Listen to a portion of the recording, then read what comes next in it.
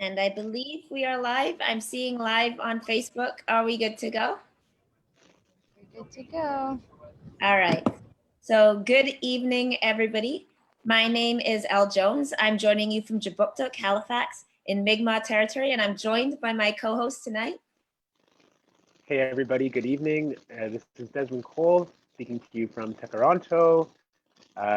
Really happy to be joining everybody, prisoners, their families, and advocates across the country for the next several hours on this Prisoners Justice Day 2020.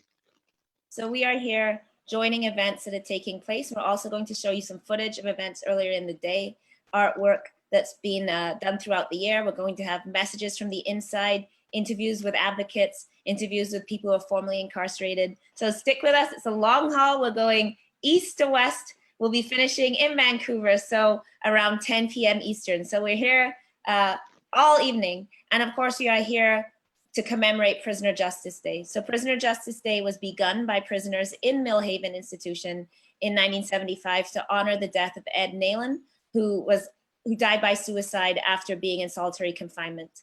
And prisoners the next year decided to strike and fast, both in protest of his death and in recognition and protest of the deaths of incarcerated people across Turtle Island. And that tradition has continued today. So today, beginning really from count last night, prisoners across this country have been refusing food, they've been refusing work, and they've been standing in solidarity on the inside to recognize not only those who have fallen inside prison, those who have been killed, but also, of course, prisoners who have fought for the rights of prisoners and continue to struggle. Yeah, and most definitely we're in a particular time this year in 2020 with the ongoing COVID-19 pandemic, where we've seen a real push among prisoners, among their families, and among advocates to try and have people taken out of incarceration, even sometimes temporarily, but of course the goal is to be pushing for more. But these kinds of hunger strikes that have been going on and these kinds of prisoner actions and advocacy have been somewhat successful, we've seen during COVID, of not just getting people released, but about raising awareness about the perpetually unsafe conditions of incarcerated people, whether they be in our federal prisons, whether they be in our provincial jails, whether they be in immigration detention. We're really seeing how the COVID-19 pandemic is exposing these, as I said, perpetually unsafe conditions. And we never want to think that things have to get this bad in order for us to try and make change. But I think people are recognizing that this is somewhat of an opportunity right now, with governments showing that people can be released actually, that there is actually far too many people incarcerated in this country needlessly on a day-to-day basis. So we certainly send greetings today, particularly to all of those people who have lost jobs because of COVID, who have lost family members, friends, colleagues due to COVID-19. We're all continuing to struggle during this particularly difficult time, and we're sending our best wishes out to everybody as we continue to fight for prisoner justice. We also acknowledge that this day is taking place in the backdrop of Black August, which began being celebrated by prisoners in California in the 1970s, similar to Prisoner Justice Day, first to acknowledge and honor fallen comrades such as George Jackson, who died outside the Marin County Courthouse, and people who had died in a number of prison uprisings or been further oppressed. And that movement has then spread outwards as a movement that acknowledges so many important liberation events in Black history have taken place in this month. So whether that's the birth and deaths of many famous revolutionaries, many important people, but also things like the first enslaved people touching down in Jamestown, Virginia. So the first people in the Americas, the first enslaved Africans in July. The foundation of the Underground Railroad takes place in July. Slave rebellions in Jamaica. Nat Turner's uprising takes place. In August, sorry. Nat Turner's uprising takes place in August. So just, we can count off the bombing of Move is in August. So event after event globally. This is a very important month. And of course, we slot in the resistance of prisoners in Turtle Island, in this so-called country. We know that many people have, of course, been following the Black Lives Matter movement, these movements for defunding the police. And of course, along with that, we add defund prisons and abolish punishment and abolish all colonial regimes in this country. Most definitely. Al, being from Nova Scotia, we are going east to west, as you said this evening. You continue to do so much work around prisoner justice in your own province. Can you talk to us a little bit about what's been going on in Nova Scotia in the last couple of months in terms of prison organizing? We've seen prison strikes, and we've seen statements being issued directly from places like Burnside, from prisoners demanding better conditions. Can you talk a little bit about that? So in 2018 was the Burnside prison strike, which is a solidarity joining with prisoners in the southern United States. It was the one facility in Canada to join in that movement, and that was in August of 2018. And since then, the Burnside prison strikers have remained as a force. That strike has stood as an inspiration to other incarcerated people, and of course, stood in a sequence before them of other strikes as well. So unfortunately, in particular during COVID, with these kind of conditions, with Bill Blair not doing releases, so saying that federal prisons would be released, and like 3 federal prisons have been released, and leaving people in these conditions where at one point, for example, the majority of women in Joliet, in GVI, we had huge rates of infections. And of course, we know it's largely Indigenous women in those prisons. We had deaths from COVID in the prisons. And because of those conditions and the general everyday conditions, which even at the so-called best of times are never safe, we've seen a wave of other strikes. People on immigration detention in Laval, so people incarcerated only for moving their bodies from one place to another. OCDC recently ended a hunger strike. Maplehurst recently ended a hunger strike. So we've seen that, and the Burnside prison strikers have in all of those cases been sending solidarity statements and being aware of what's happening, and also joining in that struggle. I also want to tip down to show my shirt. This says, "Who is Randy Riley?" I have a box of them in my living room. These are shirts designed and created by Randy Riley, currently incarcerated in Nova Scotia and fighting a wrongful conviction. Because his appeal is underway, I can't say too much on a live stream that obviously could affect the court case, but a number of different misconducts have come to light in that case, including prosecutorial misconduct, including evidence disappearing, the disappearing of witnesses, and of course, a very racist conviction by an all-white jury of a Black man. Not only no evidence, but as we are further discovering as we fight this case, evidence that was concealed, things that were inconvenient to that conviction being disappeared. So Randy is continuing to fight his case, and these shirts are an expression of our solidarity with him as an incarcerated person today. He is starting a website, whoisrandyriley.com. It's still being built. It's very hard to build these things from the inside, y'all. So, the content isn't quite up there, and some of that's on me. I have to get some of that content in there for him, but do check out that website. Do follow that case. And if you want a t-shirt, contact me at theblackpowerhour@gmail.com. That's theblackpowerhour@gmail.com. And you can get a shirt. If you send me the shipping, other than that, any donation you want to make, but just cover the cost of postage, and I will make sure you have one. I'm also going to be shipping them out to the Toronto Prisoners' Rights Project and to CPEP in Ottawa. So if you're in either of those cities, you can also pick them up from them. The last thing I'll say before we perhaps jump to Justin Pichet, who's waiting on this call as well, and then Desmond, you and I can come back, is I think what's been going on in our province that's a very exciting and important prisoner-led resistance is habeas corpuses. I guess it's habeas corpus. I guess I don't know how you pluralize that, but we've had a lot of habeas corpus decisions, most recently on Friday. So a series of decisions on these applications. Habeas is an emergency application to the court that is traditionally used by prisoners to challenge their conditions of confinement. It's for restrictions of liberty. So if you're in solitary confinement, if you're being involuntarily transferred, they fill it in themselves, and 99% of the time they are also self-represented in court. So it is them going up against the institution, against the Department of Justice, against a long-term lawyer with no access to case law, no access to a library, just based on their own arguments. And in that system, we begin with the Gogan decision, Dylan Gogan, who literally just kept applying to the courts, would get rejected, apply again with what he learned, photocopy, get the librarian to photocopy 50 pages of case law for him, look in the index, learn what he was supposed to read. He had a very successful decision. Maybe 2016, 17, it seems so long ago now, I think around 2017, which challenged the idea that people coming down from federal prison should be held in solitary confinement when they were coming to court or other administrative dates. And he successfully won that case. Since then, the Pratt decision that recently came in maybe June from Maurice Pratt, who challenged his time in segregation, and it turned out the institution had concealed a number of records, had essentially lied to the judge about how long he'd been in there, had not got disclosure, and the judge had mishandled that case badly and essentially blocked him from coming to court.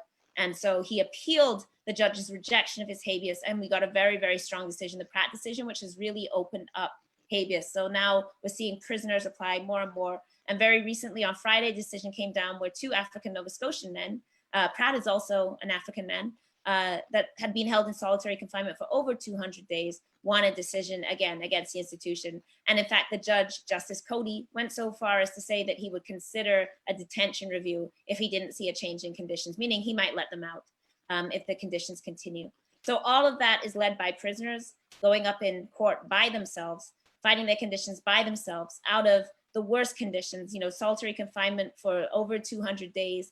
That means no radio, no TV, often no mattress, no exercise outside, no visits, barely any phone calls. And through all of that, they are making a remarkable change in fighting for other prisoners. So we really honor that. And that's something that in this province, and I also want to shout out Hannah Garson, the lawyer, Claire McNeil with Legal Aid, and East Coast Prison Justice Society, and Elizabeth Fry, who have also supported those applications and done work to create those guides. So that's my diatribe, and I'm going to bring in Justin. So Justin, welcome. Hey, how's it going? Good. Can you introduce yourself to everybody watching? Yeah, so I'm Justin Pichet, member of the Criminalization and Punishment Education Project, co-editor of the Journal of Prisoners on Prisons, and a prof and director of the Carceral Studies Research Collective at the University of Ottawa, working here on unceded and unsurrendered Algonquin territory, and happy to see all the good work that's happening across the country today, the various Prisoners Justice Day initiatives and events that are coming up. We're looking forward to seeing if this is all going to come together and work. We're going to get there. You want to say a quick word about the Abolition Coalition and how we've been able to come together nationally? Why are we doing this today together? Well, we're doing this together to show that, prisoner justice and prison abolition work isn't something that's happening in isolated pockets in Toronto or a street corner in Ottawa or in Halifax or in Winnipeg, Edmonton, Vancouver. This organizing is happening from coast to coast to coast, and it's certainly building momentum, and the amount of folks, particularly that are working on Indigenous justice issues, that are working on Black Lives Matter across the country, has certainly elevated this work and really created a lot of momentum with the discussion on police defunding and community-based alternatives and building communities that I perhaps maybe I'm too young, but I've never seen this much mainstream discussion around prison justice and abolition work and alternatives to policing and criminalization in this context in the Canadian carceral state, if we want to call it that. Justin, for our viewers, can you help us draw out that connection? Because I think that policing is a very visible form of authority in this carceral system that you're talking about, but we see that every day. We see that in the world around us. We see it in our communities. It's very visible. So people might not necessarily connect the fight against police right now and the fight for abolition and defunding with what's going on in the unseen places in our jails and prisons. Can you help make that connection?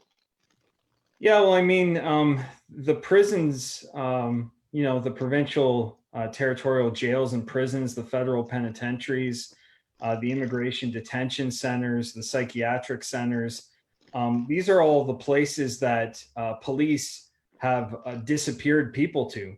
That their actions and that of the punitive courts that we have disappeared people and forcibly migrated them to cages instead of caging and compassion. So prison really is the as Angela Davis has remarked, it's like seen as the panacea to respond to all these complex issues that we have, as well at the same time as reproducing and sustaining structures of oppression that exist, sustaining colonialism, sustaining capitalism, sustaining white supremacy and racism, sustaining patriarchy and heteronormativity, sustaining ableism, sustaining other violent structures. And so, if we want to, for instance, find more effective, more just, more humane ways of responding to conflict and harm,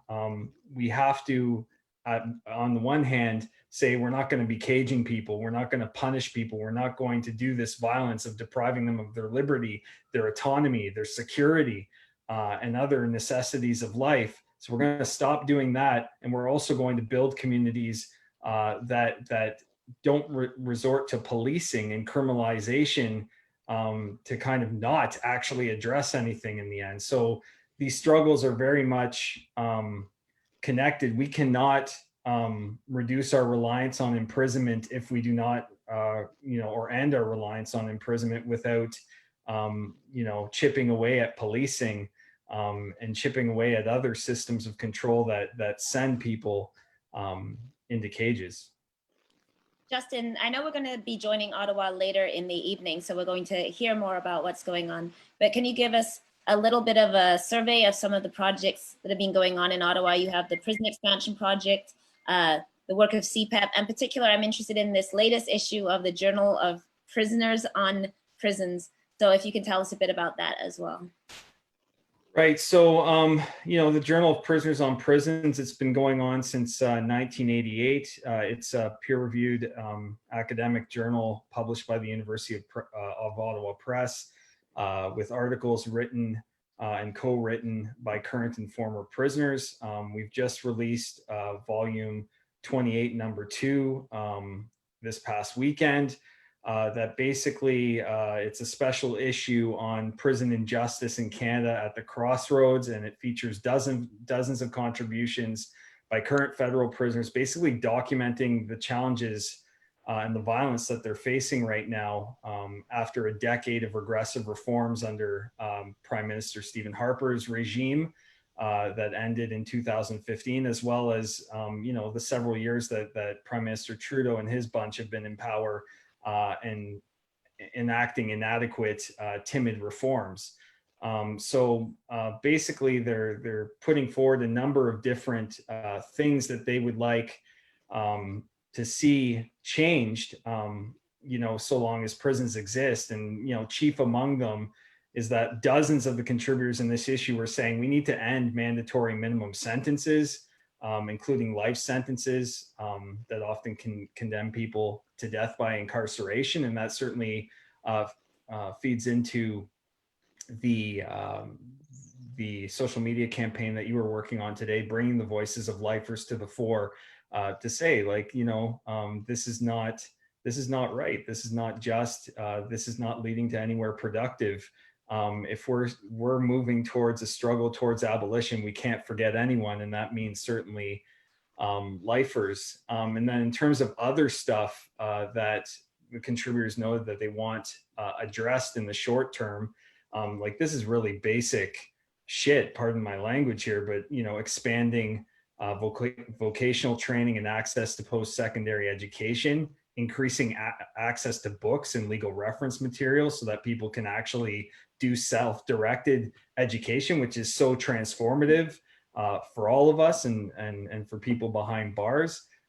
Timely access to programming and other activities that they see as promoting prisoner well-being, particularly the stuff that's offered by community organizations, ending sweatshop compensation levels that they're paid for their work, and instituting overtime, ensuring adequate access to all forms of healthcare, mental health, optical care, dental care, improving the food, which is absolutely atrocious and actually causes a lot of conflicts behind bars.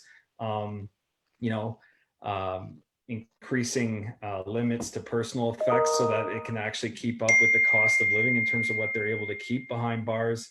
and then promoting safe entry into society by providing people with access to opportunities to get into the community and be supported instead of punished for all these like technical breaches, right? Like we have conditions for people living with mental health and addiction, drug use issues, prohibition against using alcohol or drugs. And then when they use, they get hit with these technical violations and get thrown into solitary confinement for a few days to detox. And we expect that to actually enhance people's lives in the long term. Well, we know that doesn't work, so we need to be, caring for people instead of punishing them for going through, different challenges that they're facing. And I mean, that starts with not criminalizing them in the first place for being human and doing things that humans do. So there's all these things, of course, and more radically, I suppose, over the long term is, the JPP as an entity, calls on the government of Canada to start working towards abolition, to start making investments in housing, income supports, employment and education, mental health care and healthcare without coercion, without killing people, like, the people that prisons kill, like Suleiman Fakiri in the Central East Correctional Center in Lindsay, harm reduction and other supports alongside diversion and decarceration to eventually get to a prisonless society and healthier ways and transformative ways of responding to conflicts and harms. Sorry, that was long-winded. It's okay. These are complex issues. Justin, we are going to be joined in a moment by Serenity Jew, but before we let you go, I want to talk about this campaign called 500 Possibilities, which is Ontario-wide and relates to several $100 million, $500 million to be exact, that the Ontario Ministry of the Solicitor General wants to spend over the next several years to basically beef up prison infrastructure. This campaign says that, as you've been referring to, there are so many different priorities and goods for people that we could spend that $500 million on instead. And then it goes ahead and literally lists 500 different ideas for funding alternatives. Where did this list come from and how is it compiled? Well, I'd have to give a big shout out to the folks at the Toronto Prisoners' Rights Project, who really took a lot of leadership and did the heavy legwork on the 500 Possibilities campaign.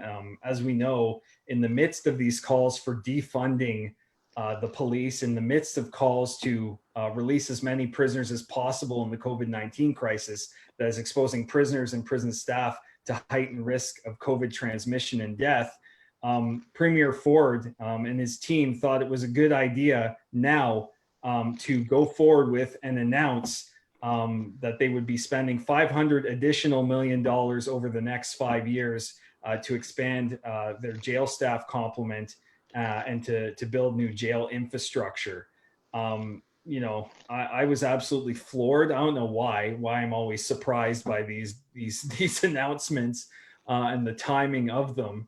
But basically, the Toronto Prisoners' Rights Project and the Criminalization and Punishment Education Project and others got together to say, okay, what else can we do with these $500 million over the next 5 years? And the TPRP basically set up this online forum where people could contribute their ideas, and a huge list of 500 possibilities came up, ranging from things like community gardens all the way to alternatives to prisons and decarceration measures. So like, we're really talking about a different gamut of things that we could be doing to build communities, invest in people that would allow us to keep each other safe instead of relying on cops and prisons. And hopefully through the work that's being done by the Toronto Prisoners' Rights Project and others, to kind of generate some noise around this, that the government will reverse its decision and allocate that $500 million elsewhere. And we're going to fight until that happens. And then we're also going to fight to reallocate, the roughly $800 million to $1 billion Ontario spends every year caging people 70% of which are awaiting their day in court. The other 30% of which are serving sentences of 2 years minus a day. We think that there's better ways of keeping each other safe, and we'll keep that fight up. And kudos to the TPRP for the work they're doing. Thank you, Justin. I know you have to go get ready for the vigil tonight in Ottawa, and we'll be checking in with you in about an hour. So one last thing I'm just going to plug. The Criminalization Punishment Education Project has had a jail accountability and information line taking calls from Ottawa Carleton Detention Center prisoners from 1 to 4 p.m. on weekdays since December 2018.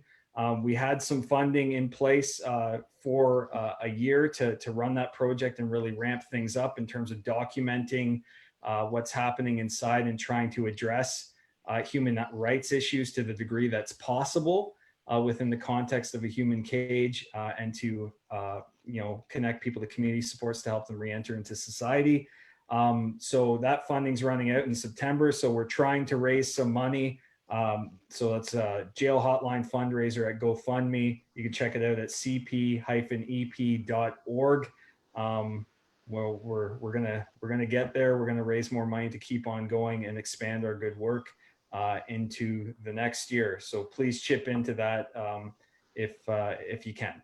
Thanks. thank you, Justin. And for everybody, again, that's CP-EP. The GoFundMe is for the jail hotline. This is how we're able to hear the voices and conditions of people on the inside. So give whatever you can into that. Throughout the night, we're going to be sharing a lot of these resources. I know that not everybody has the resources to give. If you don't, you can just share things on social media, spread it by word of mouth. But if you do have the ability to give, please do give money to some of these fundraisers. As we know, people in prison don't have access to these kind of resources. So thank you, Justin. We'll probably be joining you back in about an hour. So have a good night.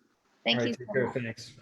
Thanks, And Justin. we actually also are joined by, coming from Winnipeg, Serenity Ju. So are you with us, Serenity? I'm here. Hello. Do you want to Hi. introduce yourself to everybody on this live stream? Hi, my name's Serenity Ju, and I am here on behalf of SMAC.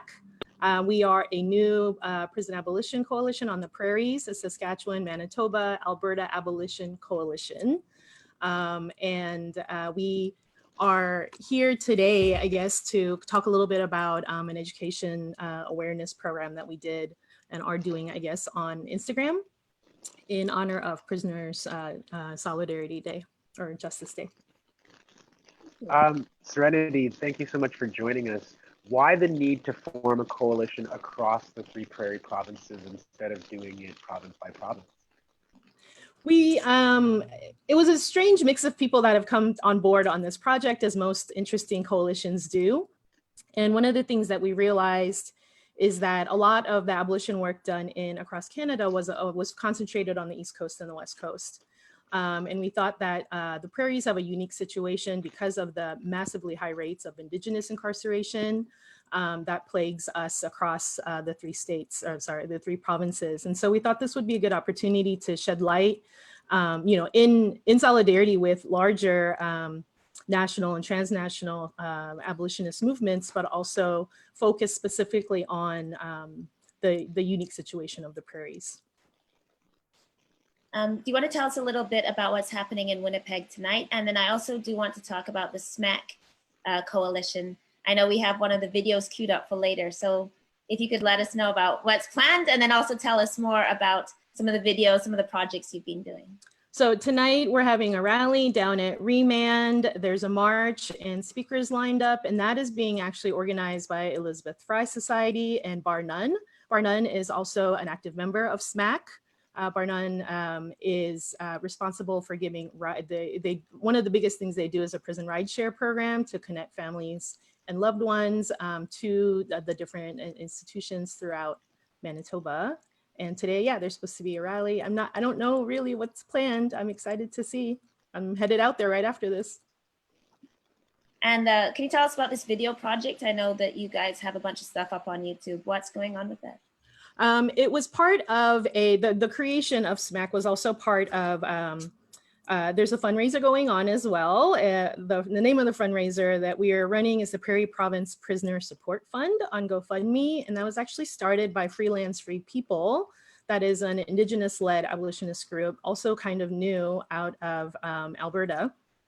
And they reached out and we decided to kind of start this project. And SMAC, we like the acronym. You always need a catchy acronym to get things going. We had some great graphic art people to help us with logos and design and all of this. So it's a really new initiative that we have.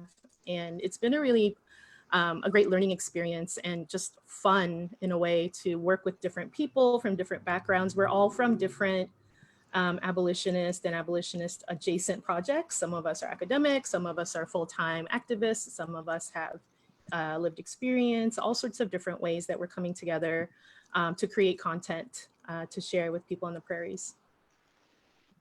Serenity, a fundraiser that I would like to plug right now for the Prairie Province Prisoner Support Fund. So if you go to GoFundMe, everybody, or if you go to Google and you type in Prairie Province Prisoner Support Fund, you can see some of the really great fundraising that's happening right now for some of these prairie initiatives. In that messaging, Serenity, it talks about the unsanitary conditions that people are fighting against while being incarcerated. We hear these stories from across the country, really, but what does it look like from your perspective? What are you hearing from people in the prairies about the physical day-to-day conditions of being incarcerated? Well, one of the things, so the group that I work with is called the Prison Libraries Committee. It's a branch of the Manitoba Library Association, and I help run literacy programs and libraries inside. We have not been, of course, able to be inside at all since March. So there's been no contact of any kind. We've tried to get in supplies, books, even hygiene products to some extent, and those have also failed in we haven't been successful in those endeavors. But if you look at the 10 days that we were talking about, there's so many instances where it talks about the unsanitary conditions, the inedible food, and the long history of people inside who have been fighting against the kind of unlivable conditions inside that have only, of course, been exacerbated right now because of COVID. Absolutely. Mm-hmm. Is there any, by the way, I'm admiring your plant setup. I know we're talking very seriously about prisons here, but I'm very jealous of all your plants. It's one way to not go outside. You just bring the outside inside and then you don't have to go outside anymore. Is there anything else that we should know? I know that we're going to be joining Winnipeg later in this broadcast, but we do have a few more minutes with you. So what else should we know about, especially for people that may not be as familiar with what's happening on the prairies?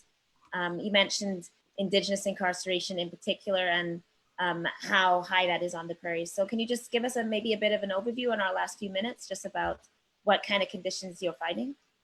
I guess I'll point to actually the Instagram site that we just started. It's called SMAC Prisons, SMAAC, and we have 10 days. It was written by different members, looking at historical kind of references to prisoners' resistance that starts actually from the signing of treaty back in the late 1800s.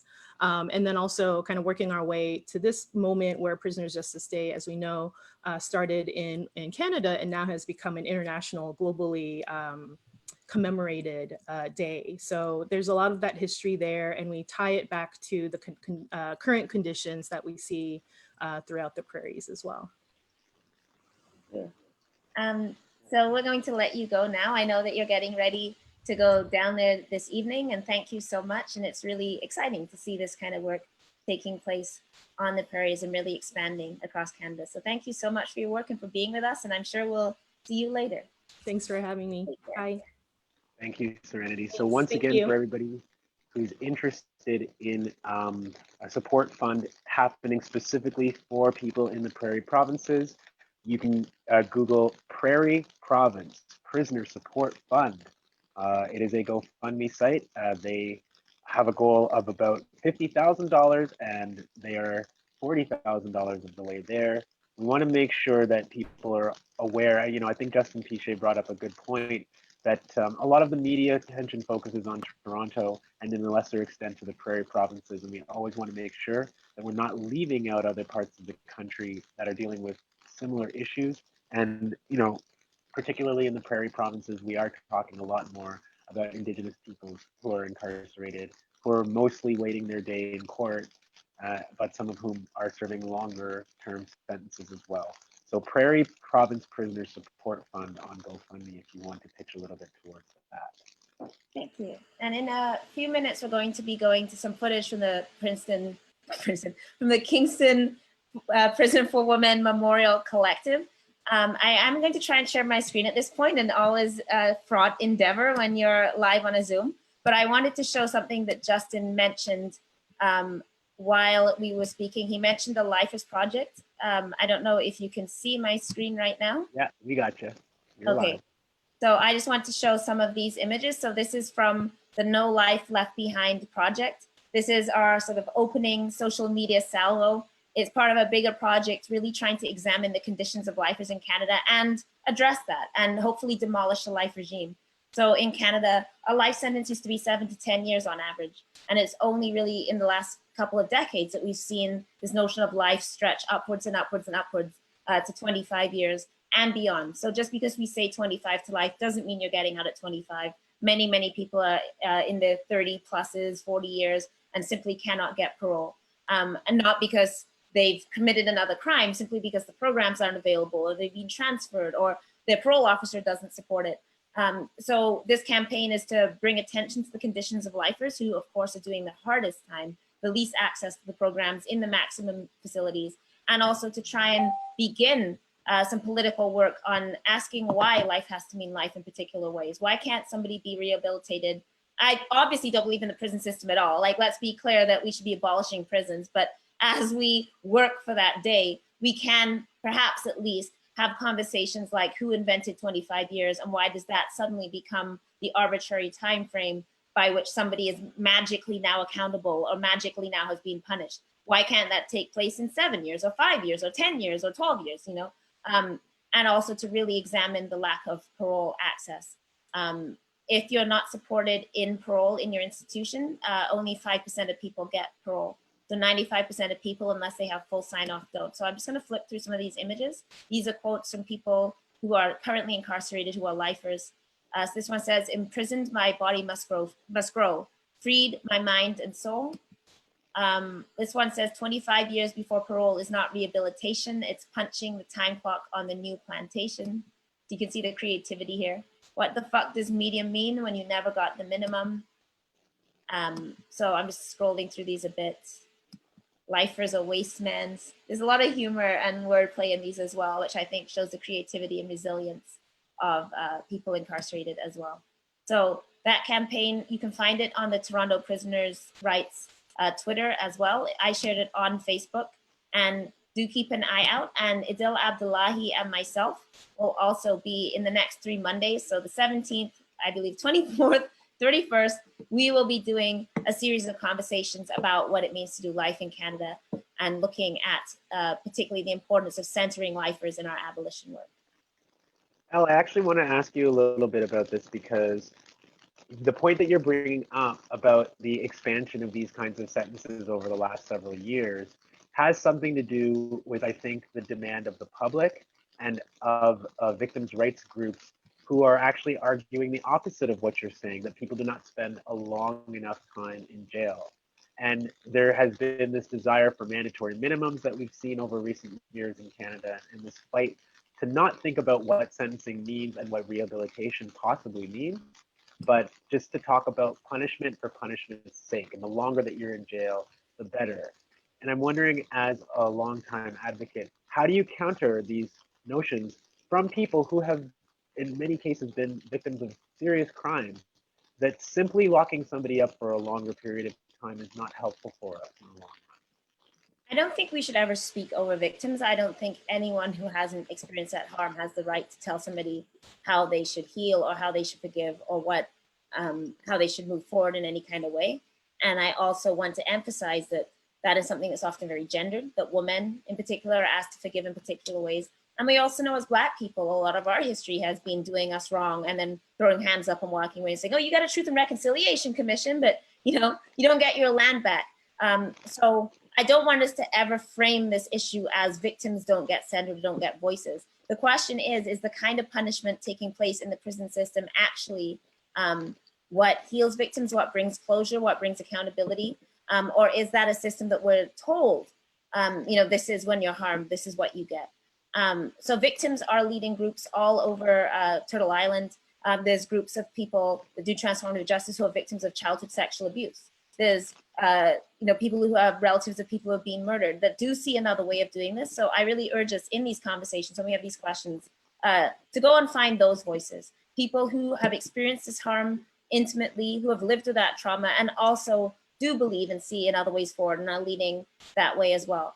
But I think it's really important for us to understand that when we are told and taught that this is what punishment looks like, and this particular kind of punishment is the only way to get justice, then we look for that as justice. If we were told something else, if we were told that people who harmed you can make reparation, people who harmed you can show remorse, we can't bring this person back, but prison doesn't bring this person back either. So what might be some kind of restoration, and what might that look like in community? And these are the questions that transformative justice, restorative justice in particular looks like. Not ignoring that harm and not saying that harm will magically go away. If somebody just sits in prison for 25 years, when they get out, somehow that harm is going to be gone. We know it's not gone. We know it has never been healed. We know the system doesn't support victims. And the minute the court case is over, you're on your own. We know that court is very re-traumatizing for victims. Having to see those kind of things happen in court is not like the adversarial system is helpful to victims either.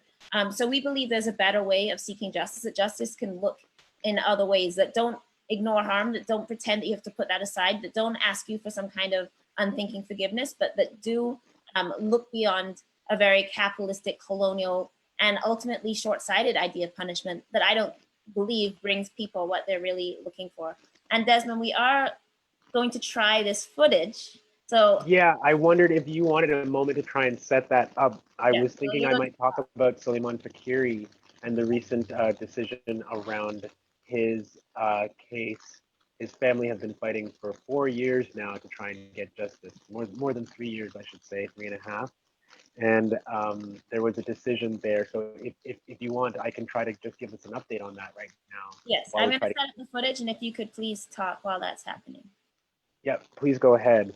So many of you will have probably heard by now of the story of Suleiman Fakiri, a 30-year-old man living with schizophrenia in Ontario, who was murdered in the Central East Correctional Facility in Lindsay, Ontario in December of 2016. Suleiman was arrested and taken to jail when really what he needed was to be given some care, particularly some mental health supports. He was somebody who had been in interactions with the police before where those kinds of mental health supports had been provided to him. And in this case, he was arrested and he was taken and he was put into the Central East Correctional Facility. His family tried for days to be able to reach him, to be able to go and visit him, but all their attempts to be able to see their son, their brother, their family member were denied by the facility. And then on December 15th of 2016, a number of guards rushed into Suleiman Fakiri's cell and they assaulted him. They restrained him by shackling his wrists, by shackling his ankles, and they beat him very severely. They put a spit hood over his head, and Suleiman was killed as a result of that attack. His family have revealed, and the autopsy revealed, that there were about 50 blunt force trauma wounds on his body after the guards beat him. This is a man who needed help and support. This is a man who other prisoners inside of the Central East facility recognized this man shouldn't be here. This man is not well. He needs health care. He needs mental health treatment. He doesn't need to be incarcerated, but nevertheless, he was kept in that situation and then he was killed. we learned this week that the province, through the Ontario Provincial Police, have now finished reviewing, after 3.5 years, finished reviewing that incident, and they have decided that none of the guards who were involved that evening in this assault, this fatal assault of Suleiman Fakiri, that none of them will face criminal charges. This is despite the fact that some of the guards involved have been fired or have resigned. This is despite the fact that it seems pretty clear that people in that facility know that someone is culpable, or many are culpable, for this act of violence that took Suleiman away from his family. I've had the honor of being able to meet with and work with the Fakiri family for several years now. Every December, they have a vigil on the day that Suleiman was murdered to remember his life, to honor all of the blessings and gifts that he gave to his family, the love that they all shared, and to demand justice, not just for their loved one, but to join in solidarity with families across the country who are experiencing these things. And the Justice for Sully network has been really active in trying to share the platform that they're creating with other families of people who have experienced violence or death while in our correctional facilities. So we were obviously very disappointed to see that the OPP won't be charging anybody in this case, but I think what I want to emphasize from that is that this is how the system is supposed to play out. You know, sometimes you hear that rallying cry at events and people say the system isn't broken, it is built this way. Well, I think this is a perfect example, because we were told to wait 3.5 years for the possibility of criminal charges for a man who was beaten to death inside of a jail. And after 3.5 years, the OPP says, actually, we don't have enough evidence to really go after anyone, so no one will be charged. That's not an accident. That's not a broken system. That is the system working as it is designed. And the next time, because unfortunately we know that there will be a next time and that people are assaulted in our jails every day, the system will try to take the same steps, and it will try to encourage us as civilians to wait, to reserve our judgment, to reserve our anger, and to say, wait and let the process play out. This is how the process plays out, with guards beating a man to death and no one being criminally charged. This is why abolition is really our mission these days. And this is why so many more people are understanding the need for abolition, because these systems are not broken. This is how they're supposed to work. And the lack of accountability is intentional. So we want to say we're sending love to the Fakiri family. By the way, there will be an event at 2 p.m. this Saturday at 25 Grosvenor Avenue in Toronto. The Justice for Sully Network and the family have asked folks to show up at 25 Grosvenor Avenue this Saturday at 2 p.m. And there's going to be a rally to talk about this decision not to charge anybody in that case, and to continue to fight for justice for Sully. So for those of you who are in the Toronto area, please look out for that. We'll be, again, sharing these things over the course of the evening. Thank you, Desmond. You're going to have to give me a thumbs up if the audio is working. And I'm going to be a bit of a Jamaican DJ here. You know, when you go to Jamaica, you just get into the song and like, pull up, and you only get like a line. So I'm on the Kingston Prison for Women Memorial Collective site here. And what we're going to do is be playing just some basic opening clips of these amazing interviews. So I encourage people who are not going to get to see the whole interview. This interview with Cedar is 40 minutes. There's an interview with Mocha Dawkins that's 37 minutes. We're not going to play them all. I'm going to play somewhere between 5 and 10 minutes of these interviews, but I encourage people, it's like the trailer, the teaser, please go and watch these interviews. So this year for Prisoners Justice Day, Kingston Prison for Women, P4W Memorial Collective emphasized the experiences of trans people, trans women inside prisons. So they have done this website with interviews with 3 trans women. And we're going to just take a few minutes and watch some of this footage. So we're going to start with Cedar's interview. If you want to give a brief introduction to Cedar, Desmond, I know you had Cedar on your show before, but very quickly, a couple of sentences. Yeah, well, Cedar Hopperton was incarcerated after an action in the Hamilton area, and basically Cedar spoke out in public saying that the police are not the ones that keep us safe, that it is the community that does so. And there were police officers in attendance at a public event who then used Cedar saying that to call the parole board and have her incarcerated. It was a terrible story, but Cedar is an incredible fighter. And yeah, I want everybody to hear from her now. So we're going to start this footage. I'm going to step away and try and get some lighting in my apartment, and we will be back. What is to express your gender Can we in hear? a world without prisons? Yeah, we got it. Yeah, I think given this idea of identity that is like attached from the circumstances that individuals in, like, and if it's supposed to be this sort of free choice we make, it's supposed to express something about ourselves, which I'm not sure that it is. But if it is to be that, then we need to understand that we're making that choice in a world that is one of extreme constraint and that contains a lot of coercion. And so if we want to actually have this conversation about how do we actualize ourselves, how do we live with integrity, how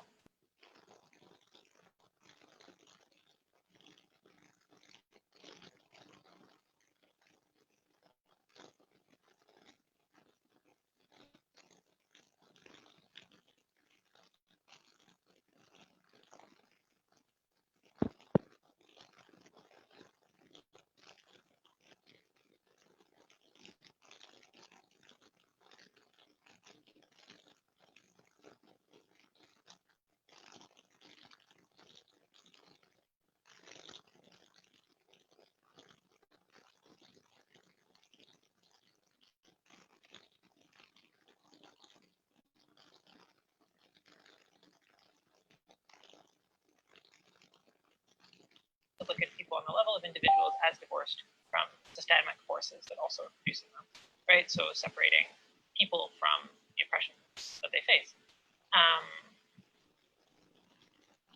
So one consequence of that is that equality of treatment or identical treatment doesn't produce an equality of outcome.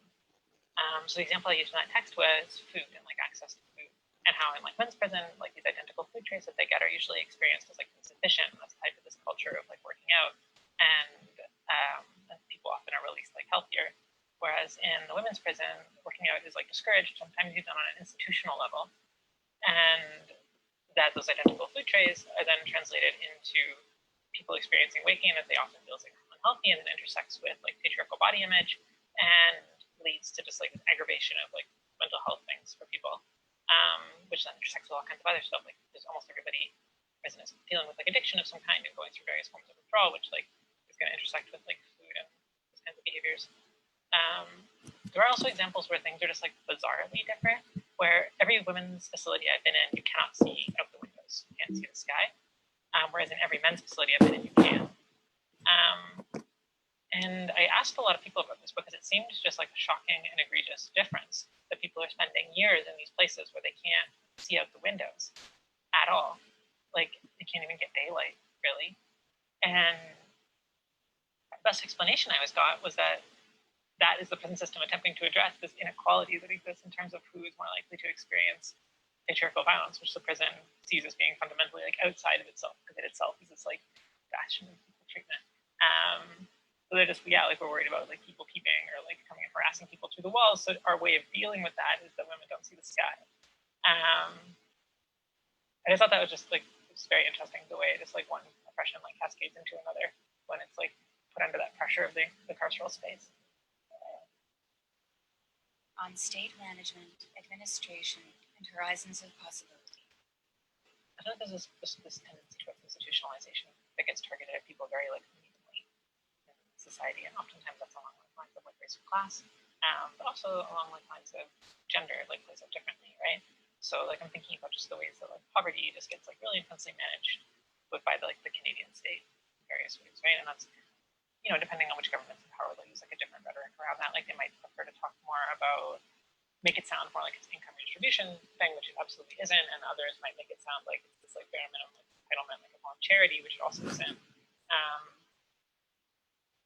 And that produces like this kind of relationship to the state that oftentimes people who are incarcerated like already have, is of having their lives managed, like being handed from like children's aid services over to like the shelter system, to the welfare system, to the disability system.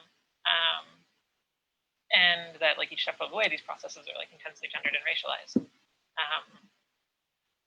So like by the time somebody is like ending up like actually being incarcerated, where does the state has decided like you need to manage every aspect of your daily life, right down to what your socks look like, that oftentimes this like institutionalization is like already being put in place, right? So it becomes this like process of shrinking horizons and like containing what is possible, right? And reducing that to this aspect of like individualized treatment, like what you're saying about just like the violence from guards and like the prison seeing itself as nonviolent. Even when guards do things that the prison system would consider egregious, it gets reduced to being individual because the institutional aspect is supposed to be absent, right?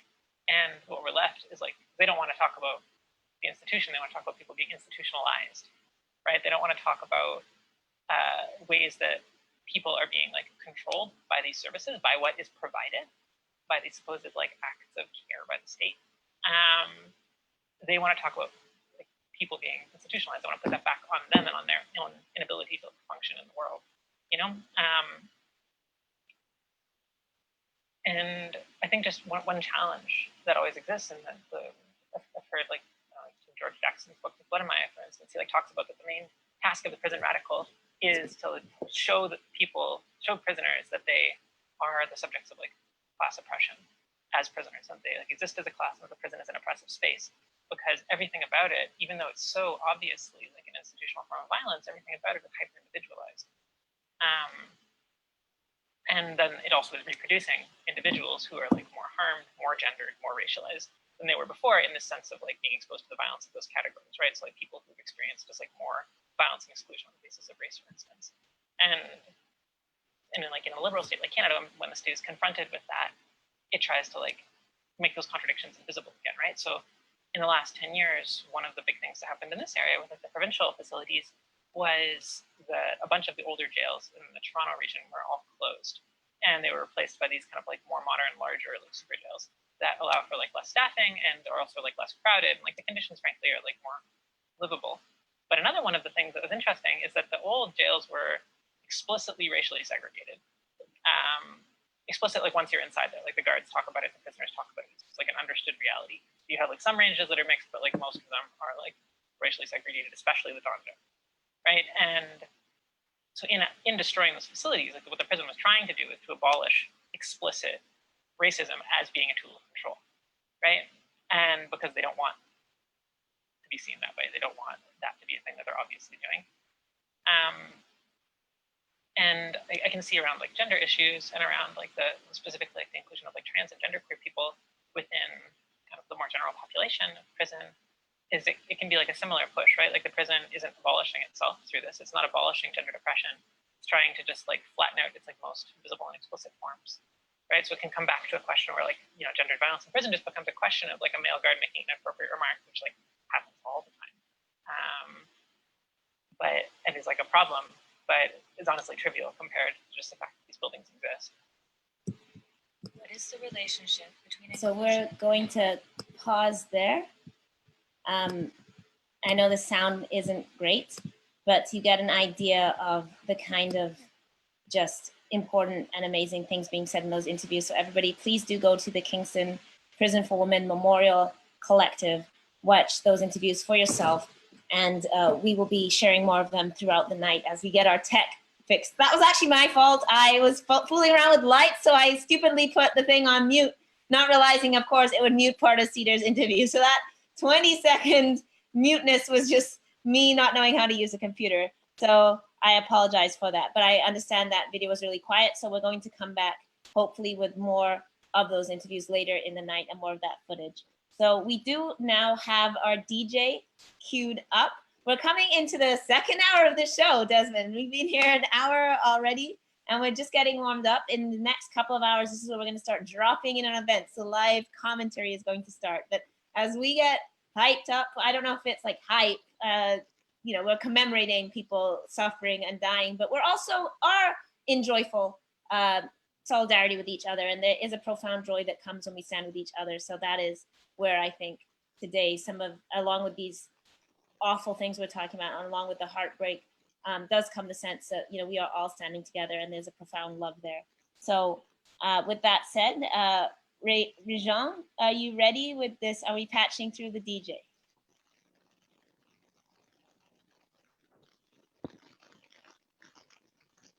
I finally found what went wrong. You think I could help? You think I finally found the wrong in you.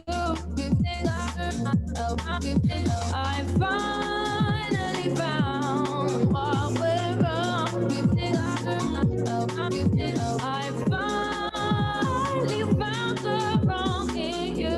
You think I could help? You think don't want to feel you, don't want you on my mind, don't want to feel you, don't want you on my mind, don't want to feel you, don't want you on my mind, on my mind, on my mind, mind. You again, why'd you call? I don't need to hear you crying out my name. Unlike before, when you and I lay eye to eye, now it's time for you to taste the bitter end. So I ask myself, do I let you go? Do I keep you in the frame of my mind?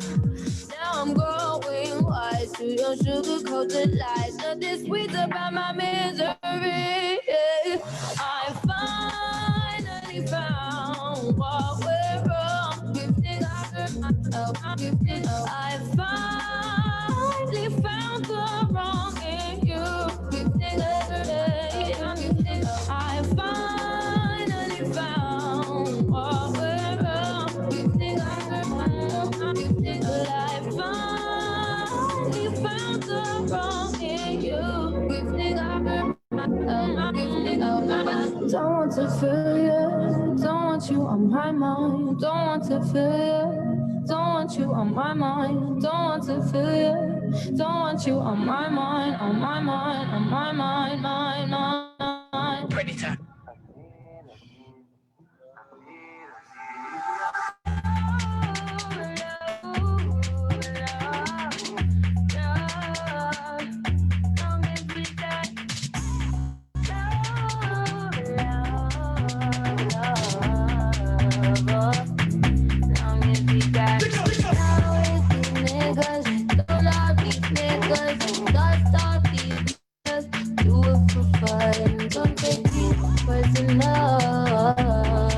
Personally, I'm surprised you call me after the I said skirt all niggas, skirt up all niggas, skirt down, you acting like we wasn't more than a summer fling. I said it well, you took it well, promise I won't cry over spilled milk. Give me a paper towel, give me another value, give me another hour or two, hour with you. Why you bother me when you know you don't want me? Why you bother me when you know you got a woman? Why you hitting me when you know better? You know better, know you do better than you do. Got me looking for you, I be looking for you. Got me looking forward to weekends. Sure, baby, sure, baby, sure, baby, sure. We do whatever we want, go wherever we want, love however we want. It don't matter. You do whatever I want, give whatever I want, give whatever I need. It's about you.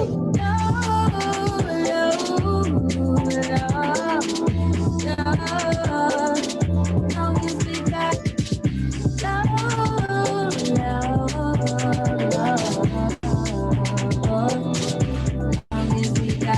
I gave my number, did it with you. I would let you hit it, I split it with you. I regret it, you got the fetish, you got the problem. Now it's a problem. Skirt on beaches, I'm floating all these beaches. Big shirt on beaches, do it for fun. Don't get deep, just to know, baby. Love on my lady, love to my lady.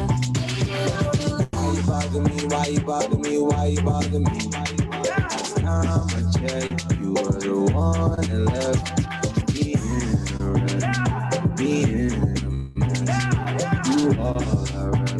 Like my side, that's that most city, that side that you can't go around at night. You like to give me high, you know I'm tired. You like when I make fire, you say look like you make it fire.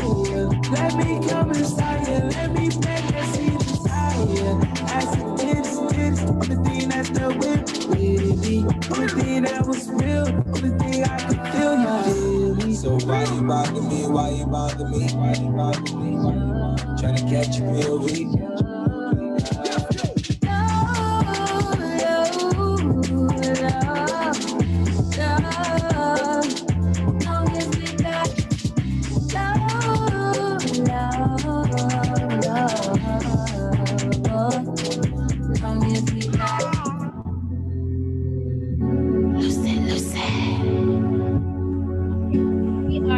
With a bacchanal.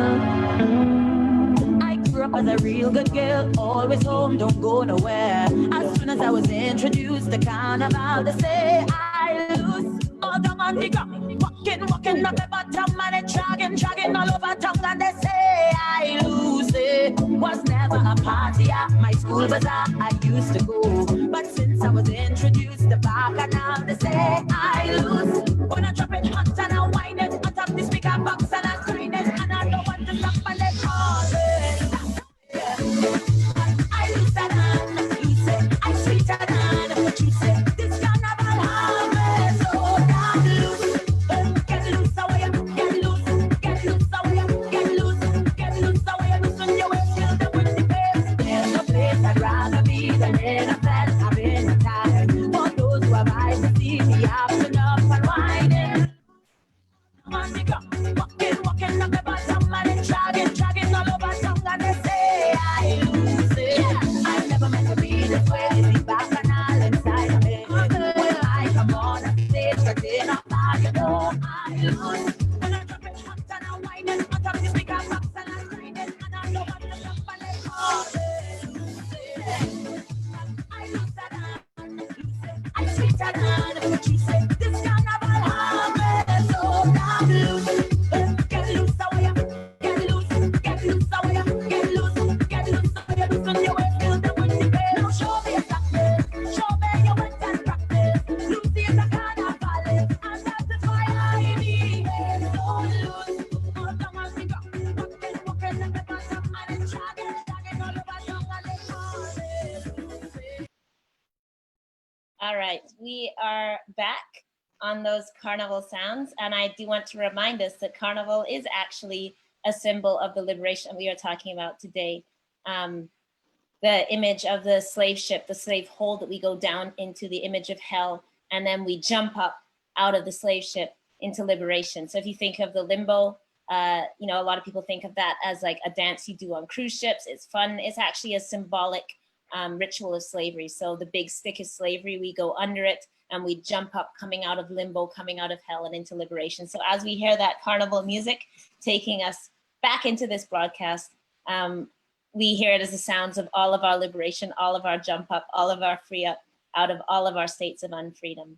And And we didn't get to wind up in the street this year because of COVID for our annual Caravana festivities, obviously. A lot of people are missing that. A lot of people were very sad about that.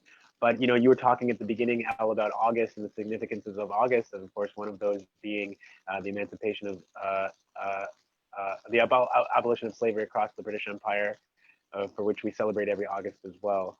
I want to take a moment now because, we're very honored on this day, on Prisoners' Justice Day, to be able to hear directly from people who either are incarcerated or who are formerly incarcerated. These are the voices that we hope to really highlight.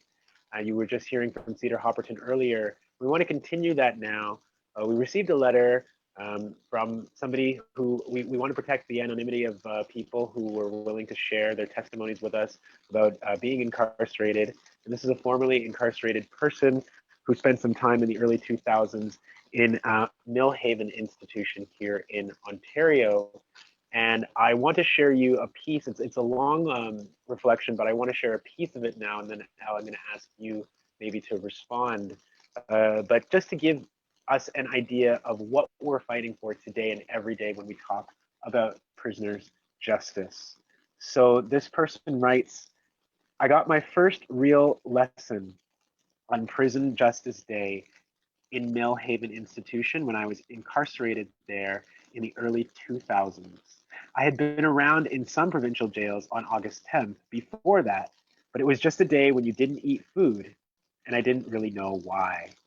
Someone told me once, it's for the guys who fought for us to get TVs on the range and things like that.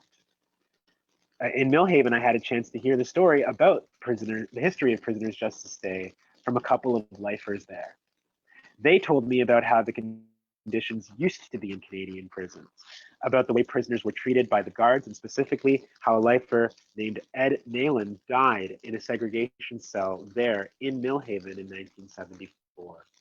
A group of cons got together the next year on the anniversary of that day, August 10th, and held a 24-hour hunger strike to protest and remember Eddy's death, as well as the other men and women who died and fought and sacrificed for better conditions in our jails and prisons. This struck a chord with me, having experienced segregation myself and having had guys I knew who never made it out of jail alive. But as much as I was down for the cause every year, I was in jail on August 10th every time I got out. I just wanted to forget about the shit that happened to me and others on the inside. Until recently, I realized that I never really did forget any of those things. All I did was try to block them out with drugs and alcohol and by hurting other people and myself. I hope that by telling my story, I can help somebody to help somebody going through the same things and worse right now. So that's part of a testimony of somebody who spent time in Millhaven, and you can see that this person there got their education about Prison Justice Day from other prisoners, educating them about exactly what people had to fight for, because although the conditions in our jails and prisons are deplorable, what little humanities that people have are as the result of folks fighting. And Elle, I want to come back to you on this, because these are the kinds of stories that you hear from people every day. And I think this really actually speaks a testament to the amount of education that people in jail are doing for one another, the amount of advocacy and learning that has to happen for people so that they can understand why they're in the conditions that they're in to fight back. Yeah, I think it's very important that we separate the idea from the conditions are dehumanizing to the people are dehumanized. So we must never talk about people who are incarcerated as though, as we describe the violences, as we bear witness to this kind of violence, which we need to do in order for people to see inside a place that is kept walled off for us for a reason. Oscar Wilde, way back in the day, said, with bars they blur the goodly moon and they blind the goodly sun, and they do well to hide their hell, for in it things are done that son of God nor son of man ever should look upon. And that's still true today, right?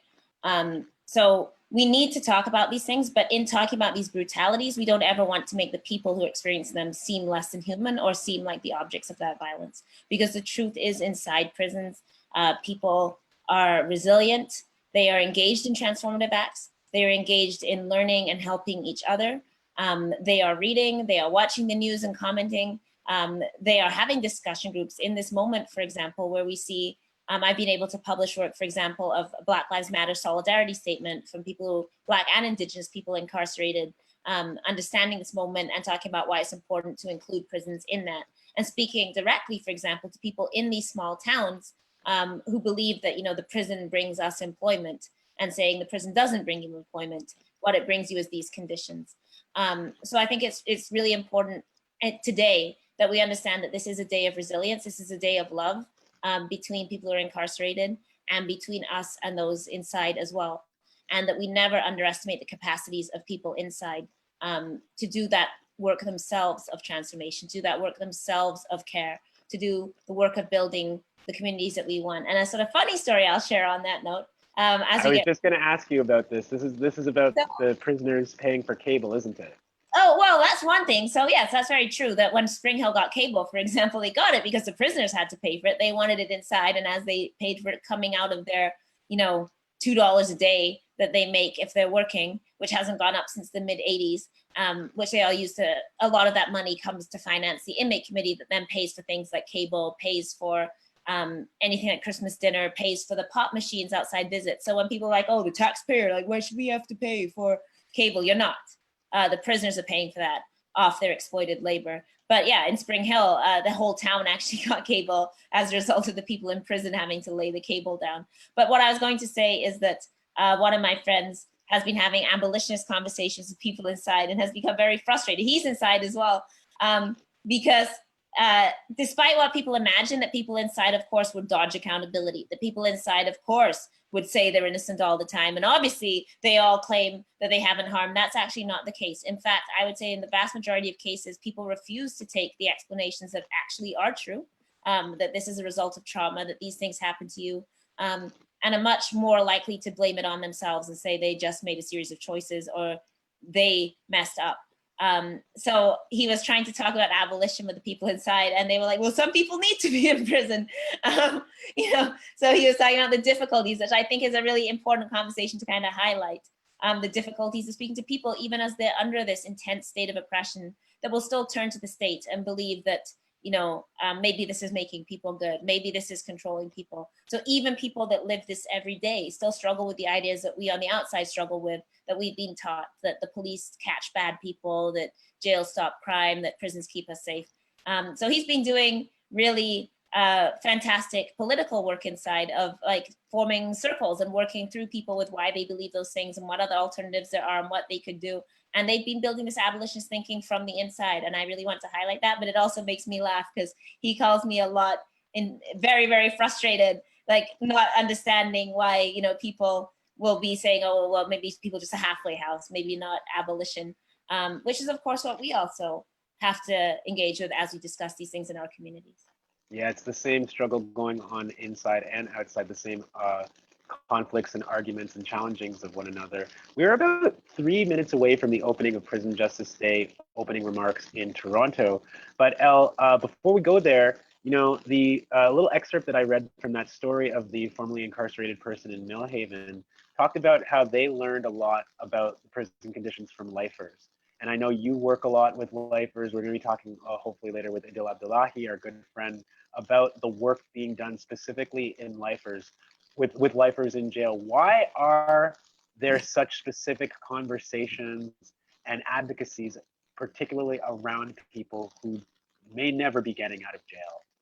Well, the first thing is there haven't been a lot of conversations about lifers, and because lifers are often the inconvenient obstacle to our conversations. So when we talk about letting people out in COVID, we say things like the nonviolent people, the pregnant mothers, you know, the people that are just on remand. That's easier to sort of make a case for strategically. The sort of show-stopping question that everybody thinks that they're really getting you on is when they say, well, what about the murderers? And of course, that's the people who are doing life, people that may be convicted of those crimes.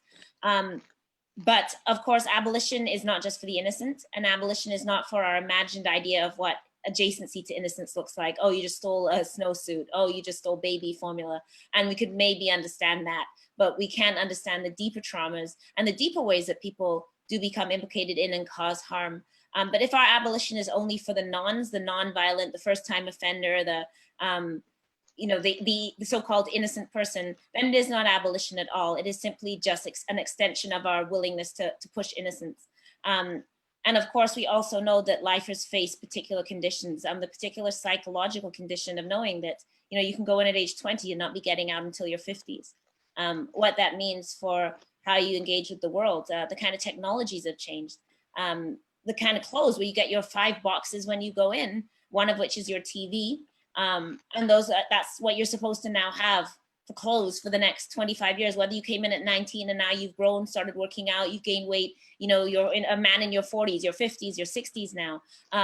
Just a small thing like that demonstrates how brutal the life regime is. And we cannot imagine that when you think about your life and maybe the sort of things you plan for 2 years from now or 5 years from now, to imagine 20 or 25 or 18 and with no set date. It's not that you say, okay, if I get through this 18, because you get to the 18 and then you go for a parole hearing and they say, yeah, 5 more. before we're going to reconsider you. You haven't been on an ETA. Well, ETAs weren't available in my facility. Well, too bad. So the arbitrariness of the whole system, the complete lack of support around parole access, even when people have done their programs, even when they followed their correctional plan, even when they've done everything so-called right that's supposed to rehabilitate them, yet they are still left in that situation and really buried alive. That's the people that we ignore.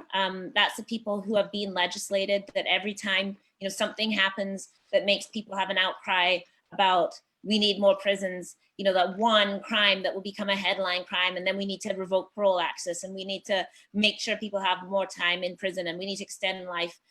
Lifers are the ones that receive the real brunt of that all the time. So if we're going to have conversations about abolition, we cannot exclude lifers, the people that not only are doing the longest time, but are often in a guidance position inside the jail, are often in leadership positions inside the jail. So what the outside may know of, oh, this guy's a gang member, this guy's a murderer, this guy's this, inside are often the people doing the most compassionate work, caring for other people, helping young people adjust, the ones that have done the most transformative work, the most contemplation as they wait on these times.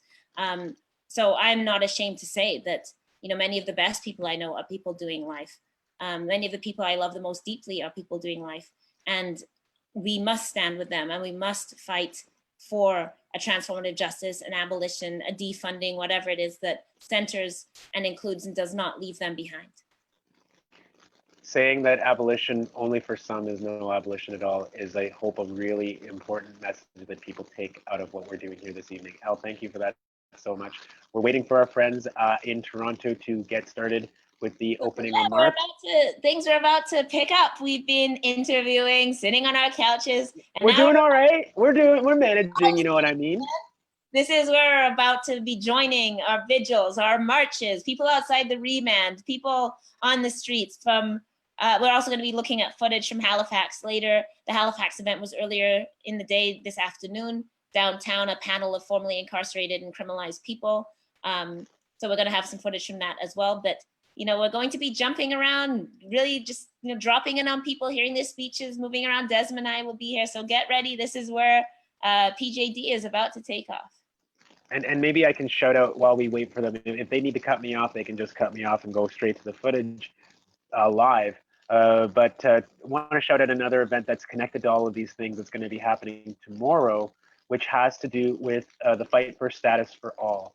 Because of course, we know when we talk about people who are in our immigration detention centers, that the only reason that immigration detention exists in Canada is because of a lack of full immigration status for all people in this country, for people who are here seeking asylum, for people whose work permits and visas have expired, for people who are here as laborers but don't have the right to move around, employers don't have the right to health care and are put in incredibly precarious situations. COVID-19 has ravaged the migrant farm worker population in this country. We've seen 1,200 plus infections of COVID-19 just among farm workers who don't have the same status and rights in this country.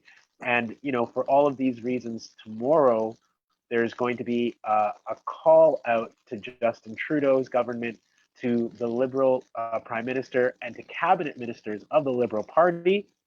Migrantrights.ca is where you can find more information about this. It is a status for all call out for full immigration status tomorrow. It's a phone zap from 12 to 1 p.m. Eastern time.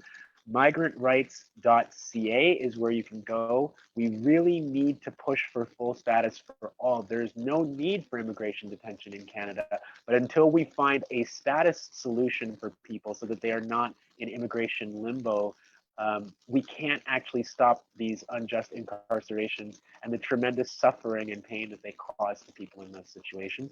Migrantrights.ca tomorrow, 11 to 12. Tomorrow's August 11th, but it's from 12 to 1 p.m. Eastern. Again, I know on my social media, on Elle's social media, on the Toronto Prisoners Rights Network social media, you can see links to all these things that we're talking about. How are we doing? Also buy Desmond Cole's book, The Skin We're In, the #1 best-selling nonfiction book in Canada, which details in 2017, but also the roots of many of those struggles being fought against deportation, against the police, against incarceration. So if you haven't picked up Desmond's book, you should. And I believe we're about to go live into Toronto. Yeah. We're getting some sound, I think. We're getting some audio at least. By the way, I mean, I know we've been Zooming for like 6 months. You know, I still don't have the lighting worked out in my house. So I'm going to look increasingly demonic as this night goes on. I haven't replaced the light bulbs in my overhead lighting. I'm trying to move these lamps around and it's not working. So sorry, y'all. I'm going to have like glowing sides of my faces, like kind of evil leprechaun as the night proceeds, but we will do it. Okay, Here we've we are. got some visuals. Yeah, now we've got some visuals from Toronto. We're just waiting for the Coming. audio. My name is Lindsay, and I am the Provincial Hep C Program Coordinator at PASAN.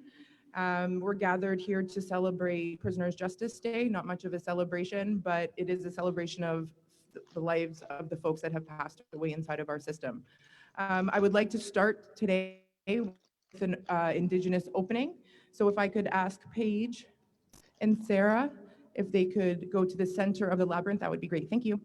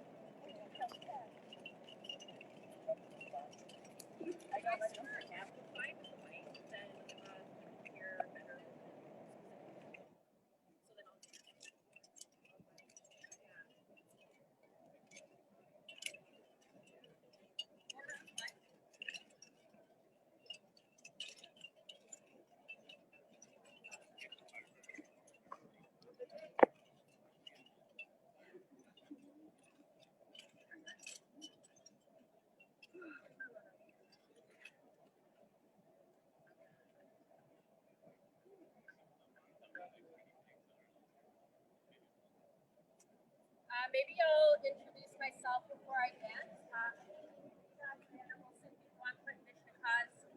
Wasa sa inyo ng Mimampi Toronto, Mimampi, Mimampi Sing at Sing First Nation, Anishinaabe Dao, Atakusa Dodem. Hello everyone, my name is Brianna Olson, Padawanakut. I'm a member of the Kabakong Unceded First Nation. I'm an Anishinaabe woman and a member of the Reindeer Clan. I'm really honored to be here today to dance for you all. I myself come from a background where I'm intimately impacted by the prison industrial complex here on Turtle Island, and I'm really honored to be standing here in this space to be with you all and to remember those who are within these systems and they are our relatives. And these are systems that were never part of our culture and that we do not accept them in the way that we see them today. So I'd like to dance for those relatives here, share a jingle dress dance with you all. This is a healing dance, and our amazing drummers up here are going to share an ancestor song for all of you. I've also been given tobacco, so I'm going to pray for our relatives and carry the prayers that were asked of me today. So with that,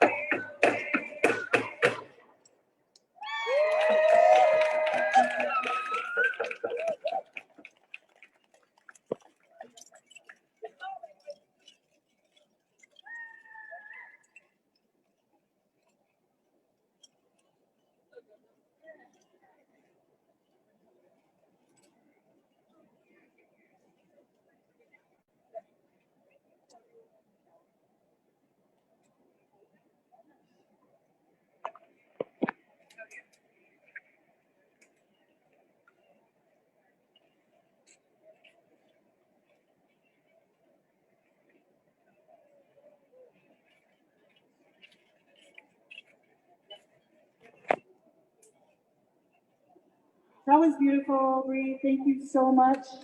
You're always there for us, like for these events. Thank you for gracing us with your presence, honestly. Beautiful. So thank you, Paige, and thank you, Sarah, as well. Yes, very inspiring to start today. So thank you, everyone, for being here. Thank you for being here for prisoners. I know you carry them in your hearts today and always.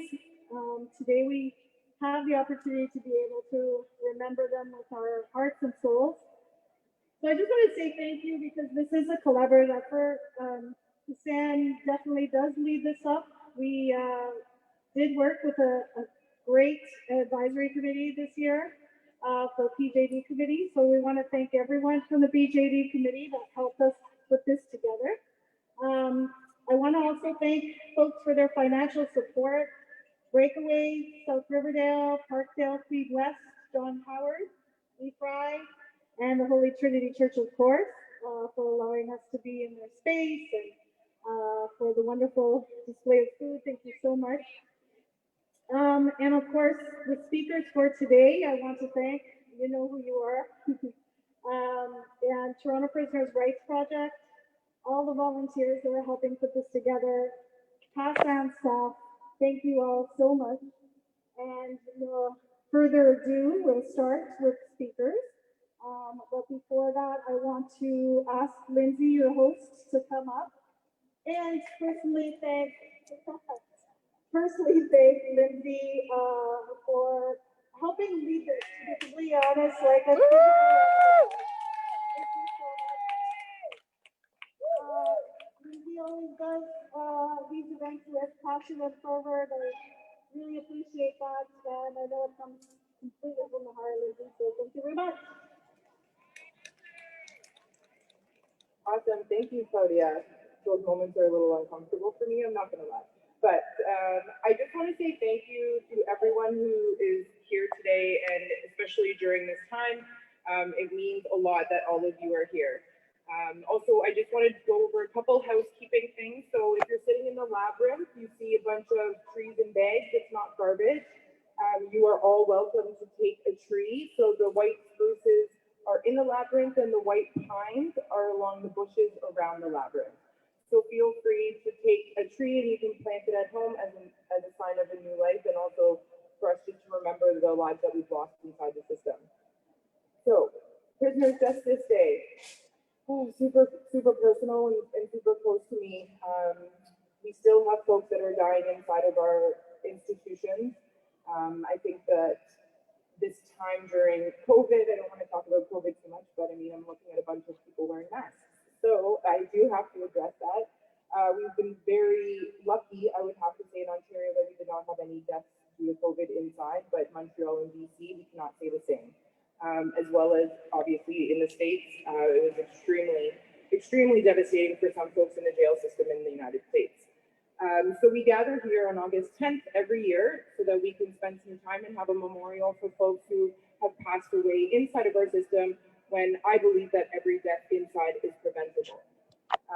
So I don't want to take up too much time because we have some great speakers and some great recordings that I would like to share with folks inside, from folks inside. So if we can start with a recording from Mark Zamek, who is a political prisoner and a big prisoner activist on the inside, and has been very, very, very helpful with helping us organize around demands. And I definitely want to give him his time so that he can give a shout out today.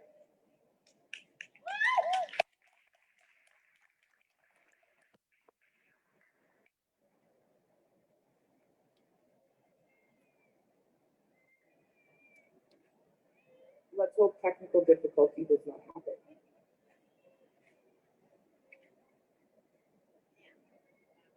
I'm not a funny person, really, so I have no stand-up jokes or anything to like fill in the time.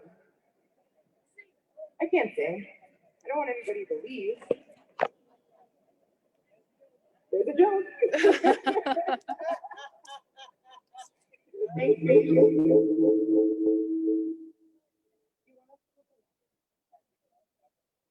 Just hold tight, folks. I'm super happy though that it's not blazing sun and that there's a nice little breeze and we're in the shade and we're just in a lovely area, even though I'm still very hot and sweaty. Also too, I guess I can just let folks know, when you guys leave, you can feel free to take some leftover food, and if you want t-shirts are back there, free water, that's fine as well, you can take that as well. And, yeah? Or should I go to that? Hello everybody, my name is Mark Salmon, and I just would like to speak on Prisoners Justice Day 2020. Before I continue, I have a couple shout outs I'd like to take care of. From Joseph Faulkner, a shout out to Jaden Faulkner and Natalie Cluey in Hamilton. Stay strong and I love you. From Nick Weisk, Wachia, to all the Native brothers and sisters locked up behind the wall. And from myself and David Sohm to Lucas Corbier in Sudbury, keep your chin up. And for me solely, a quick shout out of love and respect to my family, Mex, Compton, Bunny, Disciple, Smurf, and Judy. A top left to all at the stand, especially Lindsay Jennings and Sana Hussein, and my brother at Holy Trinity Church, Zachary Grant, and my truest of love, Donna Brown. Now, with the shout outs out of the way, I find it absolutely necessary to give my love and pay my respects to all my fellow brothers and sisters who have lost their lives either behind the wall or at the very least at the hands of our failed justice system. The work put forth and the injustices you have all fought against, just so cons and ex-cons all across Canada can live with a portion of the self-worth promised to them. You fought, you struggled, you bled, some of you died, and some of you died a death that could have and should have been avoided and prevented. It could have been dealt with in a peaceful manner, and there is no excuse for it, and it should never have happened. The jails and the prisons hold your scent saturated into the institution's paint. The halls, the breezeways, and cells still hold the memory of your being. The phones that we use, the televisions we watch, our visits, conjugals, libraries, resources, mail, programs, and so much more are due to the battles and wars that you have won for those of us that are still residing behind the watchful eyes of a broken and failed system. With that being said, I stand here today under the roof of Maplehurst Correctional Complex, and I ask God and the Creator to watch over the souls of some of the soldiers that have passed on. Rest peacefully, Jason Kidd Mills, Mike Falsey-Fall, Todd Cooper, Murdoch Rigby, Shane Anderson, Rick Forehead Foster, Bear, Ryan McKechnie, Tyke, Tony Divers, Joe Correa, Patty McCartney, Jamie Everett, Billy Rankin, Johnny Bayless, and Ashley Smith. May your memories live on and your hopes and dreams never be forgotten. August 10th is your day, Prisoners Justice Day, a day created by us, for you. My fallen brothers and sisters, love, honor, respect, and loyalty, Mark Zevin.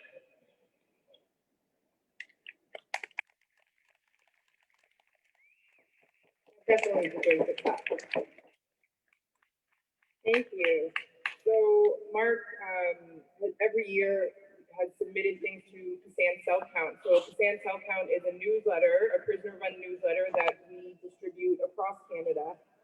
Problems that we have with the Self Count are that the institutions tend to ban our newsletter because they don't want stories to come out from folks inside. So our advocacy never stops, just about basic literature, basic newspapers, but also the ability and for folks inside that are so articulate and have talents and draw pictures and write great articles, poetry. We like to highlight the talents that folks inside have. And unfortunately, when we create great newsletters, it would be nice that folks can be recognized from their work inside. So at the same time, it also takes a lot of courage for folks inside to do recordings like that, because then targets would be put on them. They can also get punished punished for speaking out and for being a political prisoner inside. So I think that it's just really important that when we're hearing people speaking today, please, if we could keep the recordings to a minimum. We are doing our own recordings as an organization, but we just want to respect the privacy, but also the courage that it takes for folks to come and share their stories. So on that note, I would like to introduce the next speaker, Ray Reese.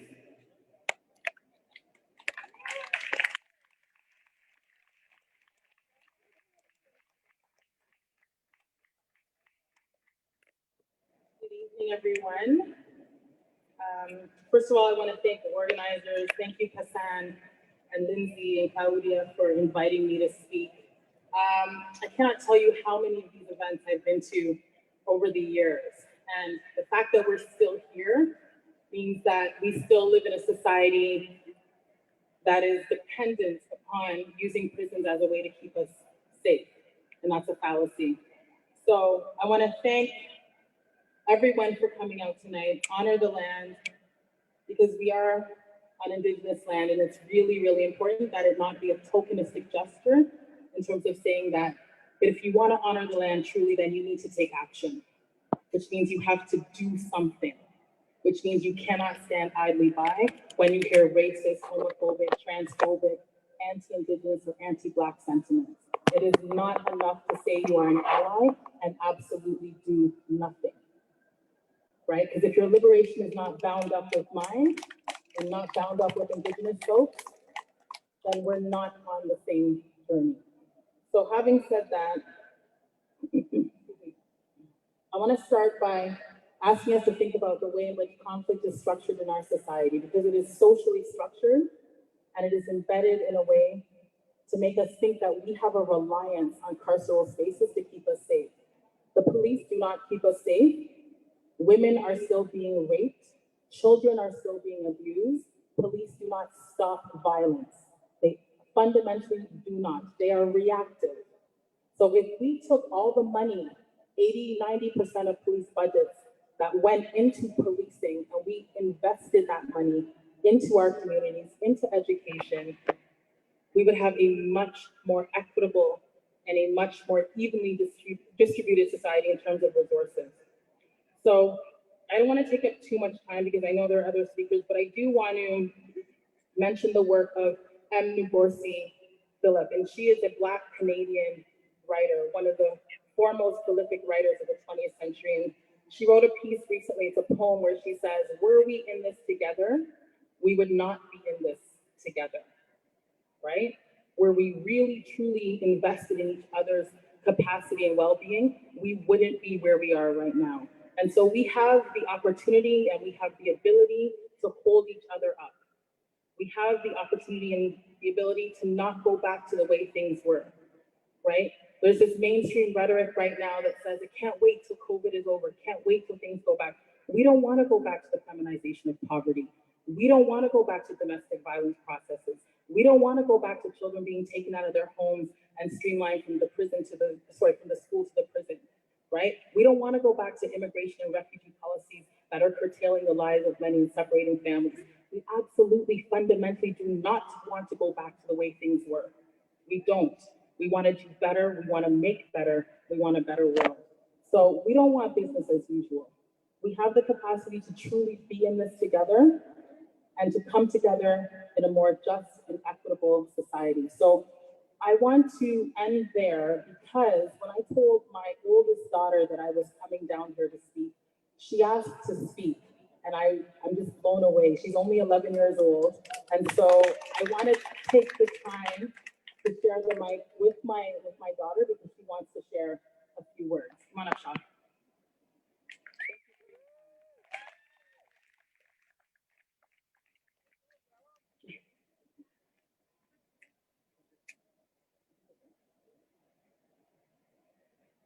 Hi everyone, I'm Jade, 11 years old. I just want to thank everyone for coming today and coming to this event to appreciate what's happening in this world. Not like the bad things, but like also the good things that we're coming together as a community.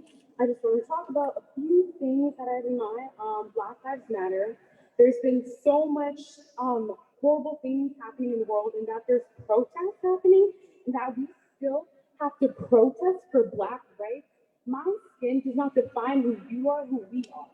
It defines, we are our own thing, we are our own self. The school education, when I was in 3rd grade, I was learning about Indigenous people, how the French people and the Indigenous people were best friends and they always got along. So I was in 5th grade and 6th grade, I had to learn that the French people literally poisoned the Indigenous people, that they killed them. Not only did they want them to die, they want them to be ashamed of who they are, that they raped them, that they did horrible things to them.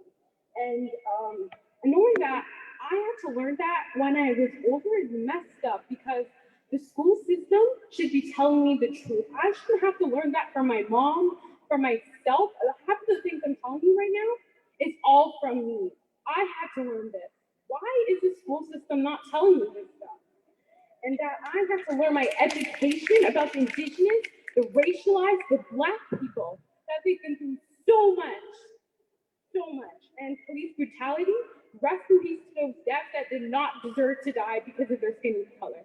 Rest in peace to those Indigenous lives and racialized people. We need to start talking about this stuff.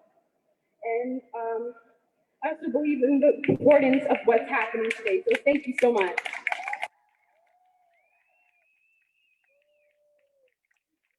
you so much. I just have one more announcement, if that's okay. So there's a table over here with some sanitary products and hygiene kits that my daughter and I put together. And shout out to Humber students. When I taught at Humber a few years ago, I was teaching my students about the importance of street active and street involved folks and how many women struggle when they get their period every month in terms of finding products. So I asked my students to donate products and we did a period project.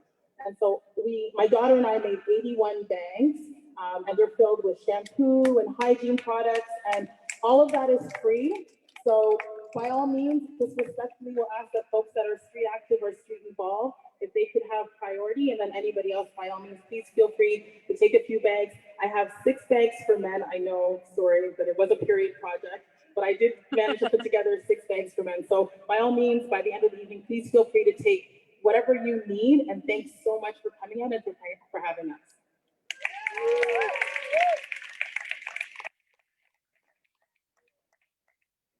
Thank you so much, Ray, and your daughter. That was wonderful. Thank you.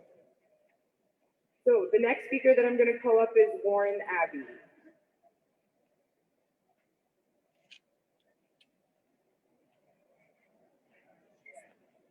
He is on his way down. He's doing the runway walk right now.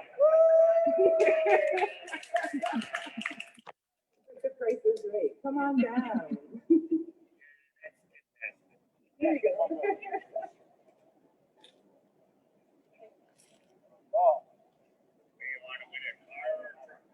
I think the truck. What's going on, guys?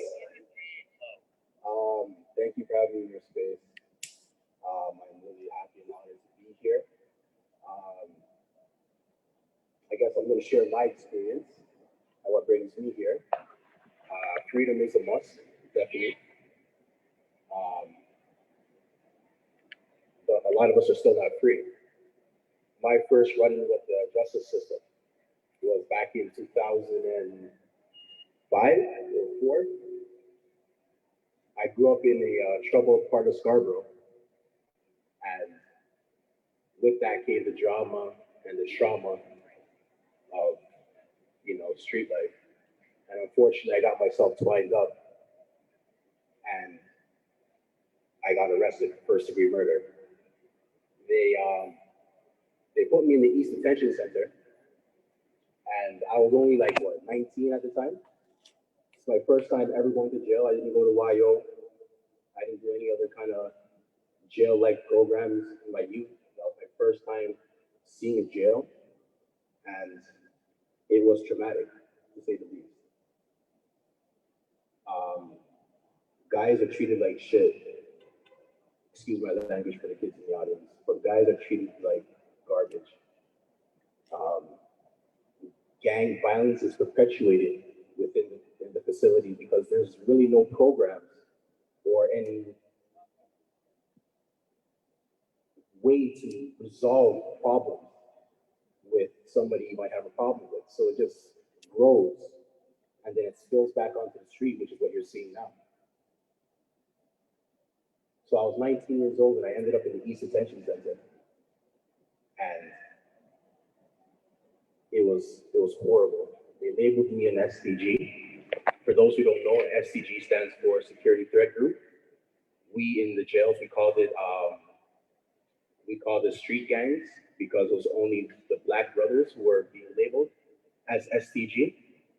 And the thing with SDG is that if you were to go to jail for a domestic assault, or if you were to go to jail for drug abuse, there are programs for these things to take that label off of your record.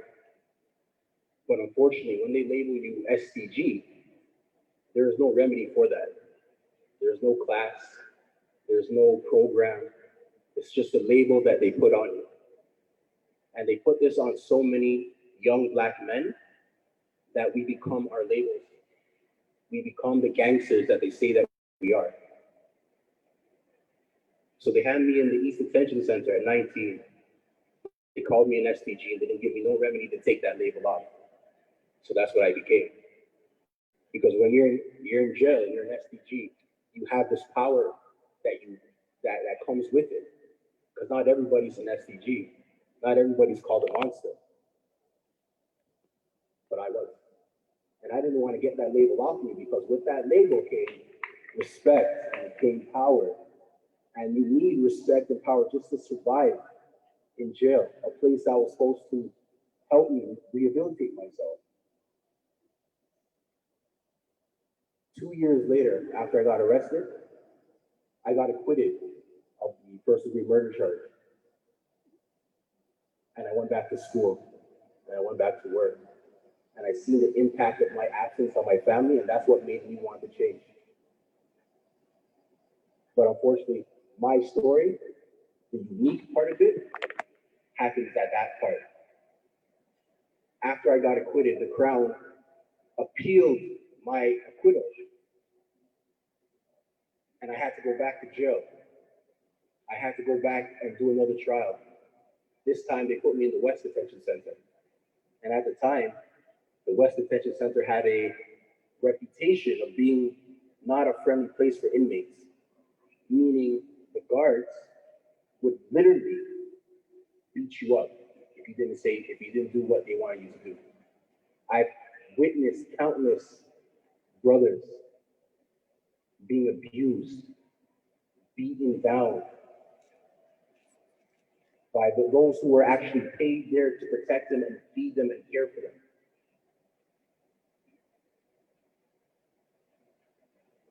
I was abused. I was beaten down by these same guards. I'm gonna tell you the story just so you understand that it wasn't my fault. I was walking to court. I was walking to the court cell, and I was the last person in line. What they do is they line you all up, they line all the guys up, and walk single file to the court cells. I was the last person in line, and there was a guard behind me. For some reason, I don't even know to this day why. He kept on kicking me in my ass, telling me to hurry up, keep going, dumb N-word. I did what comes natural to any man. The next kick that I predicted he was going to give me, I grabbed it. I said, "You're not allowed to kick me, but you got to stop this, brother." But unfortunately, I had his leg in my hand, and I was looking in his eyes, and he was looking in my eyes. But his counterparts, all they seen was a young Black guy holding a guard's leg. So they pressed the little blue button that's on the wall that they have there, and a code blue was issued. And like about 30 guards came to rescue my abuser. And in the process, they beat me up. They stripped me of my clothes, they threw me in segregation, they took my mattress and all my bedding, and they turned on the AC extra high. And I stayed like that for the next 5 days.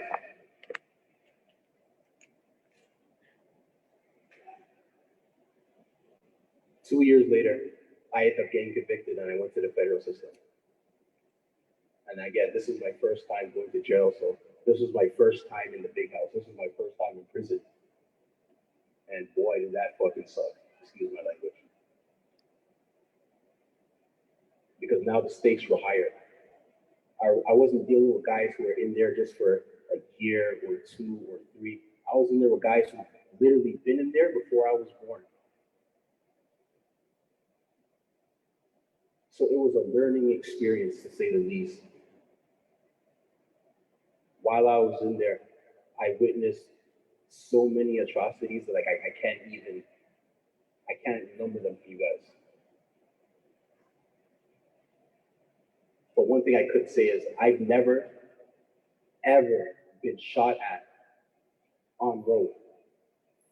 As crazy as it may sound, I grew up in Melbourne. I never been shot at on road. The first time I've ever got shot at was in jail. They were breaking up a fight.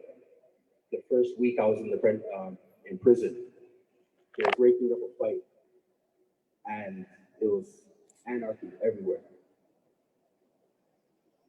The horns were called, guards were telling everyone to get onto the floor. No one was really listening. Some were, most weren't. Then the guns came out. I started hearing the whistling by my ear. Later, I asked the guards, why were you shooting at us? They said, oh, it's just warning shots. I'm like, one of your warning shots could have put me in the side of my head, and that wouldn't have been much of a warning at all. I spent 10 years in the prison system. All praise be to God, I got my appeal, and I was offered a chance to do another trial, a third trial, and I ended up going back to the East Detention Center after spending so long in the prison center, in the prison system. I was mildly shocked that the detention center that I was originally from got worse. I thought it would have got better, with things, as time progresses, more people understand what's going on, things get better. It didn't get better. I went to the East Detention Center, and all of the horrors and all of the atrocities were still there. The violence, the SCG labels, the arbitrary segregation was still there, but now there was this overcrowding. And the bed that was supposed to be promised to me, it wasn't there. I had to sleep on the ground. I was the third man in a 2-man cell. And what's worse, when you're labeled SDG, you can't go into certain cells. You can't have certain privileges that everyone else has. So I couldn't switch my cell. I had to stay where I was because I was affiliated with the gang. So for the next 6 to 8 months, I had to sleep with my head next to a shitter. But still, I smiled that I progressed because freedom is a must.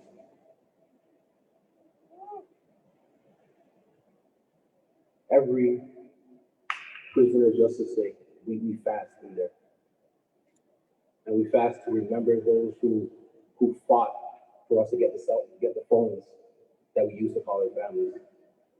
We fast because we're remembering those who died because of the arbitrary beatdowns from the guards or the neglect.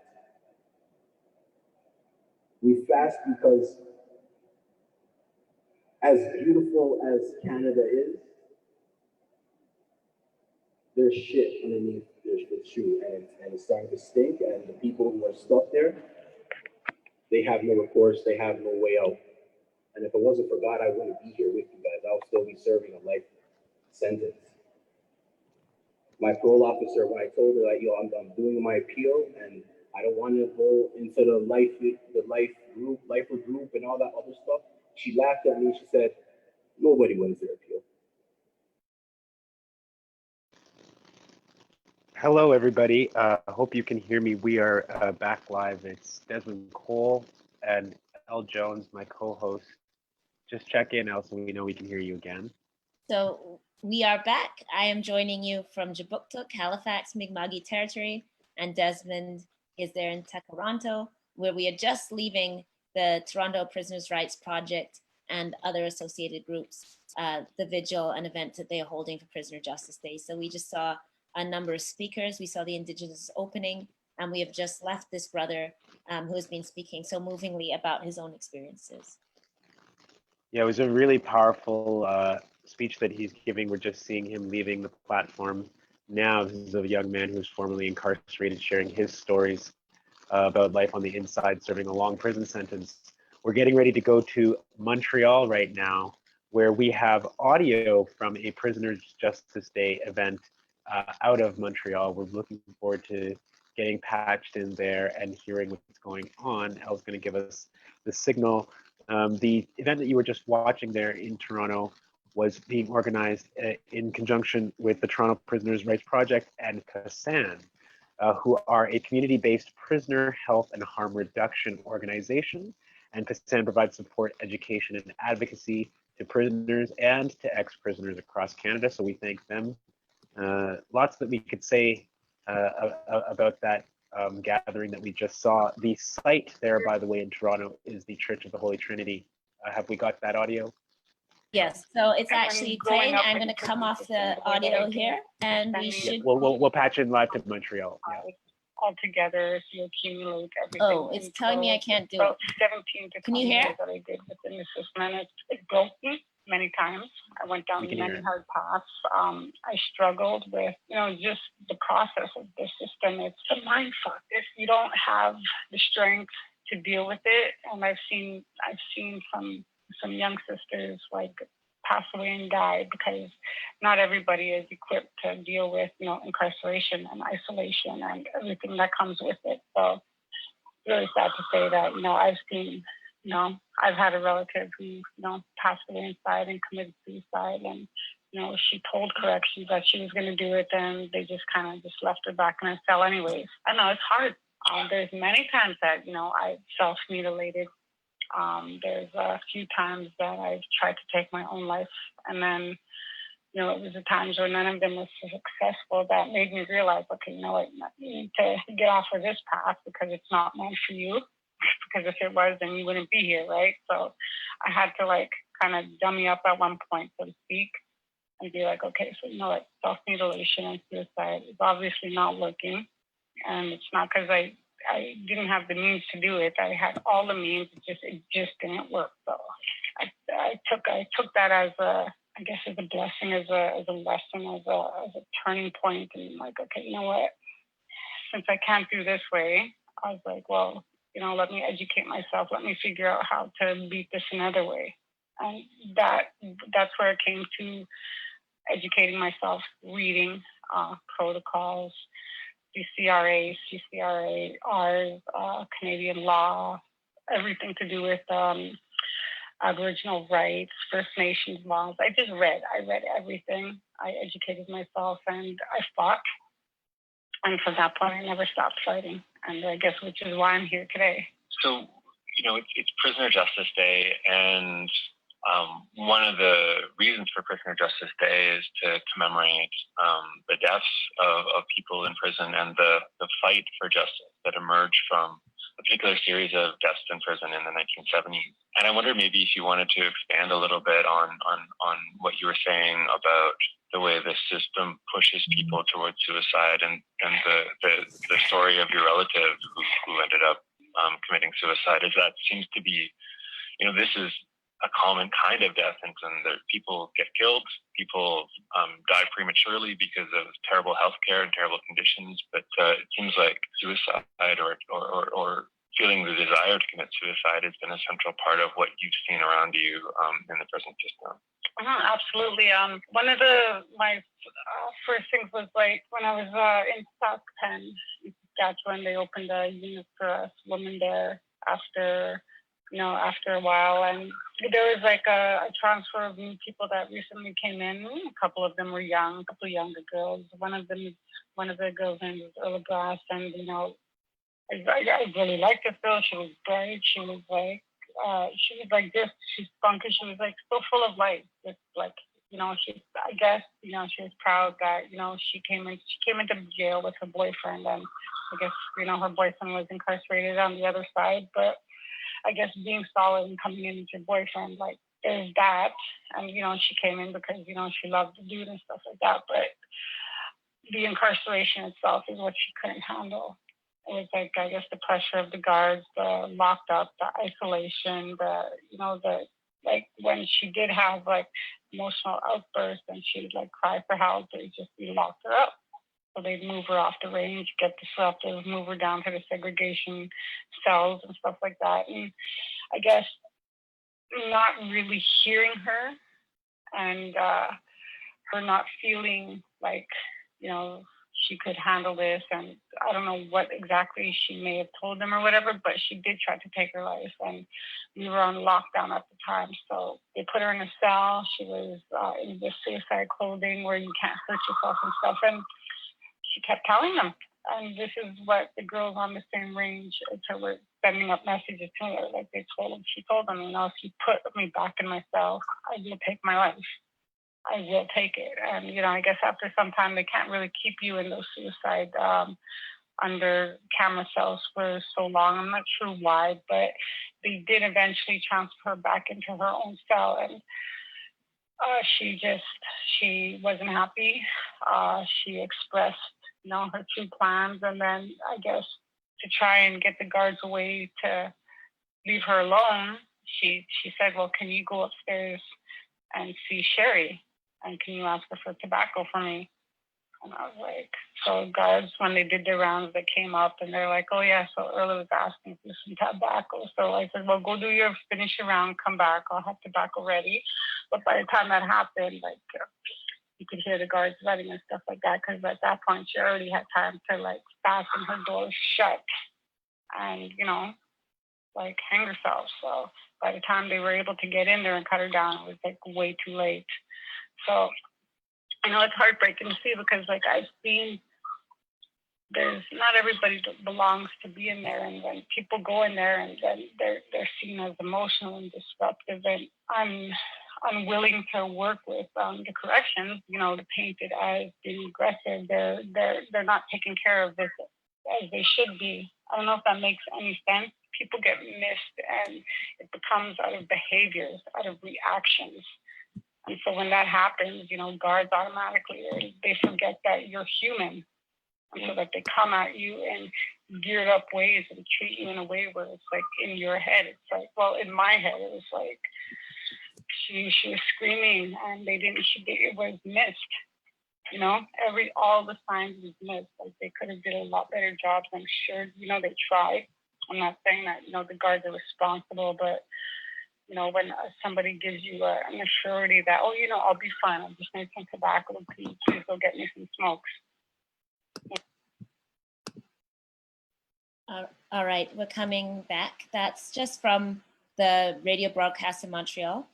We didn't know what we were cutting into, so I do want to belatedly just warn some of the discussions that we're going to be hearing through the night. If you are feeling triggered by that discussion, if you yourself have had thoughts that you don't want to live anymore, please do recognize those thoughts. Please do speak to somebody, reach out.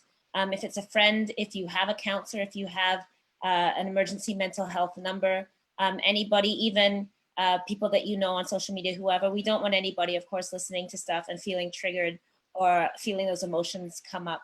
So I just want to say that, you know, on this day, obviously we're dealing with a lot of trauma that's coming. A lot of people are getting up and speaking about this trauma that's very important to bear witness to, but we also know the weight that has. So as we cut into that discussion, I'm sorry, we didn't know at what point the discussion was because it's being streamed live, and we really should have warned that. So for everybody who may have been triggered by that or really disturbed by that discussion, which is part of the prison discussion, but we didn't mean to just drop that on you. And please, if that has raised anything for you, I do encourage you to reach out to anybody. Somebody out there does want to hear you. Please don't despair. Please don't give up. Thank you for that out. It is really difficult having these conversations. We were before that in Toronto and hearing from a young man who was also sharing some difficult stories about his time being incarcerated. I wanted to say earlier that that event that we were watching taking place in Toronto this evening is actually happening at a place called the Church of the Holy Trinity, right in downtown Toronto by the Eaton Centre. And that's such a significant site. It's a place that's been around for a long time, and it's in a strange location surrounded by one of the biggest malls in Canada. But it is also a space that has a homeless memorial to those who have died on the streets of Toronto over the last many years. And it is a place that constantly provides and holds space for these kinds of organizing events like the Prisoners Justice Day event that we've just been witnessing in Toronto. So shout out to the Church of the Holy Trinity for consistently doing that work and for connecting the struggles of the homeless and those who continue to not really get housing support in the city of Toronto, connecting that struggle to the struggle of prisoners. We know, for example, how many people are in jail, lose their housing if they had any as a result, come out of jail to completely precarious or no housing situations whatsoever. This is all part of the same conversation. And indeed, when we talk about COVID, we also know that the homeless population in Toronto is really continuing their struggle of trying to find safe places to stay while the pandemic rages on. Heading into Ottawa. I understand that Ottawa was running late, but I don't know if we have audio coming towards us.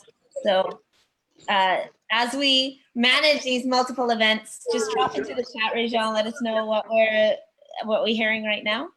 But I believe this is we're getting ready to hear from Ottawa on this slide.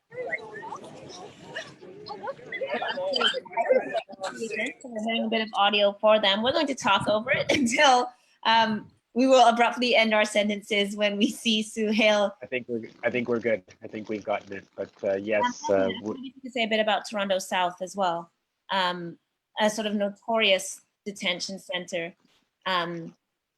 Gosh, I mean, where to start? Also, a sort of testing ground of some of the more supermax, direct supervision type models that are being touted as, you know, the best correctional technologies. Just by the name, you can understand what direct supervision may mean. It's supposed to be a holistic model where staff interacts with prisoners as though there can ever be any interaction with a prisoner in an equal way when one is incarcerated and another person is guarding them. And of course, not done for any other reason than a new form of securitizing. So that kind of model was supposed to be in the South and then extended to other prisons, including in Nova Scotia, for example, and Northeast, the new facility in Pictou is supposed to be built on this model. And so the point I'm making here, I guess, as well, is not only about the direct conditions in Toronto South, but also the way that prison conditions spread across this country through prison expansion.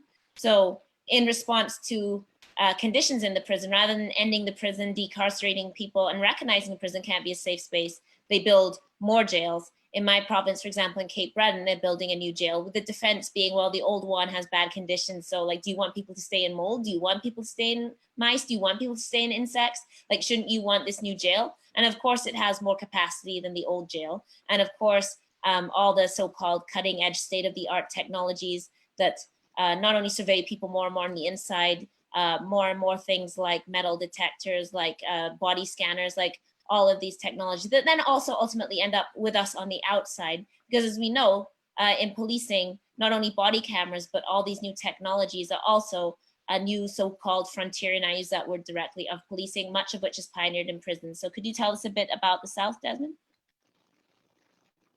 Yeah, I know we're on standby for Ottawa actually in 90 seconds, so I might hold off just on that.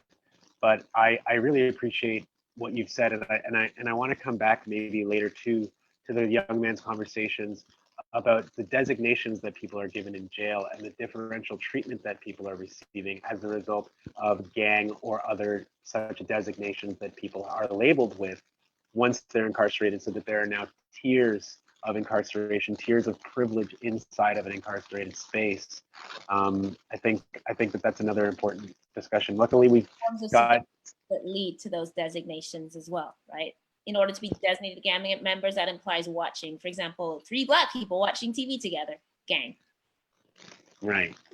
And I think these are the realities that it's so hard for people to see, intentionally, of course, because the system is designed not to ask us to inquire about what the day-to-day living conditions of people who are incarcerated is like, but they're there to serve a penalty. and that because they're there to serve a penalty, you know, we heard the young man's discussion about his own experiences with prison guard brutality. It is almost prescribed by our society that that's what's supposed to happen when you go to jail. And then we don't think about the enduring trauma and suffering that that brings for people who will one day come out again, who won't be in that place forever, who shouldn't be in that place forever.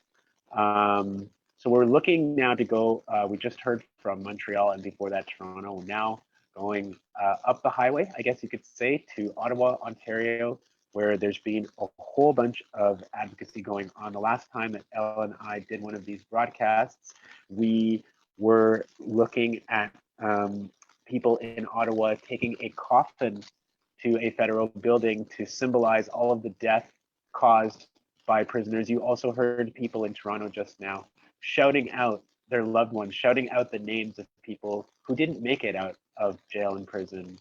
And so in Ottawa, we saw earlier this year in the summertime during COVID, when Bill Blair, the Minister of Public Safety, was refusing and continues, by the way, to refuse to release federal prisoners, that demonstrators brought a coffin and did a mock funeral procession in the nation's capital to symbolize the death that continues to be caused by these decisions by Justin Trudeau's Liberal government and by the public safety minister, so-called public safety minister, Bill Blair.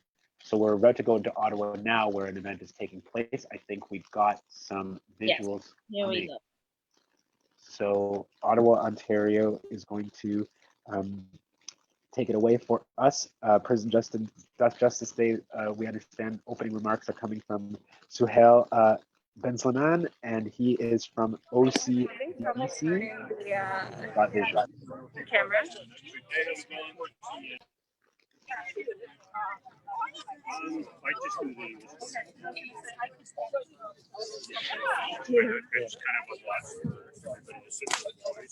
Are we live with them? Yeah, we're live. Okay, folks. We're gonna come back to us in 5 minutes. We're gonna be on. Folks are starting together for the video. You know, or if folks have any questions, Desmond or Elle right now, I can maybe try to address them while folks gather.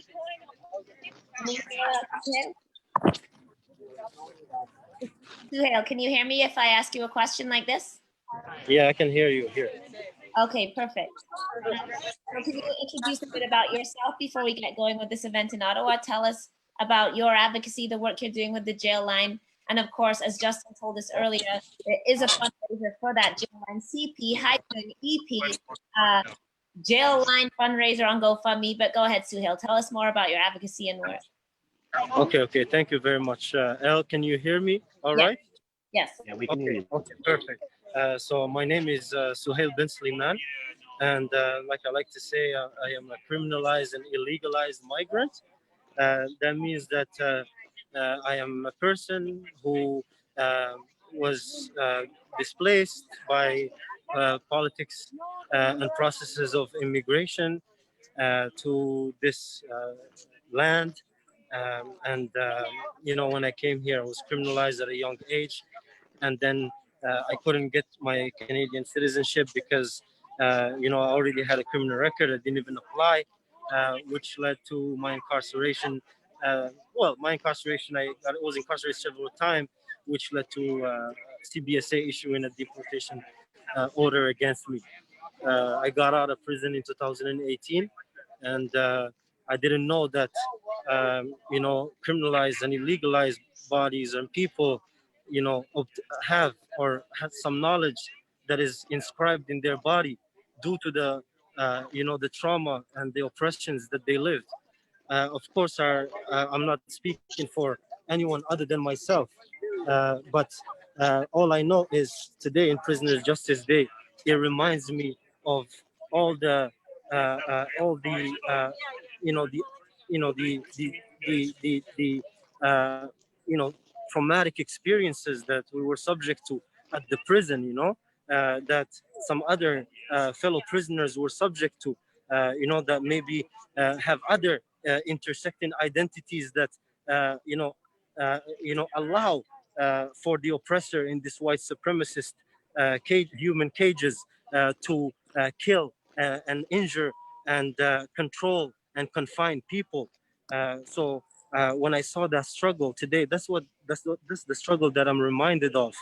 That's the struggle that I'm reminded of. I am here with few comrades, in solidarity with people who are affected right now by incarceration, who find themselves in human cages as we speak, and the ones who died to incarceration. Like fellow prisoners tell us, there is no natural death behind bars. All death behind bars is not natural.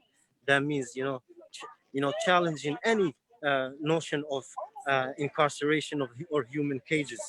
We cannot accept the human cages as a solution to any harm, because human cages are a racist, is a racist system that is, predicated on anti-Black racism, on anti-indigeneity, on controlling and killing and murdering these people, and also people who are criminalizable, along certain, identity determinants, like, gender, race, sexuality. You know what I mean? So we're here today in order to spread the word of love, and also of anger, because we are angry. We are angry because we cannot take this. Fellow human beings have been taking this for a very long time, and we cannot take this any longer. We are here also as a political act, not only out of empathy. Empathy does not exist. For me, empathy by itself should not be the only pillar to activism. We should also act out of a duty, because we must abolish these institutions, and we must work towards abolitionist futures that are anti-racist and decolonial on Turtle Island and beyond. Suhail, this is Desmond, and we want to thank you so much for your ongoing work. We really, really appreciate you. I want to say peace, brother. It's really nice to see you. Keep fighting. And so Suhail might. Okay. I was just going to tell him actually that if he needed to step away to give them some time to get set up here, that he should do that. Ottawa, we'll be happy to come right back to you whenever you're ready to get going, if that's what you need. When are we ready? Keep an eye on that. Okay. And we can see the table set up, the different things that are happening. There's not much to narrate right now, although I do see a beautiful garden, so that's nice. But I was thinking about a comment that we heard earlier from one of our previous speakers who was talking about the lack of programming in jail. Seems like a truism. It's just like a thing that you hear over and over again. Maybe before we are getting to Ottawa here, can you talk about that from your experience and what it is that is lacking? Not of course we're talking about abolition, and we're about something that happens in the jail. We always want to add in that kind of caveat, but we don't want these programs in the jail. Ideally, these things can be done in the community. Right. And this That's is the exactly thing about the tension between our abolition work and also the knowledge that people are living in terrible conditions. Anything we have a kind of duty to do. Would we deny somebody a glass of water because we're fighting for the river, right? So this puts us in a position where even though we know that we want the prison abolished, we also know that people are living in there, and if smudging or having a program or having someone from your community comes in, makes the time a little less torturous, we also want people to have access to that.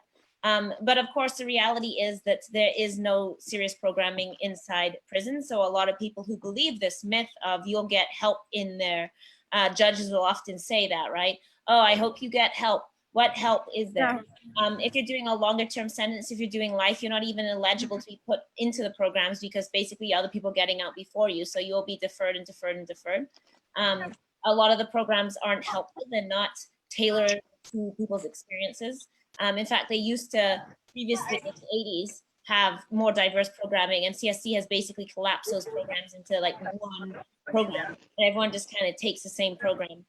People who have gone through those programs have also said things that like there's no correct answer. So they might say to you, what do you do when you get involved in conflicts? And if you say something like, I guess I just hold it in, like, then you're not going to pass that program. But if you say, oh, I want to communicate, then they'll say you're manipulative and you're manipulating the program.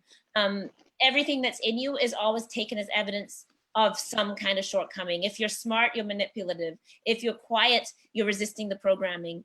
If you ask questions and you're critical, then you don't accept the authority of CSC and you're not taking accountability for your crime. So one of the really tragic things about all of this is that when you have counseling, for example, forced upon you in a punitive situation in a prison, that is not a choice you're making. That is not about healing.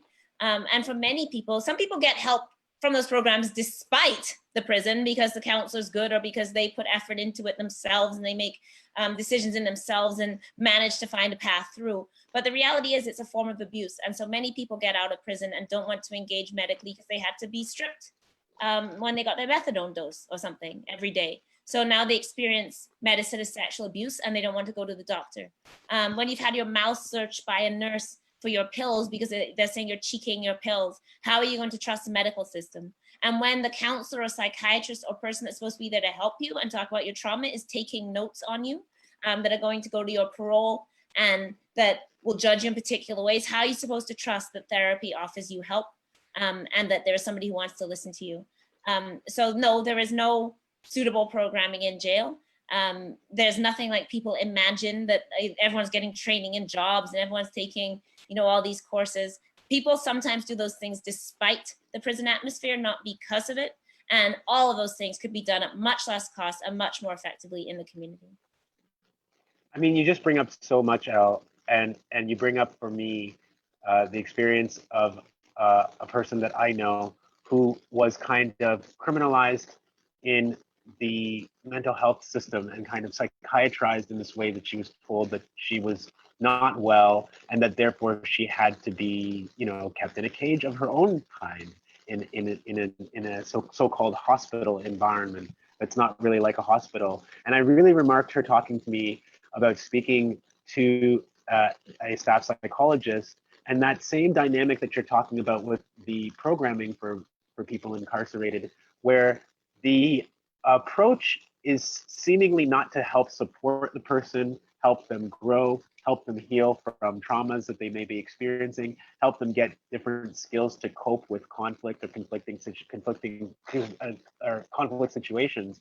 But it's more almost to put scrutiny back on the person, to ask them, are you really good? Are you able to reform? Are you able to behave yourself?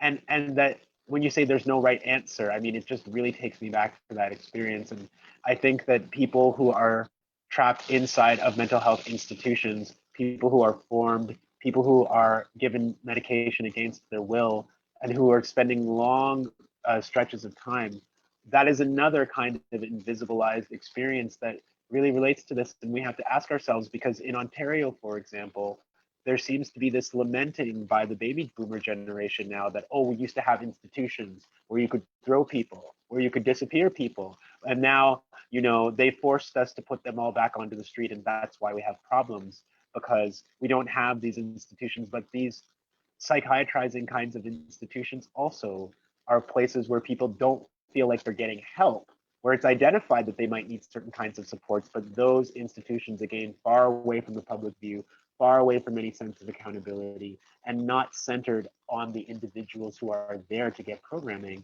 they don't end up providing the results and the healing and the support that we know that people need. We're still seeing images from Ottawa. Yes, we're seeing the signs, and we are seeing connection, something that Suhail raised and you also raised when you talked about Status for All, the connections between prisons and migrant justice. I do want to encourage people to sign a petition for Mama Selina. I'm going to spell this out because I can't put a link into the chat. So Mama Selina, C-E-L-I-N-A, Urbanowicz. I'm sorry, it's Urbanovich or something like that. My language skills aren't great. So U-R-B-A-N-O-W-I-C-Z. Sorry, Roxana, for mispronouncing your mother's name. So Mama Selina, C-E-L-I-N-A, U-R-B-A-N-O-W-I-C-Z, is facing deportation after 23 years in Canada. A Roma woman who faces persecution if she is returned to Poland. Poland, as people may have seen, has the anti-gay violence, the homophobic violence there. Roxana, Selina's daughter, is gay. So Selina, who has, of course, supported her daughter, is at risk for that violence. She's at risk from white supremacist violence. Roma people, Roma women are at risk of gendered violence and, of course, persecution that has persisted for centuries in Europe. So do go and find this petition. Mama Selina Urbanovich, Urbanovich? Actually, so Elle, we've been told here that if we send that over to our tech, which is what I'm doing right now, that they will actually, they're going to post it in the Facebook group. Thank you. So we are now still focused on these signs, and we are going to get that petition shared as well. But on the subject of psychiatric institutions as well, I also wanted to point out that, as they will tell you, the index offense does not matter on a psychiatric hold. So people who are deemed NCR, non-criminally responsible, you could be deemed NCR because you shoplifted and they decided that you weren't capable to stand trial, and you could do 10 years for that. It has nothing to do with the offense. So in fact, people are serving much longer sentences in psychiatric institutions when they are deemed non-criminally responsible than they would in an actual jail. In Nova Scotia and elsewhere, a lack of transitional housing means that people who are eligible to be released, dozens of people in my province who are eligible to be released, are just staying in the facility because they are not being transitioned out into the community. And of course, we can also talk about the racism embedded in things like the risk scale that is used to Before we assess. start, Oh, it looks like we're starting here, so we're going to cut away. before that, can you please introduce yourself? Hello, my name is Brad Pickett. I'm a singer with the Ottawa River Singers. I'm pleased to be here with for the cause.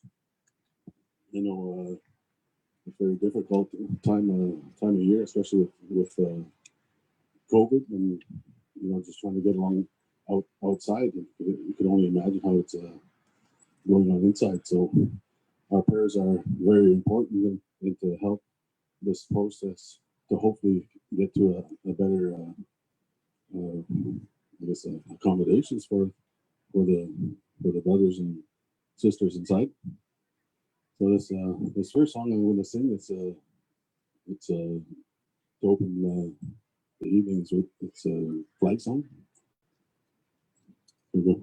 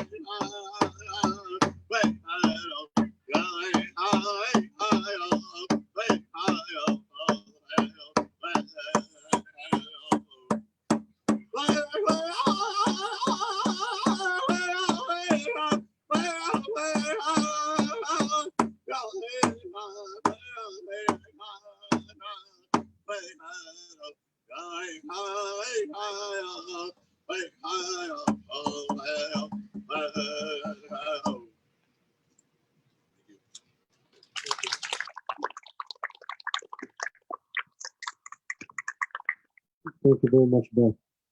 Thank you very much, Beth. As a immigrant settler from Morocco on this land, this is particularly important for me, even more so. As an abolitionist, this is particularly important for me because abolition is impossible without the decolonization of the land. Abolition is impossible without us settlers and other folks being in solidarity with indigenous folks on this land.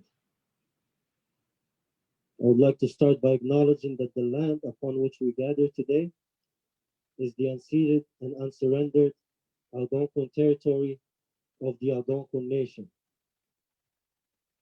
It is important to put incarceration into perspective when we are in perspective to colonization, because the tools that are used to control, confine, expropriate, kill, injure indigenous peoples are used against other criminalized peoples in other various fashions in order to land them in prisons, in human cages.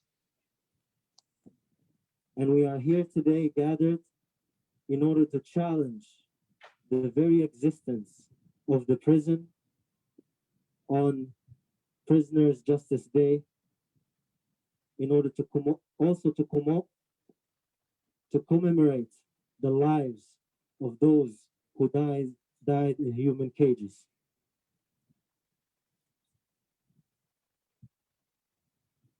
Thank you everyone for coming tonight. Thank you everyone for coming tonight. Please know that it is not by only empathy that we have to be shoulder to shoulder. It is not by only empathy, but it is also by a sense of duty towards each other. A duty to obliterate white supremacy, imperialism, capitalism, patriarchy, and other colonial and oppressive systems that keep the boot on our siblings who find themselves locked up behind bars.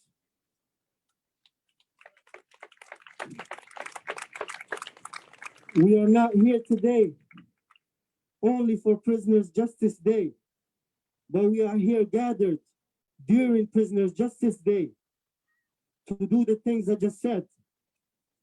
But we are also here during an important historical moment, a moment in which the words abolition and the words defunding and abolishing the police are becoming mainstream.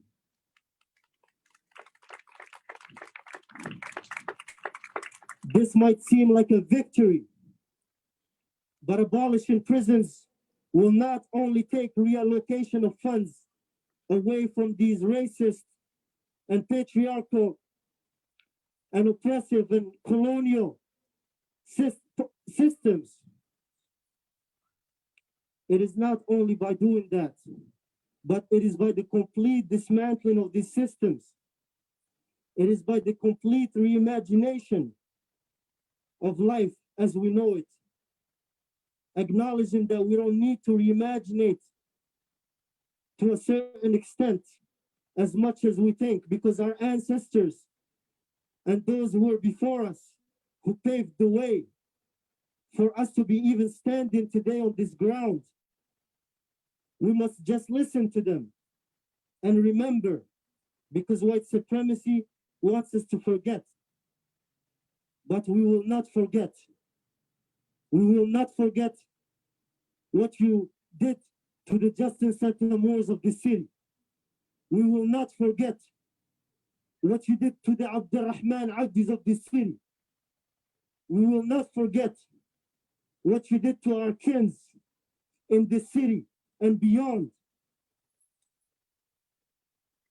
And that is why I am gathered with you here tonight on this important day to commemorate my friends who are still locked up, your family members, your neighbors, your loved ones who keeps getting taken away by the cops from us to human cages, taken away to morgues, coming back to us in body bags. And that's why we are here. We are here not only to, in a way, to protest against the systems, but also to celebrate each other, celebrate our anger with comrades on the other side of this imaginary border, fighting against the police head to head. From our comrades here on this land, fighting against the police head to head. For those who political acts are also not going to be seen like bravery. For those who are fighting with the police daily, but we don't call an activist. For those who are fighting with the prisons, the mental institutions of this colonial land on a daily basis, whose efforts are not going to be are not remembered, but we are here together to bring those voices to the forefront. Because at the end of the day, it is about us too, but it is about those who are locked up behind bars. It is about the families of those who lost their lives to incarceration, to this racist system that finally everyone has a language to denounce now. So that's already good. And that's thankfully to those who paved the way behind us and to the youth who are doing it right now amongst us and who will pave the ways for the futures for us. When I was incarcerated, I didn't even care about Prisoners' Justice Day. I didn't care. You know why? White supremacy, carcerality, racial capitalism, all these systems that are like so arcane with these big words, that's what they want you. They want you not to know what you're facing. I'm thankful for everyone who taught me anything. I'm grateful that I'm emceeing you and your host today. Thank you for all the people who put in the efforts behind the scenes. But this is a special day for the people who are under the boot, who are oppressed, and who are surviving and resisting carceral oppression on Turtle Island and beyond. We cannot negotiate with oppression. The only way forward is to get rid of these vicious, murderous systems that keep us oppressed and to hold their enforcers accountable for the harm that they do to us. Not for revenge, but we need to move away from this. And people who have been affected and who are affected and who will be affected must find justice. And justice can only come if we abolish and get rid of these systems, because it is all our responsibility. We are all complicit to different degrees in these systems. That's why Prisoners' Justice Day this year, it is not only a show of solidarity, but it is an act and a call to action. If folks are here, I want you to pull up your phones, and who has internet, go on your phones. That's the least we can do, is participate in an email zap that supports prisoners on the inside. So please pull out your phones, who has internet and who has a phone.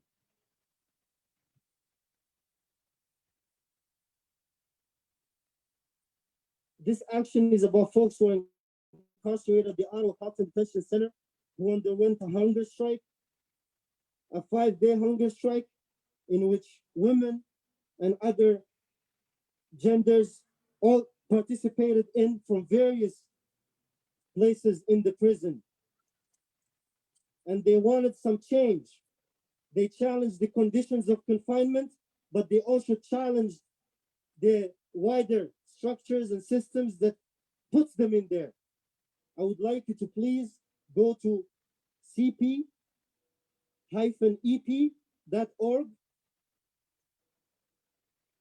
and then go to email zaps in the options, email zap tools. And I would like you to put your name and email and send those emails and share it.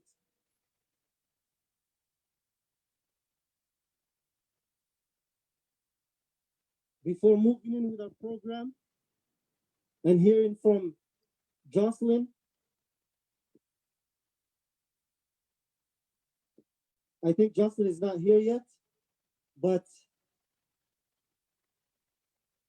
before moving to that, I will then just give the mic to one of my comrades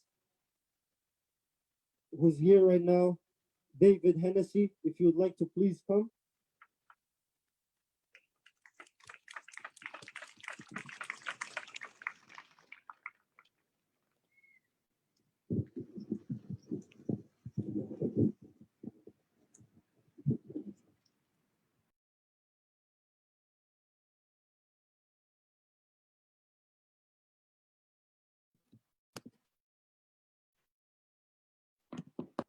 So we have lost the stream in Ottawa, but thank you to Suhail for that wonderful speech. wonderful opening. This is so funny. I'm a musician by trade, but I've never actually given like a speech from the heart before. So. Sorry to speak over this, but as we get the continuing images out of Ottawa, we're hearing that our Winnipeg stream is also ready to go. So maybe our friends doing our tech can help us flip over. Big ups, by the way, to the tech team, to Alana and Rajan. I mean, the incredible work to be streaming out of multiple sites, cutting back to us, all the audio. So we're gonna cut now to the video of the Winnipeg intro. Earlier we saw Serenity, and we're going to now look at the video of the opening that Winnipeg held. Yeah, and feel free to come back to us out there, folks, if you need to while we're transitioning. So here's Winnipeg. So I believe we're just getting that set up now. So in Ottawa, we just saw Suhail's opening. We know that also later in the show, we're going to be seeing some of the footage from Halifax, which was a panel of incarcerated people. And of course, we're not done. We're still going through to Vancouver as well. Here we go. Here's the Winnipeg footage. So Prisoners Justice Day, August 10th, marks the anniversary of the 1974 death of Eddy Nalon, a prisoner who bled to death in a solitary confinement unit at Millhaven Maximum Security Prison in Ontario when the emergency call button in his cell failed to work. An inquest later found that the call button in that unit had been deactivated by the guards. The following year, prisoners at Millhaven marked the anniversary of Eddy's death by fasting and refusing to work. By May 1976, the call buttons had not yet been repaired. Bobby Landers was the next to die in one of those cells. With no way to call for help, all he could do was scribble a note that described the symptoms of a heart attack. What started as a one-time event behind the walls of Millhaven Prison became the International Day of Solidarity.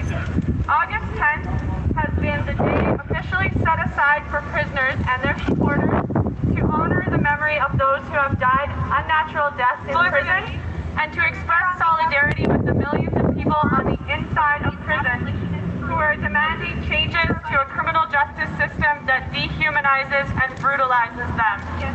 This event is organized by four organizations: the Elizabeth Fry Society of Manitoba, Bar None, Saskatchewan, Manitoba, Alberta Abolition Coalition, and OPK.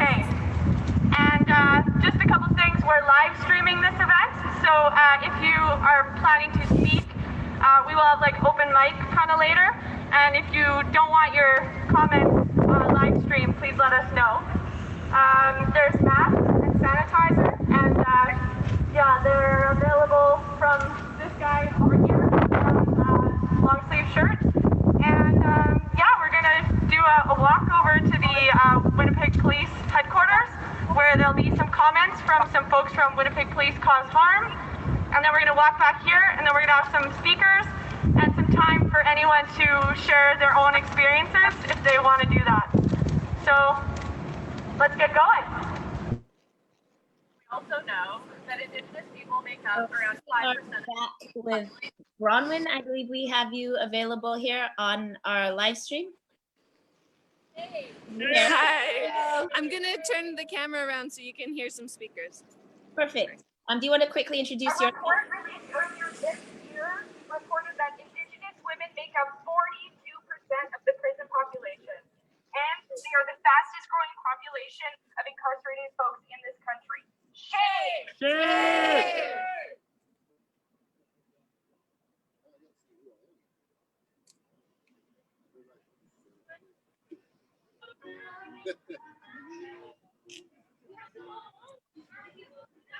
We also understand that Black people are also overrepresented in prison stats, accounting for 7.3% of federal inmates, despite only making up 3.5% of the overall population.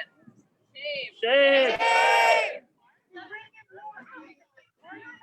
We stand in solidarity with prisoners today and all days as we work to call out and name the overt oppression, injustice, violence, and discrimination that disproportionately is directed towards Black, Indigenous, and people of color in this community. We must all come together to continue to divest, dismantle, and defund the police who act as agents of the incarceration system. This means actively getting cops out of school. This means they getting want me to cops video out of it too? grocery stores. How do I turn? Defunding the cadets. And this means defunding that stupid police helicopter. Unfortunately, the public, although somewhat more aware of the goings on within prisons today, still remain uninformed and somewhat apathetic. It's a slow process that is yet to reach the social conscious. Perhaps with the continued efforts of groups such as yours, this country will eventually develop true social and just conscience. I'm not very good at writing about all that happened during those years. It was very hard for me to go back and relive those days. So thank you very much for listening to that little history about Millhaven and KP. You've made me happy and my grandfather looking down on me and my dad very happy. So thank you for listening to that. I just want to say just a quick thanks. I'm just going to go very quickly over this to say the reason why we come back to Ottawa is because the speech being read right now is. I'm happy to see the people's notions of what abolition is the reason and why how we must move forward and that's why we're cutting remain strong and steadfast. We've heard examples of abolitionist goals, strategies, and futures from all over the world. As someone who's lived in the shadow of criminality in the prison system my whole life, I'm truly happy to be part of a movement that knows in its heart, more than in its mind, what is the real way forward. I thank CPAP and its members, past and present, inside and outside, for their work and for their teachings about the modern carceral state. And I thank every abolitionist and family member here who I've had the pleasure of meeting and standing with. Thank you all very much.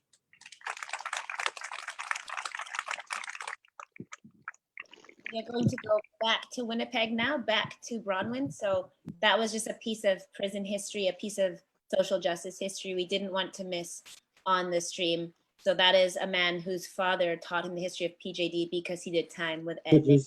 We're going to come back into Winnipeg if we can. Thank you for sharing. We are watching people in Winnipeg marching on the remand center. So if we can get cutting back to Bronwyn, that would be great.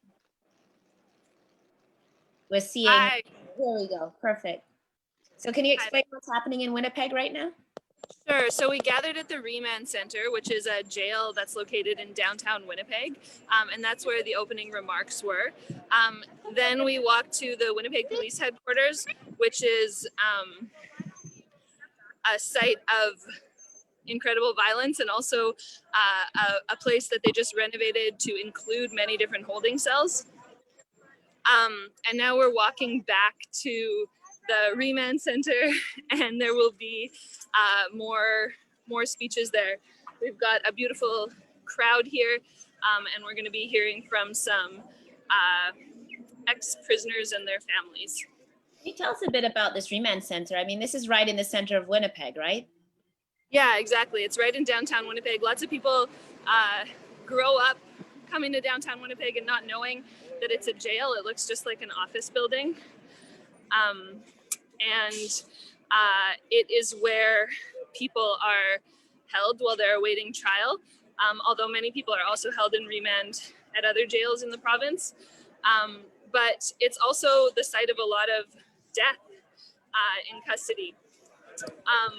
It's a really awful place, and anything we can do to highlight it, make it visible, is important. And also importantly, the people who are in the Remand Center can see us from their windows.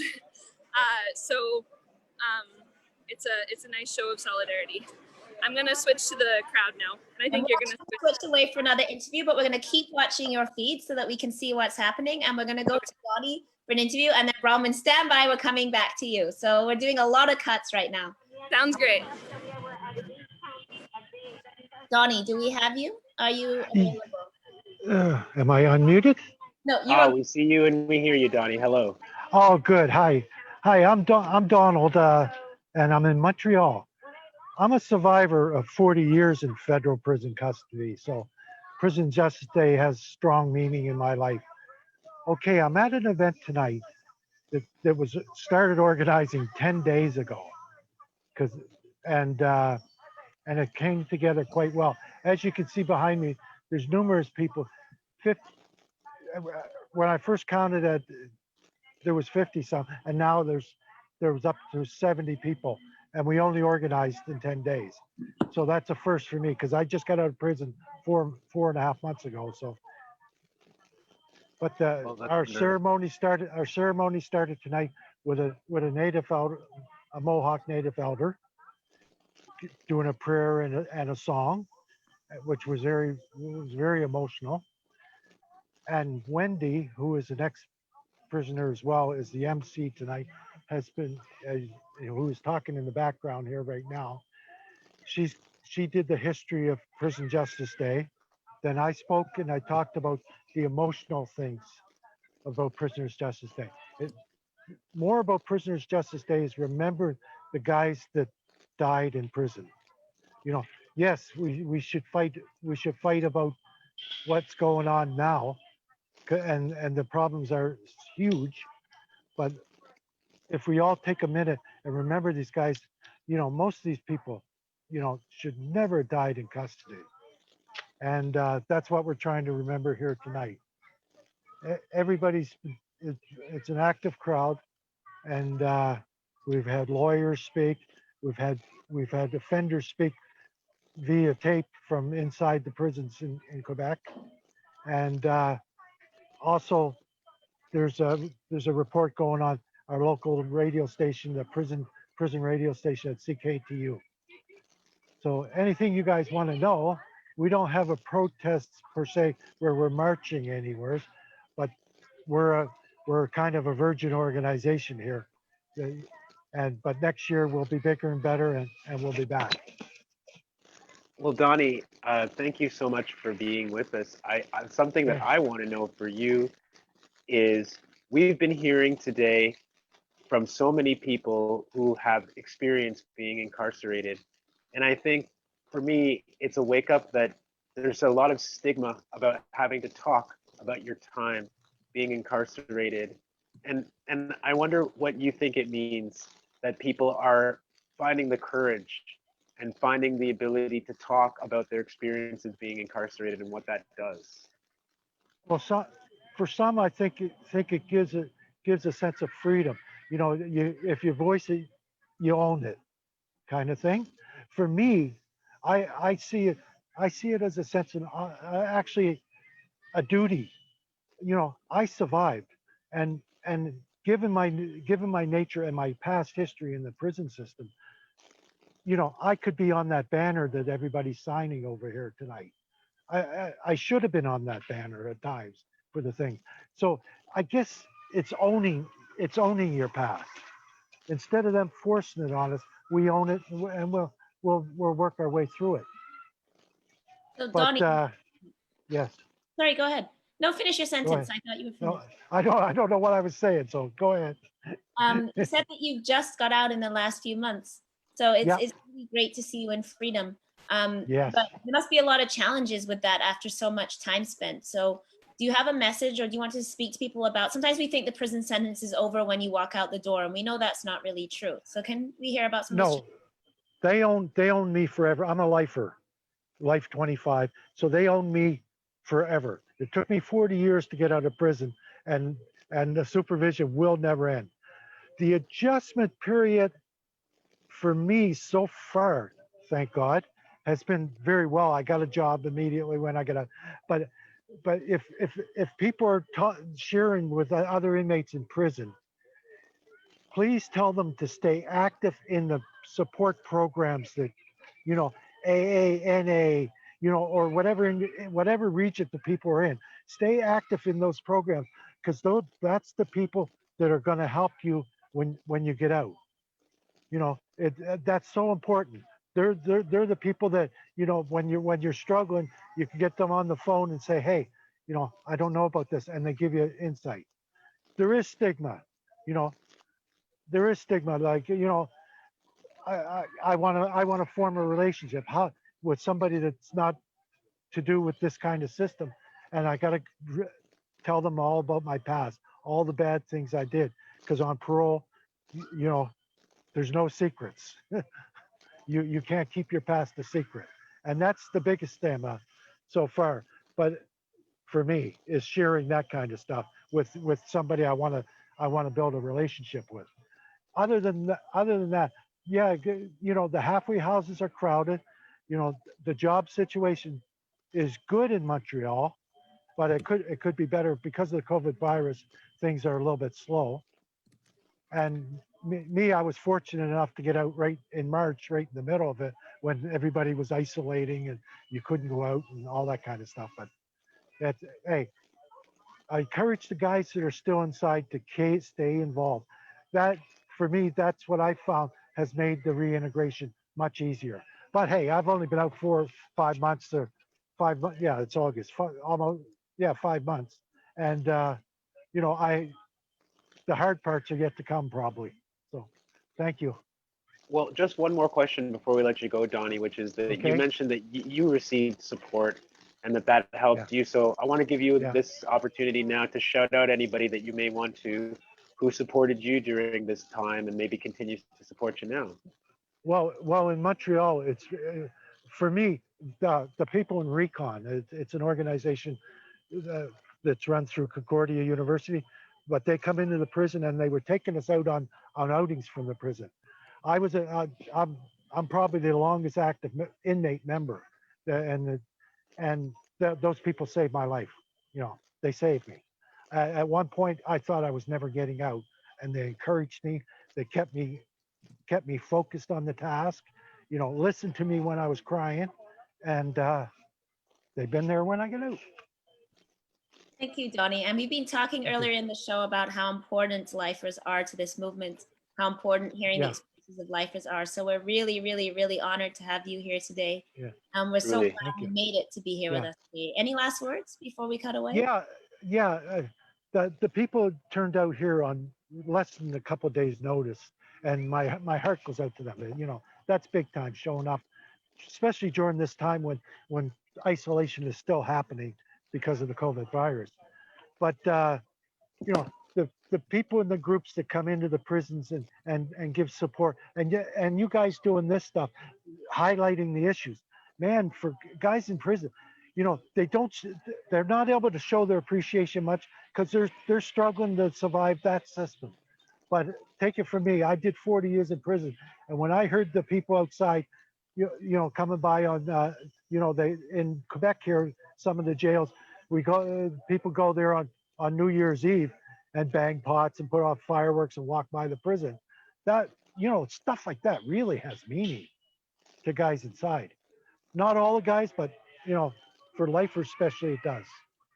You know, so anybody that volunteers with the system or tries to better conditions for inmates coming out, that's who I hold my head up to, you know. They're the people that are going to save us. Thank you so Well, much. Donnie, Yeah. yeah. Okay. Thank you so much for sharing with us Yeah. today. Stay safe out there in Montreal. Yeah, and and keep I'll up the turn the amazing work. camera to look at the people. Our event's over now, but I would call it a success.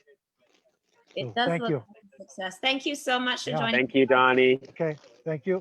We're going to cut back to Winnipeg and Okay. just see what's happening. We're looking at the signs in Ottawa. We've been getting a nice footage of all these protest signs. Donnie's showing us some of the footage in Montreal, and we see Winnipeg, the march. Look at this, I pity the fool. Do you see this Ottawa sign? So thank you for showing us these great signs from Ottawa that are showing us we now have multiple feeds. So we have Montreal on our feed, Ottawa on our feed, and we're seeing Winnipeg marching as well. I believe they were going down. I saw a anti-police shirt. So Bronwyn, if you're there, if we want to cut back really quickly, just let's see what's going on in Winnipeg. You're on mute, Bronwyn. You're on mute, Bronwyn. There we go. Classic Zoom mistake. We left the police headquarters and now we're just coming back on the remand center. So when I flip the camera around, I can show the remand center and the law courts and how, you know, seemingly innocuous this office building like looking thing jail is in downtown Winnipeg. That was built as a reform, as many jails are. It was supposed to be an improvement on conditions of the old jail, but it has still been a site of multiple deaths in the past 5 to 10 years. And we are going to be hearing from some former prisoners there. So I'm going to flip the camera around and just show the law courts and the remand center. So there's the law courts building. And then this is the remand center. So this is the jail. We're just in the middle of downtown Winnipeg, bustling downtown. And there's a jail sitting right here. Bronwyn, this is Desmond Cole. I thank you so much for providing us with these images and this understanding. Elle was talking earlier in the evening about the conflict between, on the one hand, wanting to support people now with programming and with a sense of hope and possibility because they're incarcerated, but also wanting to fight for abolition because we know that that kind of support and programming doesn't belong inside of a cage. Can you talk about the conflict between those two things, the immediate and the long-term vision? Absolutely. I mean, we can't furnish, sorry, I'm gonna flip it around. This is more of the remand center. And we've got the rally gathering. We can't furnish the long-term vision of or you know, the community supports that are necessary in order to give people a chance on the outside if we keep funding jails. So on the one hand, obviously it's very important to make sure that people have access on the inside, but often that access is framed as connecting them with resources on the outside so that they can reintegrate. But those resources don't exist because we keep funding police and jails instead of those resources.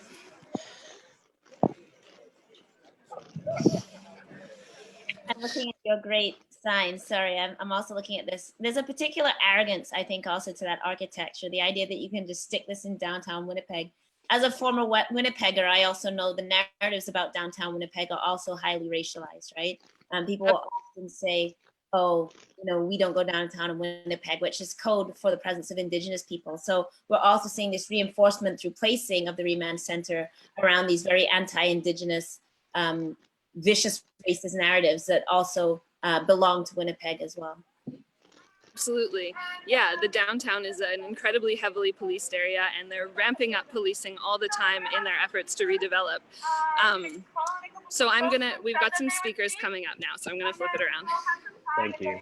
So we're going to stay for these speakers, and we are expecting an incoming call from Randy. So when we do hit that call, we will be cutting away and Randy will be on speaker. But until that time, we will be listening to Winnipeg. Hi, how are you? Do you mind if I videotape you? Okay.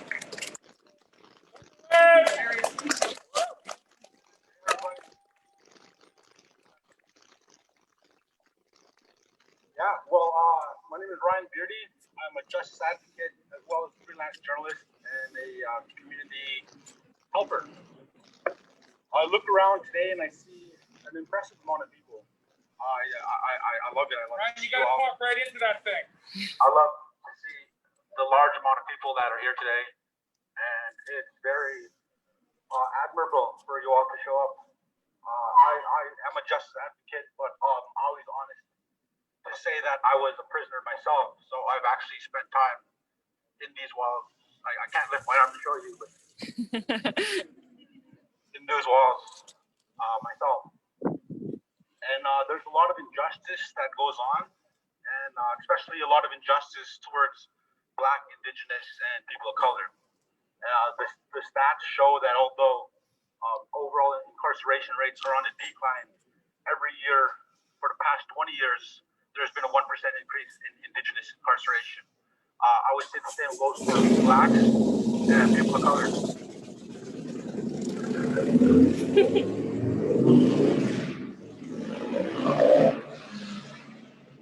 When I was on the inside, today was a big day for me. Prisoner Justice Day. The day that perhaps our voices can be heard. The day that perhaps there'll be something. And I'll tell you one thing, I've spent about 20 years of my life in and out of the system. I spent about 10 years of my life behind bars. And every year on this day, I would starve myself from the morning till the evening. Because for me, that's what we're trying to do. Hey, buddy, move along, please. Fuck you, buddy. Don't call me buddy. Fuck you, man. Don't call me buddy. No who's in jail. So I'll continue. So every day I would start my hunger strike in the morning, and it would look like this. It would look like a lot of people involved. Everybody in the cell, let's say 30 people in every cell. The other ranges we communicate with, and everybody would starve themselves all day in an attempt to make a voice. But I'll tell you, there'll be people that would give up, and there would be people that would start to eat or not take part or just not care. And that I would say is indicative of what goes on in greater society. If that goes on in there on that day of justice, on that one day when I believe in my heart that I'm going to fight justice, I look around and I see everybody give up. And then I look at society, and then it feels like a lot of times everybody has given up. When we have these conversations today, when we read these articles tomorrow, it's not just that one day or just that one moment. There are people that are living in injustice every single day of our lives. And I live in that injustice. I've witnessed that, and I've walked through these cells. And I'll tell you that there are people that they're cutting off fingers in there, they're cutting off their ear in there, they're spending hundreds of days in solitary confinement. They're being abused and disproportionately targeted by incidents of use of force. I'll speak. Another one. I'll speak. We are going to cut away for a minute. Our phone battery is dying in Winnipeg, so we're going to have to cut to another phone. But we are also waiting for a phone call coming in from Randy. So we're now reliant on the prison schedule. But Bronwyn will continue to tape this footage. We'll be coming back into the Winnipeg footage later in the broadcast, but the phone is at 10% and about to die. We're also still seeing these amazing signs from Ottawa. Good job, Ottawa, on the artistic and creative interventions. Everyone watching, if you're not, hopefully you can see all these different. I don't know if folks, I don't know if folks are able to actually see that, but maybe we can read out These are demands that we are seeing here, things like free phone calls for prisoners now, a huge issue across the country of the cost of being able to communicate inside incarcerated spaces. Healthcare for all, we're seeing on another sign. We're seeing another here that's They can't actually see them, we're hearing. yeah. These are amazing demands. We are going to do something risky. We're going to jump to some Halifax footage, but we may have to cut it off as a phone call comes in. We're now waiting on the prison schedule of Randy's call. But while we do that, we're going to jump to a couple minutes of Halifax footage if we have that queued up. True, very true. It's very true because the government is the one taking care of you. It's the same thing as Burnside, it's the government taking care of you. It's like Wood Street is like jail. They have sale, it's just like jail is, yeah, a lot worse. But it's just for kids. It's just like Waterville too. I would say Waterville is easier too. I feel though, as in Wood Street, you have people that would rather go to Waterville because they don't want to go back to Wood Street. In Wood Street, you're not even allowed to speak your own language, like Big Bob, because you get reprimanded for it. And these are kids, and These are like children. from 8 years old to 21 that are experiencing this. So I was pretty much institutionalized since I came to Canada and ended up putting myself in care because of my uncle. So when I did that, I was so every time I ran away from my group home, they would come and arrest me with sheriffs, like how they will arrest you if you caused a crime to go to Burnside. And then they would shackle you, and then you would go to court, just the same procedure as Burnside. It's the same thing. So yeah, that was my experience. Any more questions? At the very end, so when you found yourself incarcerated, did you have support system? Yeah, were there services available that would help you?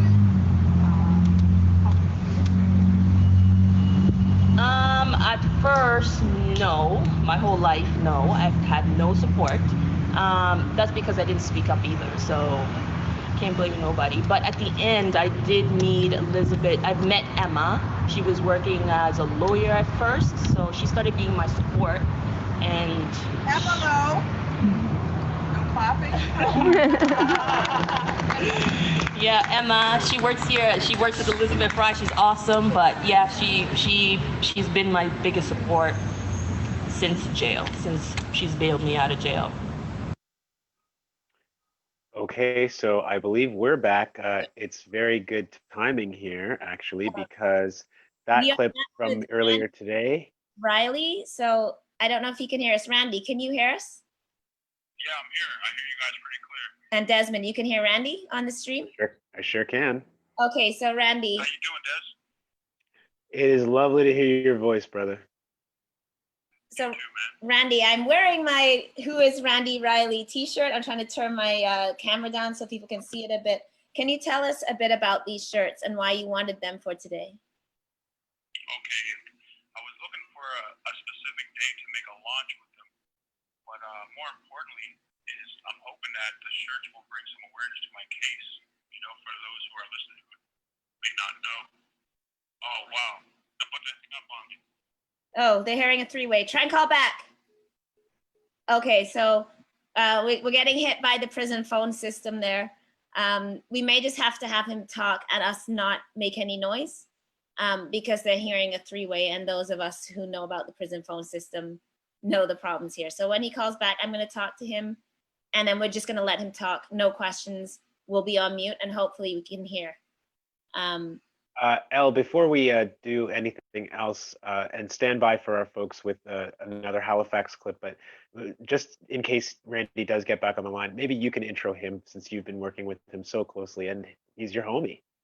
So Randy Riley is, and if you check out Until We Are Free, the Black Lives Matter book, there's a chapter I co-wrote with Randy there, speaking out his experiences of as an incarcerated African Nova Scotian.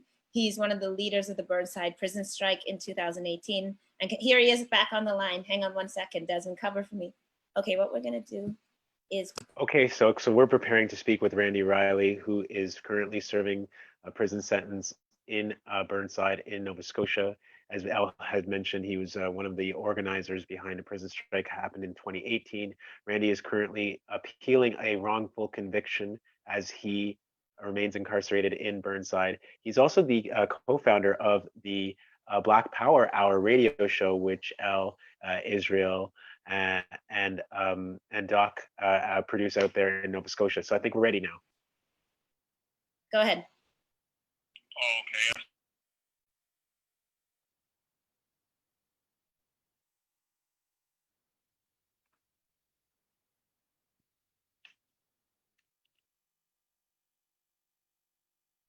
And I've just been incarcerated and just trying to stay as busy and bring as much awareness to my case as possible, so that I can try and get some light shed on what's going on, because I mean there's only so much I can do from in prison, but I don't want to be just another guy who, you know, was wrongfully treated through the court system and then just sat back and did nothing. So these t-shirts just kind of like my one way of trying to reach out to the public and bring some attention to what took place, and the website also. Hopefully this won't get us three-wayed, but can you tell us a bit about the organizing you've done with the prison strike, with committee work, the work you're doing to bring liberation to prisoners? I guess I'll start with the protests. I think it was 2018, maybe 2017 now. We did a nonviolent prison protest in relation to the conditions we were living through in Burnside Correctional Facility in Nova Scotia. And, you know, we tried our best to stay nonviolent, stay peaceful, and just through our connections on the street, we just tried to have it pushed and bring some outside media attention, which did a lot, you know? I mean, we never got too much that we asked for when it comes to the demands that we had, but it at least brought some attention to the facility, which kind of changed the tune on how we were being treated. I mean, maybe a little bit, but maybe not too much. But yeah, and from the protest to now, I'm in working with guys on agreements, trying to get them to go to this new thing they got now. Instead of segregation, they got a new thing now. They're calling the incident response, SIU, stands for segregated. Oh man, I forget what it stands for. Unit, but this is where they're keeping guys where they can't rebuttal. So it's like a new type of segregation where you can't even make a rebuttal to get out of segregation, so you're stuck. A lot of prison advocates know about this new thing, this new form of segregation, but it's supposed to be something better for us, which is not, you know. So I've been speaking with the national director. I actually met her here in person. So, you know, I'm kind of the go-to here for grievances and things like that, working on behalf of all the guys that are locked up right now. What have people been doing, if anything, for Prisoner Justice Day, where you are? Today, everyone stayed in their rooms. I didn't work today. Today I was supposed to be in my office. Nobody did any work. Nobody ate any food. It's sort of like a fast and a way to pay homage to those who fought for probably these phones that I'm speaking on now, the TV, the radio.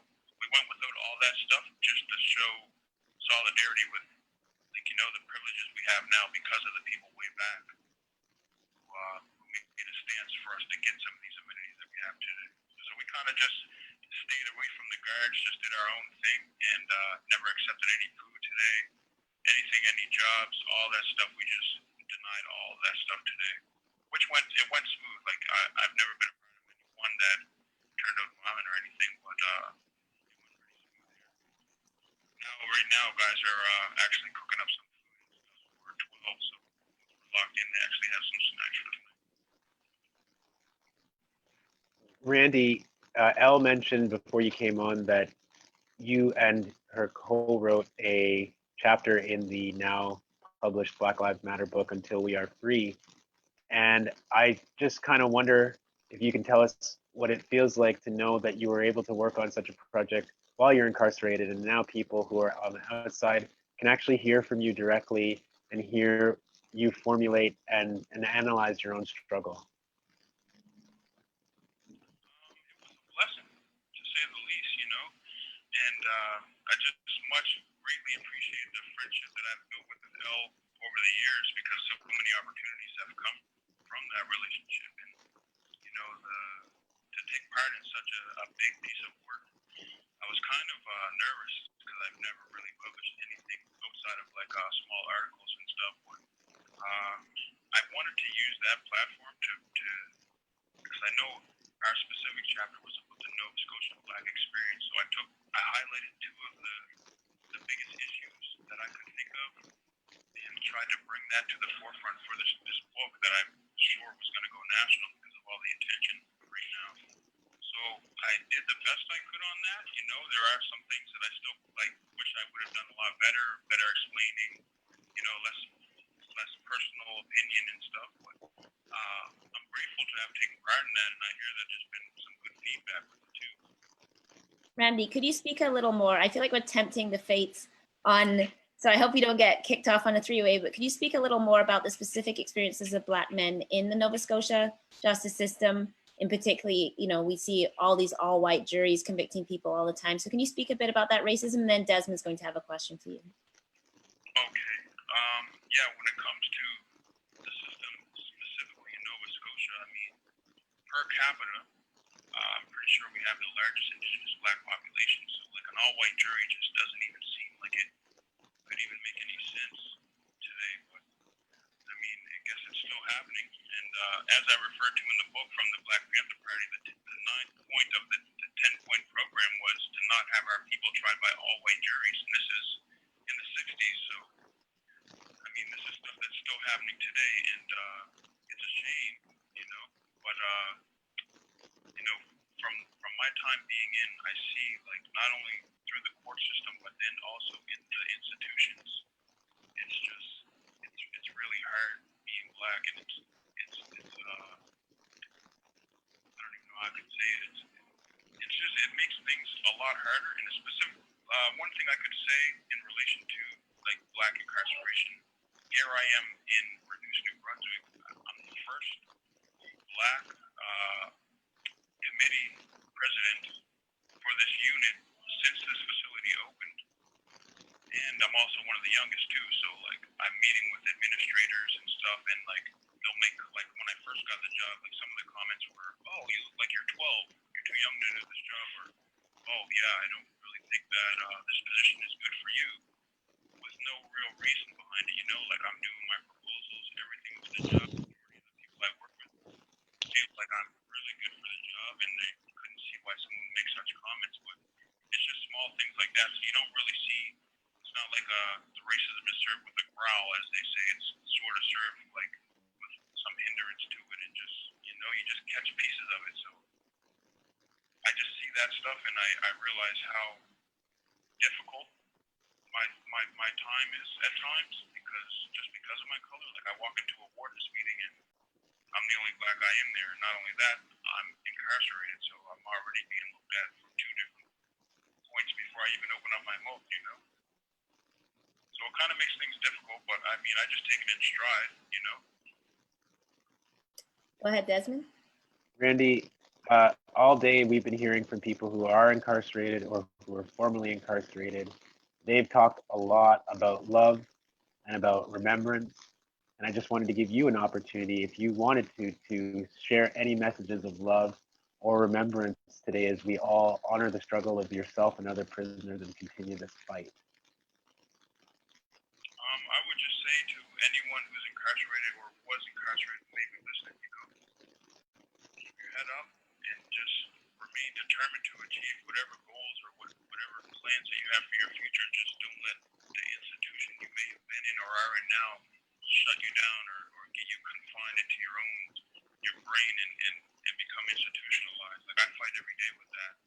And at times like just the other day, a guy said to me, Jesus, seems like you've only been in 2 years. I see guys who've been here longer, and it's like there's no hope for them. So that kind of gave me some motivation. Like it made me feel good about myself, so I must be doing something right. But just whatever you do, don't let the institution define you, and just fight through all the obstacles that may come your way. Like, you know, I got a long fight ahead of me, but I refuse to let the institution that I may be in at the time define me or confine my opportunities, you know. So I just do everything I can to stay busy and stay on the right path. Is there anything else you'd like to say before we have to let you go? No, one thing I would like to say is, like, for L, Desmond, and for any of the other admins that may be listening, thank you so much.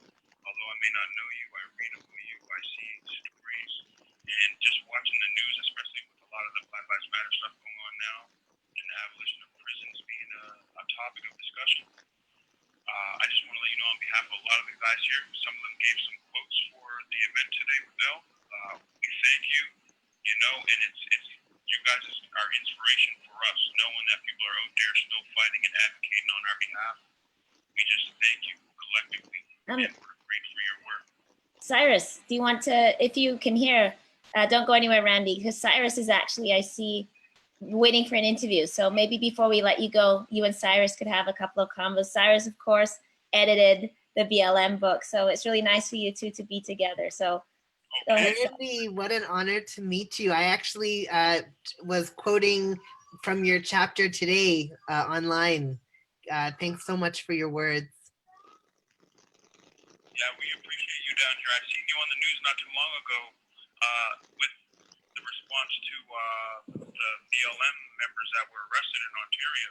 Yeah. And every time I watch the news vividly, like hardcore, and every time I see someone I call L, I'm like, hey, who's this person? Like, explain who they are to me. What is their work? What do they do?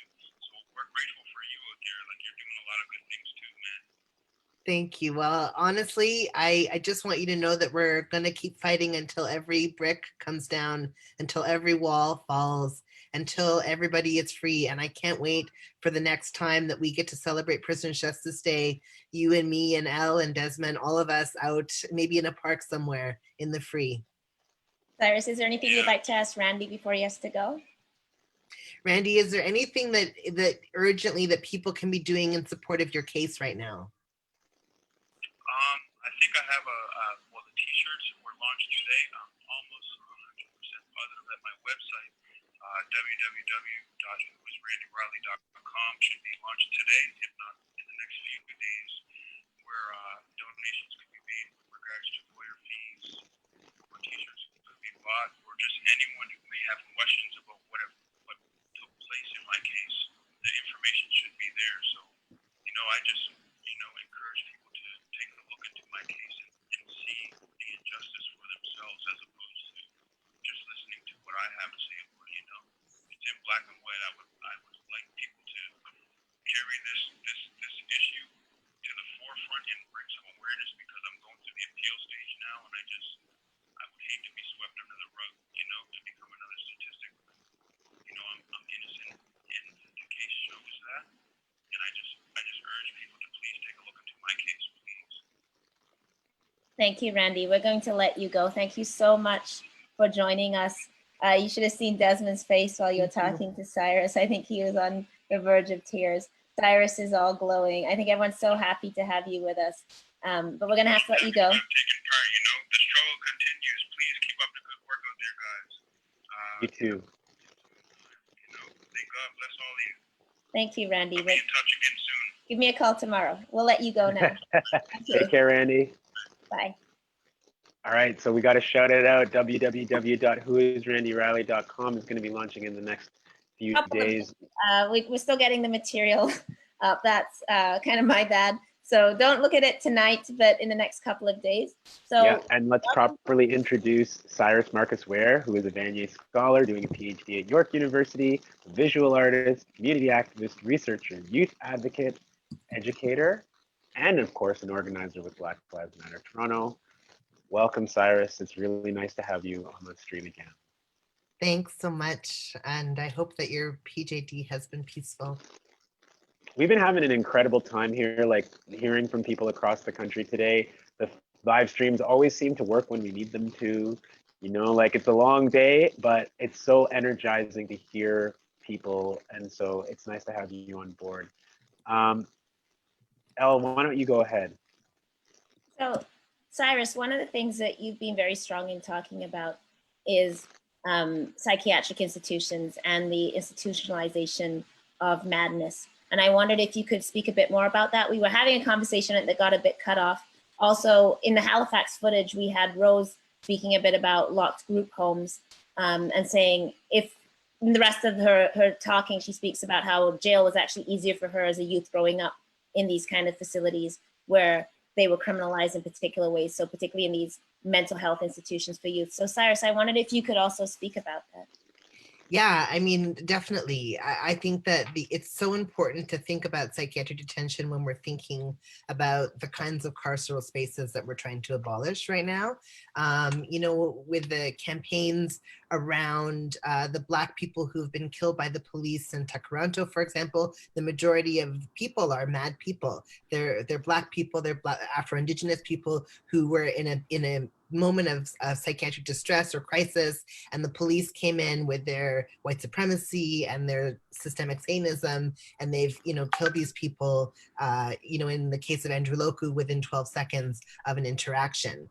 But for all of the people who are not killed by the police during these terrible interactions, there are countless others who are taken away into psychiatric detention. And so when we push for calls for things like defunding the police, we can't replace the police with systems like the social work system or referring people to CAMH, which, let's not forget, has a forensic unit, you know, and into these systems that are going to continue policing and criminalizing madness. I'm a mad person. I have experienced psychiatric detention. I spent the better part of a year in psychiatric detention, and it is not something that I would wish on anybody, you know. And I think that, you know, people have to realize that for a lot of people, psychiatric detention is actually served within a jail unit, you know, or within, or at Vanier or wherever. So anyways, we talk about these spaces as being separate from prison systems, but oftentimes they actually take place within the actual prison itself. So anyways, this is a time to support mad people and to say, you know, when we're talking about Prisoners' Justice Day, we're also talking about all of the people who have been imprisoned just because of being neurodiverse, just because our brains work and think in a different way. If I can build on that, Cyrus, it really feels to me like we collectively have a sense of insufficiency. Like, as community, do we have the tools to support people who are currently in jail, who are currently in institutions? And I think one of the really great fears or sticking points for people when we talk about abolition is they feel like, do we have the tools in community to do things to care for people who may have needs? Like, can you speak to this idea that we haven't had to do these things, that they've been provided by the state, obviously in ways that are harmful, but that now we have to learn how to care for each other in a new way?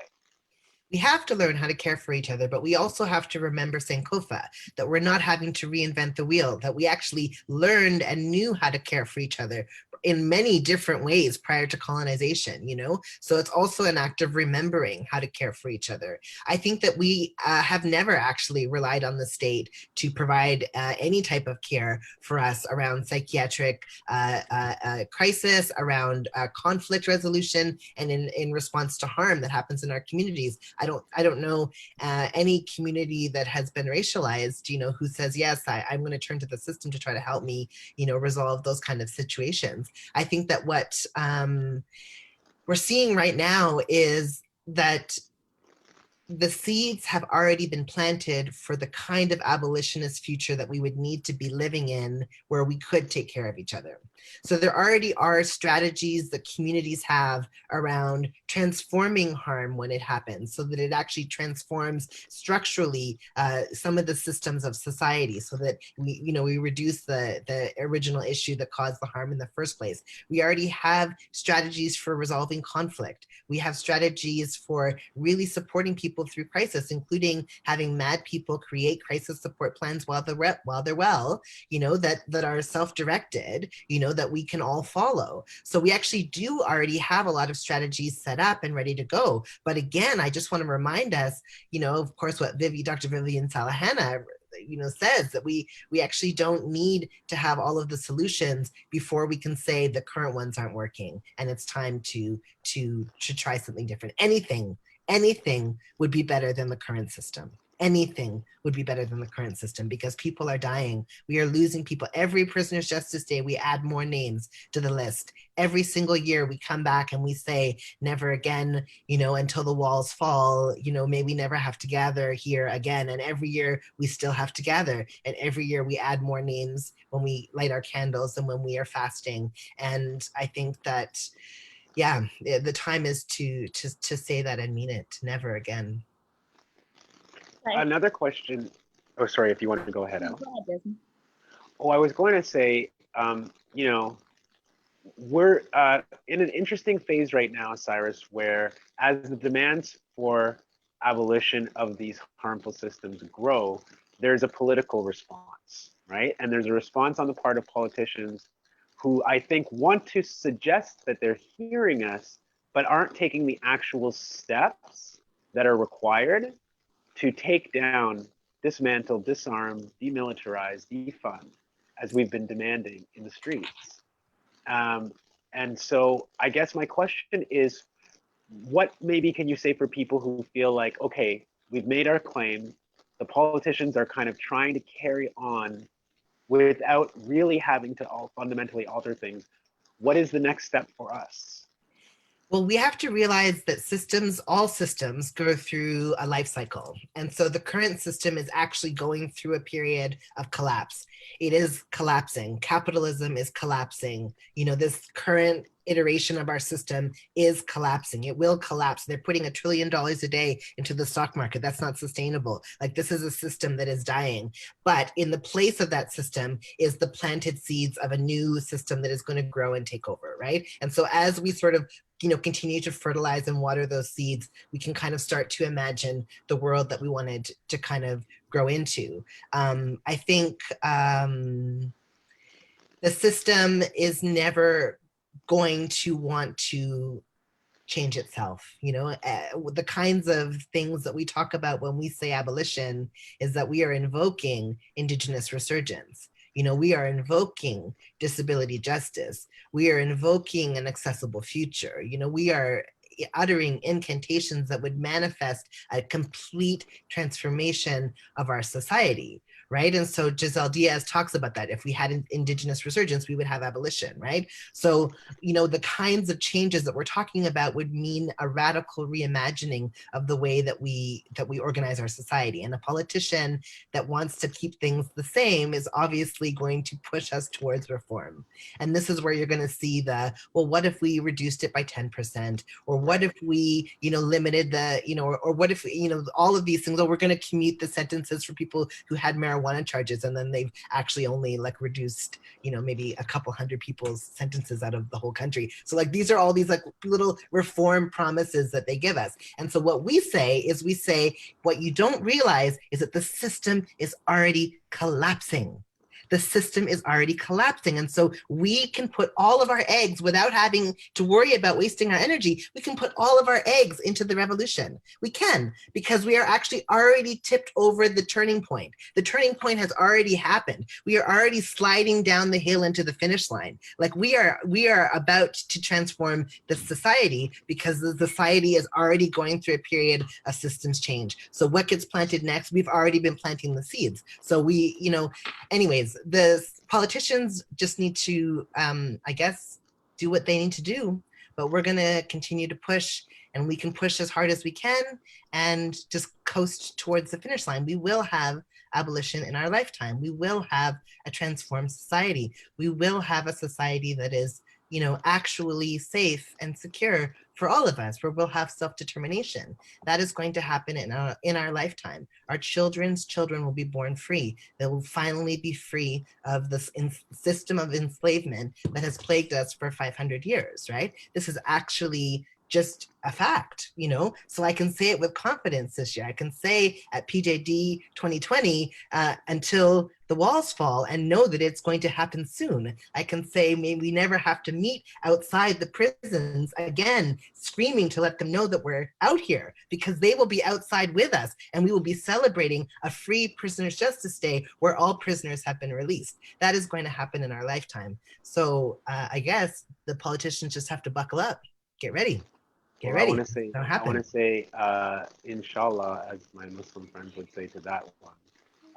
Let it be so in the future. Before we let you go, Cyrus, really quick, we saw that Mocha Dawkins, who herself served time in jail and who has been doing prison advocacy work, was arrested recently, and something pretty remarkable happened. Is that hundreds of people went to a police station that's not in downtown Toronto, and they gathered outside all night to say that Mocha Dawkins needed to be released. This Black and Indigenous trans woman who herself has done a lot of advocacy, has been through a lot. And now I just want to maybe get your feelings of like what it meant for you to see people going to 55 divisions a couple of weeks ago and staying outside all night to ensure that Mocha was released safely back into the community. I mean, this is the beautiful turn that I'm talking about. Like, this is what the revolution looks like, is that every time they try to take one of us, we are going to show up. We are going to show up and say, and we were going to stay outside until they let us go, right? Until they let them go. They are literally going to do that. So to me, my heart swelled watching a whole bunch of people come and support Mocha, support a trans woman, support a Black and Afro-Indigenous person, and to say, we are staying here until she is released, And I think that we saw that with the arrests after the BLM action with the paint, where people came to the police station and stayed until the people were released. And I think that we're going to see that more and more and more. They are not going to get to keep taking us. That is the way the system has worked, is that prisons and police disappear people from their communities, and then they remove them into a remote prison location that is removed from the communities as part of punishing all of us, punishing them, as part of removing people from their support systems. And what we're saying is, B, that's not going to work anymore. You're not going to do that anymore. Every single time you try to take one of us, we are going to show up.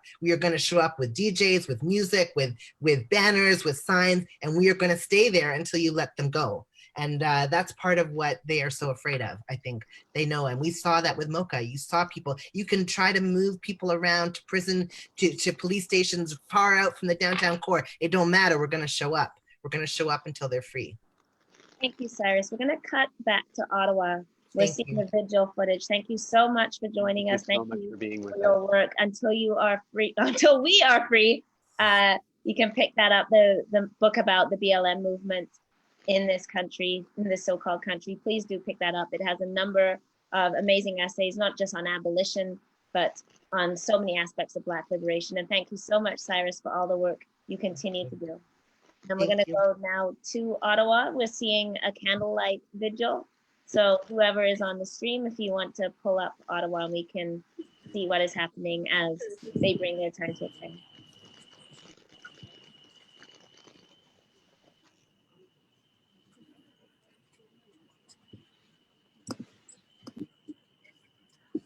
All right, this is a speech written by Senator Pate in observation of Prisoners' Justice Day. This Prisoners' Justice Day, I stand in solidarity with prisoners, their families, supporters, and allies across the country as they honor the memory of the women and men who have died in prison. Prisoner Justice Day began as a commemoration of the preventable deaths of a prisoner in segregation at Millhaven Penitentiary 46 years ago. Today, it is recognized around the world as the day that marks the international struggles against continued neglect, silence, and inaction regarding the human rights and legal protections of and for prisoners. As the Black Lives Matter movement, as well as ongoing work of Indigenous and other racialized communities, has emphasized, deep-rooted and systemic racism and discrimination in Canada have cost too many racialized peoples their well-being and lives within Canada's criminal, legal, and prison systems. This year, the global COVID-19 pandemic has underscored these unacceptable and horrific legacies. Despite requests from the Minister of Public Safety, as well as recommendations from medical and legal professionals working within prisons, not to mention international human rights organizations, the Correctional Service of Canada failed to establish robust depopulation strategies to identify and release individuals from federal prisons. Instead, they isolated and segregated prisoners and subjected them to ever more restrictive and punitive conditions of confinement and maintained that such regressive measures were the only form of physical distancing they were willing to implement. Shame! Shame! For those inside, COVID-19 has meant an exacerbation of ongoing human rights violations, including long-term conditions of isolation and solitary confinement, and a lack of access to community-based alternatives to prison, particularly health and mental health care options. Along with long-term care and other forms of institutionalization, prisons must be called to account. How many more egregious human and charter rights violations will it take to ensure judicial oversight of correctional services? This Prisoners' Justice Day and every day, let us honor those who died, including as a result of COVID-19 and other illnesses and conditions that are preventable and treatable in our communities, and as a result of systemic silence, neglect, discrimination, and violence. Let us honor those inside, their loved ones, advocates, and allies who are working tirelessly to uphold human rights and dignity for all. Let us honor the men and women here in Ottawa who have undertaken hunger strikes at the Ottawa Carleton Detention Centre, seeking an end to systemic discrimination, including based on race, gender, and ability. Let us honor the women who lived and died in the prison for women in Kingston and support the work of the women at the P4W Memorial Collective. Their courage and leadership both inside current prisons for women and in their communities amount to decades of work to decriminalize and decarcerate women. With humility and gratitude, I extend my appreciation and respect to all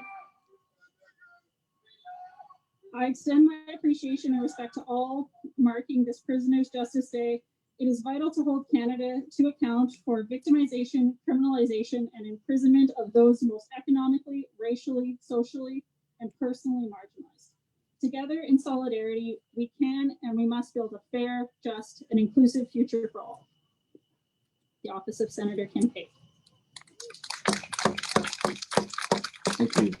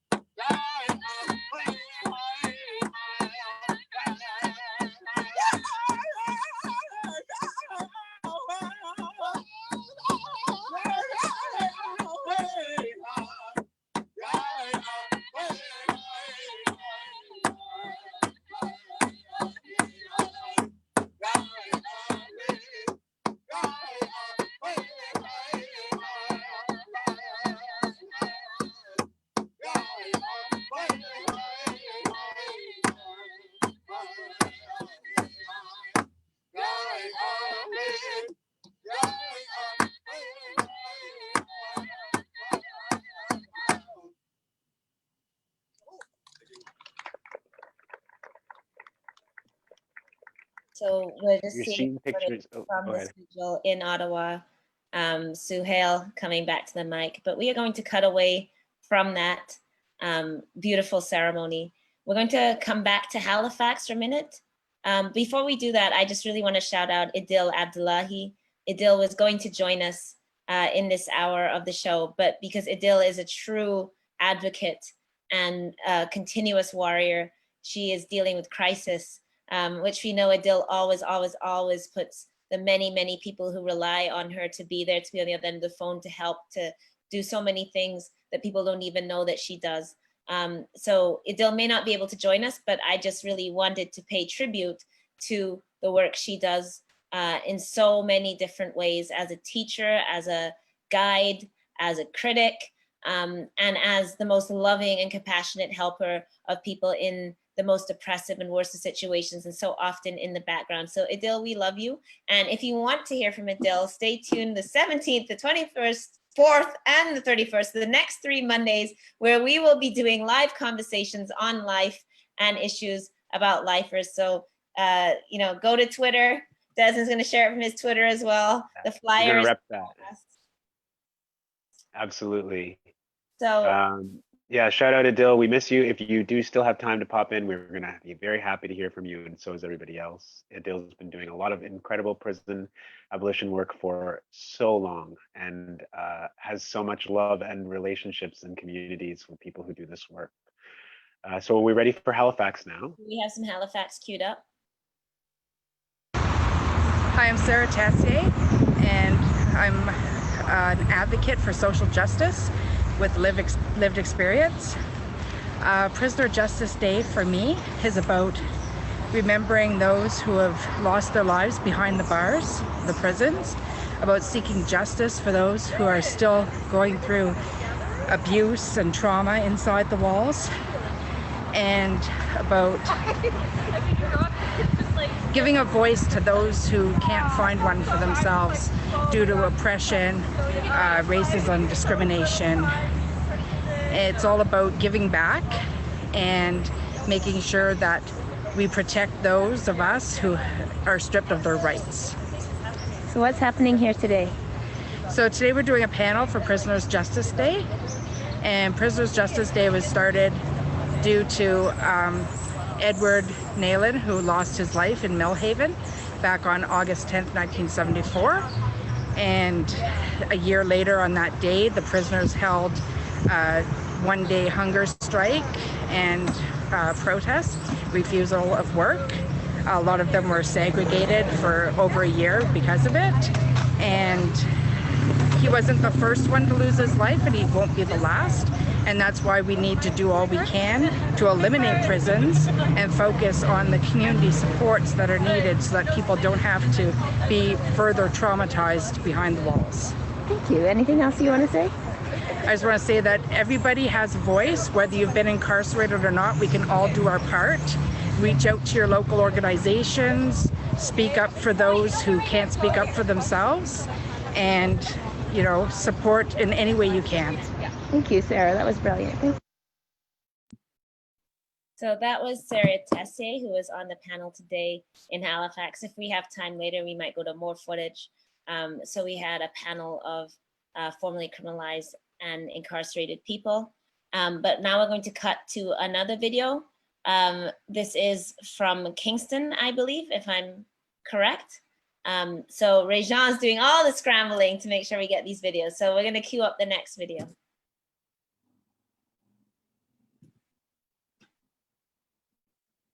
While we're waiting for that, oh, here we go.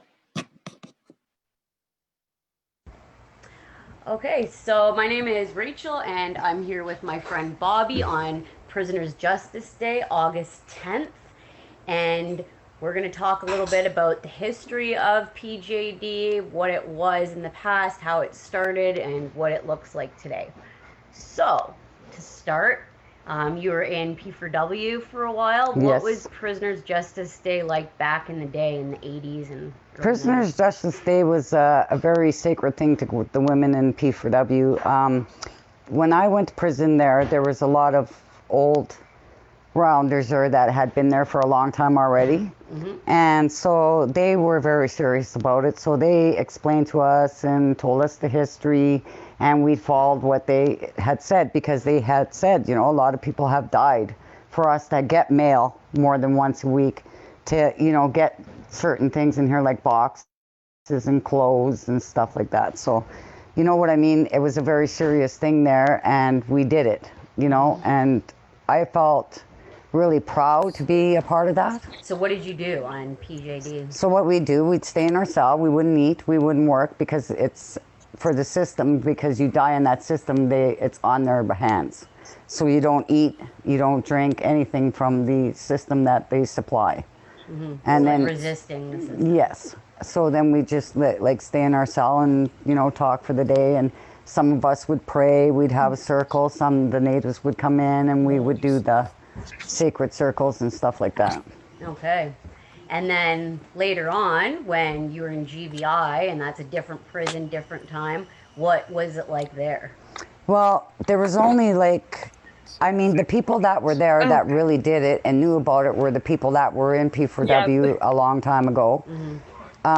It's more of a younger generation now, and it was so different because they weren't educated on anything about prison justice. They knew it was like, they knew what it was, but they didn't know why or how far it went, and some of them didn't even really care. So there would only be a few of us that actually did that, and people worked, people went to work, people ate, people did everything, you know. And I think maybe 20% of people didn't, and that's high because there's 280 women in there. Yeah. You know what I mean? And so like the ones that did it, they did it. And the ones that didn't do it, they just did their daily thing. And then there's people that wanted to change the day, you know, like do other things, like instead of locking up, walk around the yard, you know, and stuff like that, right? But I don't know what that meant, but you know, like that wasn't for me, so I didn't do it, right? But I said, you can't change Prison Justice Day. They made it better for us. Yeah. And you can't change what people have done from the past. Yeah. You know what I mean? Some things you have to keep the same when you're in prison, like that kind of stuff. Yeah. Because your friends, you know, some of your family have died in that prison, and they starved to death to get better conditions, even better punishment, like not being in seg and being trapped to the ground by chains and stuff like that, you know what I mean? And that's why all the riots and everything, you know. But now it's like people get locked down now, or I think maybe only 5 people would actually stand together and, you know what I mean, fight for the rights of having a sit-in or whatever like that, you know. So Prison Justice Day wasn't very important over there. Yeah, I remember doing it and learning about it, but not many people did. You're right, they didn't seem to care. And then what about out here in the community? Today there's events going on all across Canada and all the major cities. We had a healing circle at C4W, so what's that like for you? Well, that's, I love it actually, but I mean, I get emotional because my sisters have died in there, you know, and I know the people that died in there. And having it there is a really nice way to respect them and love them and let them know, you know, we're here on your ground, you know. And so for me, it's very important to be there, but it's also very emotional for me to be there. Definitely. Yeah, because like I had a lot of friends that died in there and watched them die in there. You know, the guards, either it was them, you know, just driving them to it because they know how to push their buttons, or, you know, stuff like that, or they just gave up on themselves and gave up on life, or, you know. But mostly it's because of, you know, the jail itself, like, The conditions, yes. the way that women are treated and the way, dehumanized. yes. Yeah. Same, because a lot of women, I mean, that's the Oh.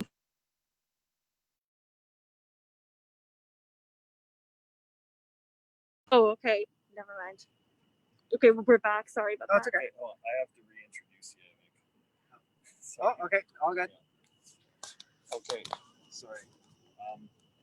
So I don't know what we got before. Hopefully this is not a do-over, but Millhaven is where Prisoners Justice Day started, and we felt it was important to get some statements from the men who are at Millhaven presently. And we have Jeff here from the Millhaven Lifers Liaison Group who goes in to Millhaven, or at least they were going in until COVID pandemic began.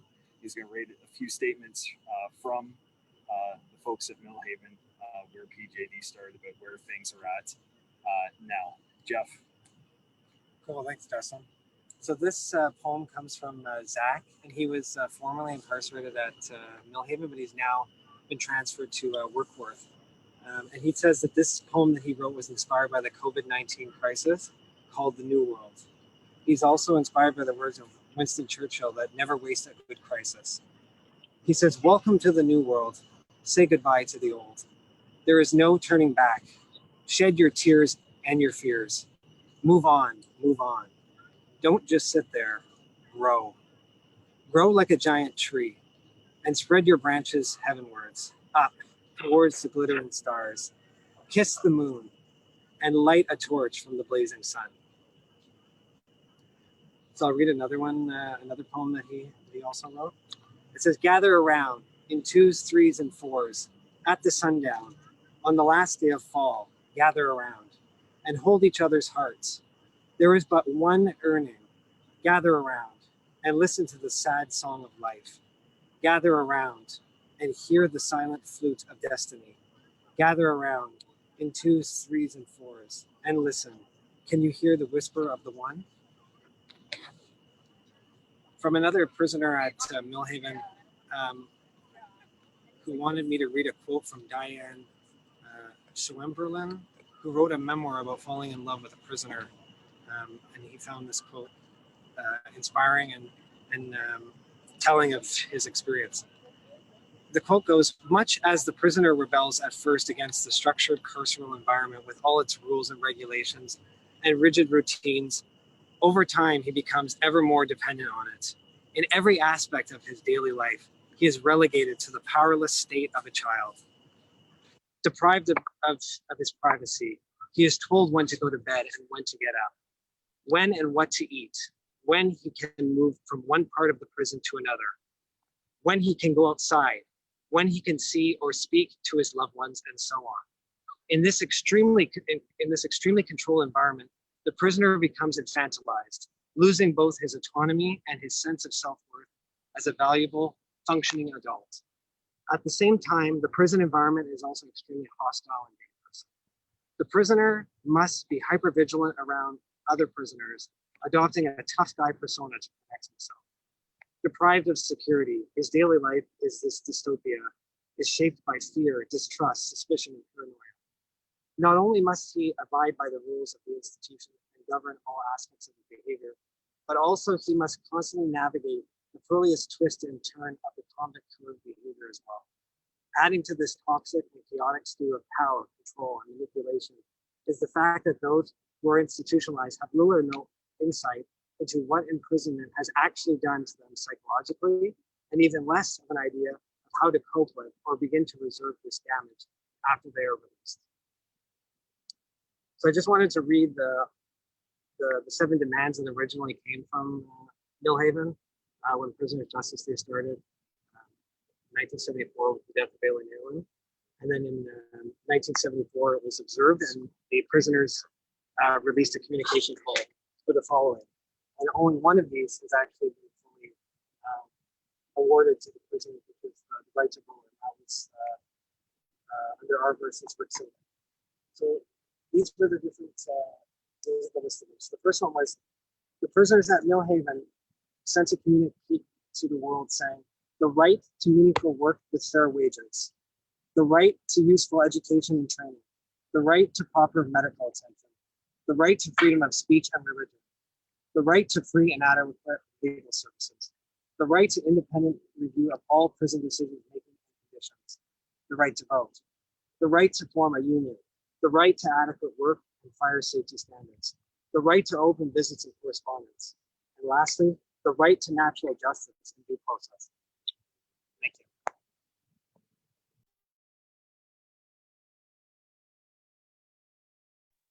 We are Perhaps back. we've lost our feed from We Ottawa have there. lost our feed, but what we were hearing was messages and poems and testimony from Millhaven, which, as Justin said, is where PJD started. So we wanted to pay tribute to that. Al, just as we keep going here, and I know we're going to try and maybe get back either to the video that we were watching earlier, or we might be going to Vancouver. But I wanted to say, since you've been kind enough to shout out so many other people's work this evening, that we have to shout out and support our sister Elle Jones, who, among other things, I mean, I bought a copy of your first book of poetry, which is Life from the African Resistance. And for those of you who don't know, Elle is actually working on another book. I have the inside scoop about that. Am I allowed to even say that you're working on it? Yes. I already did. But when might we expect that from you, Elle? Probably in the winter. So it's with Gasbro Press. And the answer is whenever I get these edits in, but you know, we be out here in these streets, not editing our books. But it's called Canada is So Polite, and it deals with state violence. So prisons, policing and borders, but not just a kind of objective accounting of it. It's more about the relationships we build as we do this work. So really looking at a lot of those bonds, a lot of the love and a lot of the storytelling that comes out of this work we do, as well as going back into like my history, looking at my colonial histories as well. So there's a tiny bit of maybe memoir, but not really, but mostly focused on this work of fighting the state. So Canada is So Polite, coming in the winter of 2020, we hope, from 21. Somebody who at the same time is working on her PhD, is taking the call from the prison, is organizing the rally that's happening outside in the street, is mentoring young people with the, you know, Freedom School program that you're doing out there. Elle, you're doing so much all the time. We take for granted, I think, so many things that you do. But we continue to honor and support your work, and I hope everybody will buy Canada is So Polite when it comes out. Thank you, Desmond. We did want to return to the video we were playing earlier. We had a bit of a mix up as we're going between these multiple cities, multiple events. We don't want to cut off that video, so we're going to return to the video we were watching. And or, you know, stuff like that, or they just gave up on themselves and gave up on life, or, you know, but mostly it's because of, you know, the jail itself, like the conditions, yes, the way that women are treated and dehumanized. the way, yes, yeah, saying, because a lot of women, I mean, that's their trigger, you know, like there's a lot of guards that say, oh, you're never going to make nothing out of your life, you know, but to that, some women would get really upset about that and want to kill themselves because they really believed it, you know what I mean? Because they already had that insecurity about themselves when they came to prison. And 90% of prison is women with those emotions, like those problems. Yeah. You know what I mean? And so when people are talking down to you all the time and saying you're no good and you're just a convict, you're this or that, you go to your cell and you hang yourself, you know? That's what people did. Yeah. So I think that's all for now. That was excellent. Happy PJD. Yes. Oh, that was easy.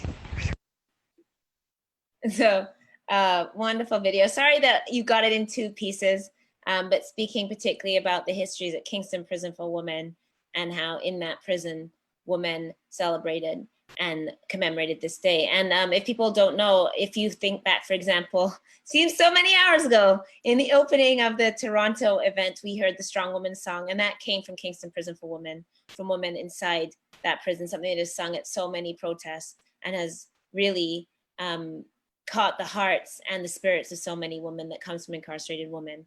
And we want to honor women like Joey Twins, you know, with the advocacy around what happened at Kingston, the Arbor Report, the woman that had the courage to speak out. So it's just really, really great to see those women centered. I'm sorry to cut the video in half, but I hope that you got their words. Just give us a little bit more, Elle, here as I work with folks to get Vancouver up. But it looks like that's where we're going next. So yeah, in our coast to coast coverage, we are headed to Vancouver next. We have shown some clips of the Halifax event, just to give a quick summary. That was by the courthouse on Spring Garden and also by the Winston Churchill statue, which is downtown Halifax, one of the many symbols of colonialism and racism and enslavement that litter downtown Halifax. So we heard from people. Sarah Tesse, who we just saw a brief clip from, is also a woman who very courageously came forward to challenge sexual abuse that was taking place by a guard in Nova who was assaulting multiple women. Sarah is one of the women who spoke out about that. Sarah also spoke a lot about the experiences of LGBTQ2S+ prisoners We had Nicole Tobin, who was criminalized simply for driving her children on a vehicle violation, and then faced a horrific journey through the justice system. Rosette Bakwafoa, who we saw in an earlier clip, spoke about the intersections of being a refugee, the child injustice system, what happens to youth inside locked homes, and how that leads to criminalization.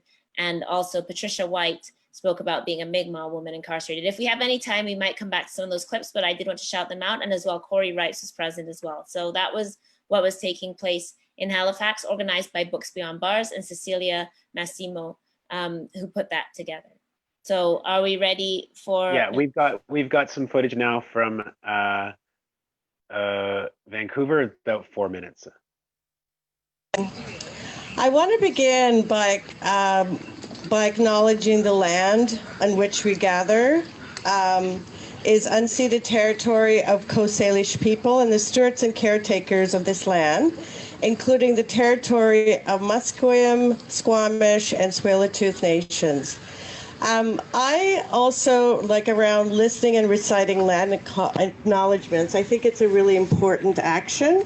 However, ending settler colonialism and its discriminatory institutions and its vehicles of knowledge production and its white supremacy, it thrives on equally important. And I ask you what you are doing to end this occupation. At this moment, demands more than acknowledging our settler past. Some of us has been brought here on stolen land as stolen people, and some of us have recently arrived, including myself. And I'm a descendant of indentured people from the Fiji Islands. The ongoing violence and terror, and this is a quote, is caused by police in our homes, on the street, in schools, on borders, abroad, and in hidden spaces like police cars or places like police cars, jails, prisons, and detention centers has to end.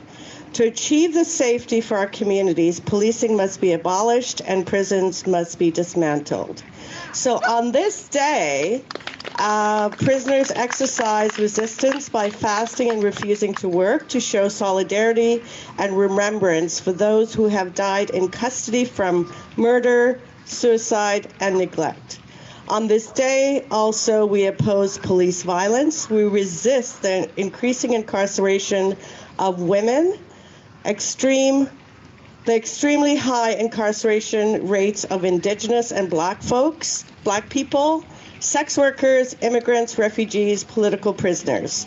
We raise awareness about systemic racism and colonialism, homophobia, transphobia, harm reduction, the overdose crisis, and inadequate health and mental health care inside prisons and jails. On this day, we honor those who have passed and build a vision for prison abolition and a world where we can take care of each other. So having said that, I'm going to invite Cease, my friend Cease Weiss. Cease and I have been at this for a long time as prison justice activists for, I would say, the past 30 years. So I would like to invite Cease for an intro.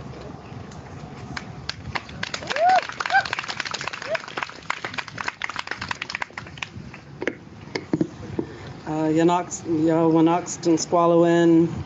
Welcome everybody on Hasquile, Toitstanot, Quian, Quinchaman, Cease, Quian Sna. So just letting you know my traditional name is Toitstanot. Toits is the medicines, Tnot is women. We have several words for women, so it's one of them. And so my name is really more not so much about being a medicine woman as it is about gathering medicines for all people. So I'm going to share a song, and I'm going to ask that anybody that isn't part of the event people not record the song. So you can record what I share in words, but because our songs are very sacred and they're So as you see, we are ending that video before the song in respect, obviously, to the sacred ceremony of that song. But that gives us a bit of what's happening in Vancouver. We were going to go back to Ottawa for some of the footage, but everyone's phones are dying. We've had just stalwarts getting us footage for the last 4.5 hours, if you can believe it, is how long on this live stream. I know that Toronto Prisoners' Rights Project will be sharing some of the extra footage in the Facebook page. We have more footage from Halifax. There's more footage from Ottawa. Do check with those local groups. So CPEP, noprisons.ca will have more footage. So, I mean, if you're still hanging on to this thread, to this live stream, know that you can catch fuller footage in other places as well. So yeah, Elle, if I can just jump in before we get back to some more footage, though, I just want to actually talk and connect something that was just said in that last video about land occupation and the need to fight land defense fights with Indigenous peoples and to stand in solidarity. There's something going on right now as we speak in Six Nations territory in Western Ontario, in Caledonia, where last week a group of demonstrators set up on disputed territory. There's a long history in Caledonia of the government and developers trying to develop on Six Nations territory without proper consultation and without the permission of the majority of people in the community. This came to a head again last week when people from Six Nations occupied where the development is scheduled to be set up, and the OPP responded by violently coming in and arresting several people. And so I want to connect that to what we're talking about today as well, because the state uses these catch and release tactics sometimes when it doesn't keep people incarcerated, but it will take them into its custody in order to displace them so that unwanted and unsanctioned land developments can go ahead. So I want to express solidarity with the folks who are in Six Nations right now, who continue, by the way, for the better part of a week now, to blockade the areas out of that community in order to say it's not going to be business as usual while these colonial just power plays continue. And we heard from Suhail in Ottawa today about how this is a colonial struggle, that we cannot abolish prison, we cannot abolish policing without having a bigger context for the colonial struggle that we are involved in. And that includes the capitalistic plunder of these development companies, whom the government is taking a land away from Indigenous peoples and giving as a gift to these companies, who then use police forces to enforce, corrupt injunction orders. So you'll see on TV that in Caledonia, people are burning tires, people are blockading roads. It's important to really understand why that is going on. And so I highly recommend that you Google 1492 Land Back Lane, because the people who have taken over that area of Caledonia have renamed the proposed development as 1492 Land Back Lane. And if you look that up, you'll get a lot of information from people who are in Six Nations resisting to this day. And we are in solidarity with those folks as we continue this broader struggle for abolition. And we, of course, also, as we leave Vancouver, want to shout out, of course, Wet'suwet'en struggle as well. And also, we just acknowledge that BC has been a leader in so much of this prison justice work, going back to the work of Claire Culhane in the through the 70s. So much of the leadership on prison law has come out of BC. And the prisoners in BC themselves have been fighting so hard. So BC has been a real beacon for many of us in terms of the fight that people have had out there for so long, whether that's through the prison farm. So I want to shout out Emma's Acres as well. I also want to shout out, the work of prison lawyers like Michael Jackson, Bipaz Vase is out there. So we have a lot of prison lawyers out there. And just in general, acknowledge the kind of struggle that has gone on there. I know we're waiting for a video as well. I think we've got 10 Days of Abolition coming up next. This is the campaign that some have mentioned throughout the course of this live stream. So we got that 10 days video queued up. That is what we're waiting for now. So okay. I'm not sure if it's ready yet. These anxious moments and anxious faces and shout out again to our technical team for every amazing thing that you've been able to pull off this evening.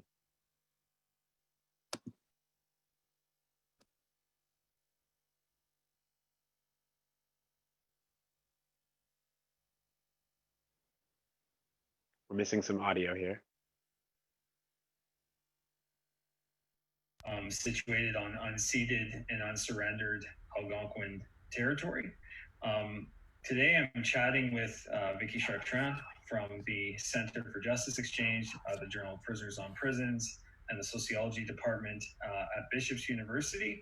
And we're just here to talk a bit about the 10 Days of Abolition Instagram series that Vicky, Amanda Barlow, Lisa Gunther, Sheena Hosko, Kareem Ibrahim, Olivia Naftali, Linda Mussel, and Nancy Van Stuyvendale, and others contributed to over the past 10 days leading up to today, Prisoners Justice Day. Okay, so that was long-winded. Vicky, how did the 10 Days of Abolition get off the ground, and how do you locate it within the current context in which we find ourselves? Okay, well, yeah, thanks, Justin. And I just want to thank everyone for joining us tonight or today for the Prisoners Justice Day, for your time and energy. I think that's really significant to honor that. I do want to acknowledge that I'm also here at Bishop's University and in Sherbrooke. We're on unceded territory of the Abenaki people, and the Abenaki people who were severely decimated during colonization. In fact, there's a friend of mine who's an Abenaki man who just recently released from prison after 27 years of incarceration. And it's no coincidence that as we're talking about imprisonment, that a good significant portion of the Indigenous people are incarcerated provincially and federally. So the idea for the Instagram series sort of came out of the Center for Justice Exchange, who holds, we actually hold annual prison art exhibitions every year, and we usually invite some guest speakers to attend. One year we actually held a fundraiser for the prison art, and it was to raise funds for the missing murdered, some of the awareness around the missing murdered Indigenous women, and we got quite a good response from folks in prison. It's amazing how people just, people in prison really just want to be, most of them just want to be a part of the community and give back in some way. Last year, we actually had Sherry Pronto come and talk, and she was a formerly incarcerated Cree and Anishinaabe woman, and as well as Senator Kim Pate. So really, the exhibitions are to cultivate awareness of imprisonment. And the art itself, it actually provides a really unique, visual and impactful understanding of the struggles and experiences of people in prison. And partially also, in probably a more subtle way, is that prison art, it's incredibly creative. And if you, Justin, you're probably going to show the artwork in a minute, but it's incredibly creative, and it shows us the amount of creativity and personhood that we're caging, and that we're losing through the caging of people, and we use prisons as the solution to social problems and violence. So here's the artwork, and there was a group of us that came together and started developing the 10 days of abolition. And part of it was a response to, in this context, as Justin, you had asked about, one was the COVID-19 and the many lives that were put at risk in these varying institutions like prisons, detention centers, youth jails, psychiatric institutions, as well as we want to build on the momentum that we started seeing worldwide with the Black Lives Matters and defunding the police and abolishing the police. And then finally, of course, we want to refresh and re-energize some of the Prisoners Justice Day. A lot of folks inside telling us that Prisoners Justice Day has lost its meaning, and it really is about losing life, an actual physical life inside the prison walls. So here we have the first few days, what we tried to do, the group of us were working on abolition syllabus, or abolition syllabi, and abolition Q&A.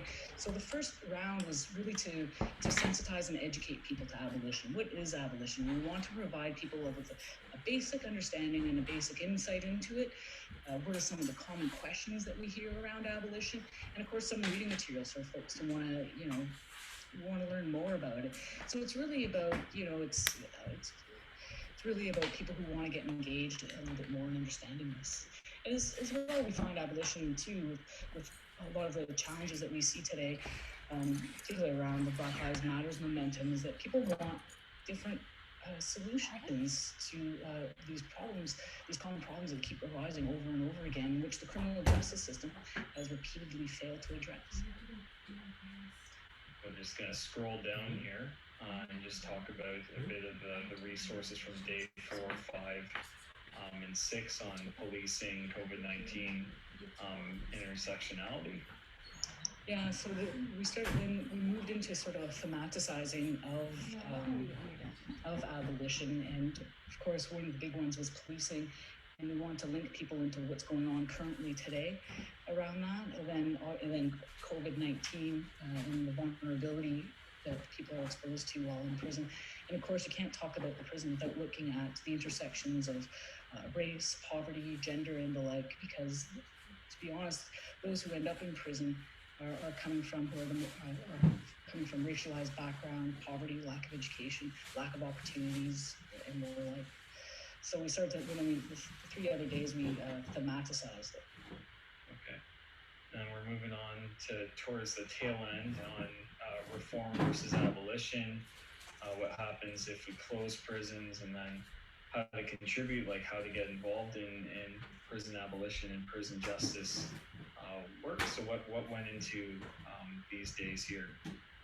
Yeah, so then once we highlight some of the themes, then we wanted to move into answering some of the questions that folks might have. And a really common question is, why not just reform the system? And to be quite honest, if you start looking at the prison along with other institutions, but if you look at the prison, we've been trying to reform the prison ever since its inception in the 17th century.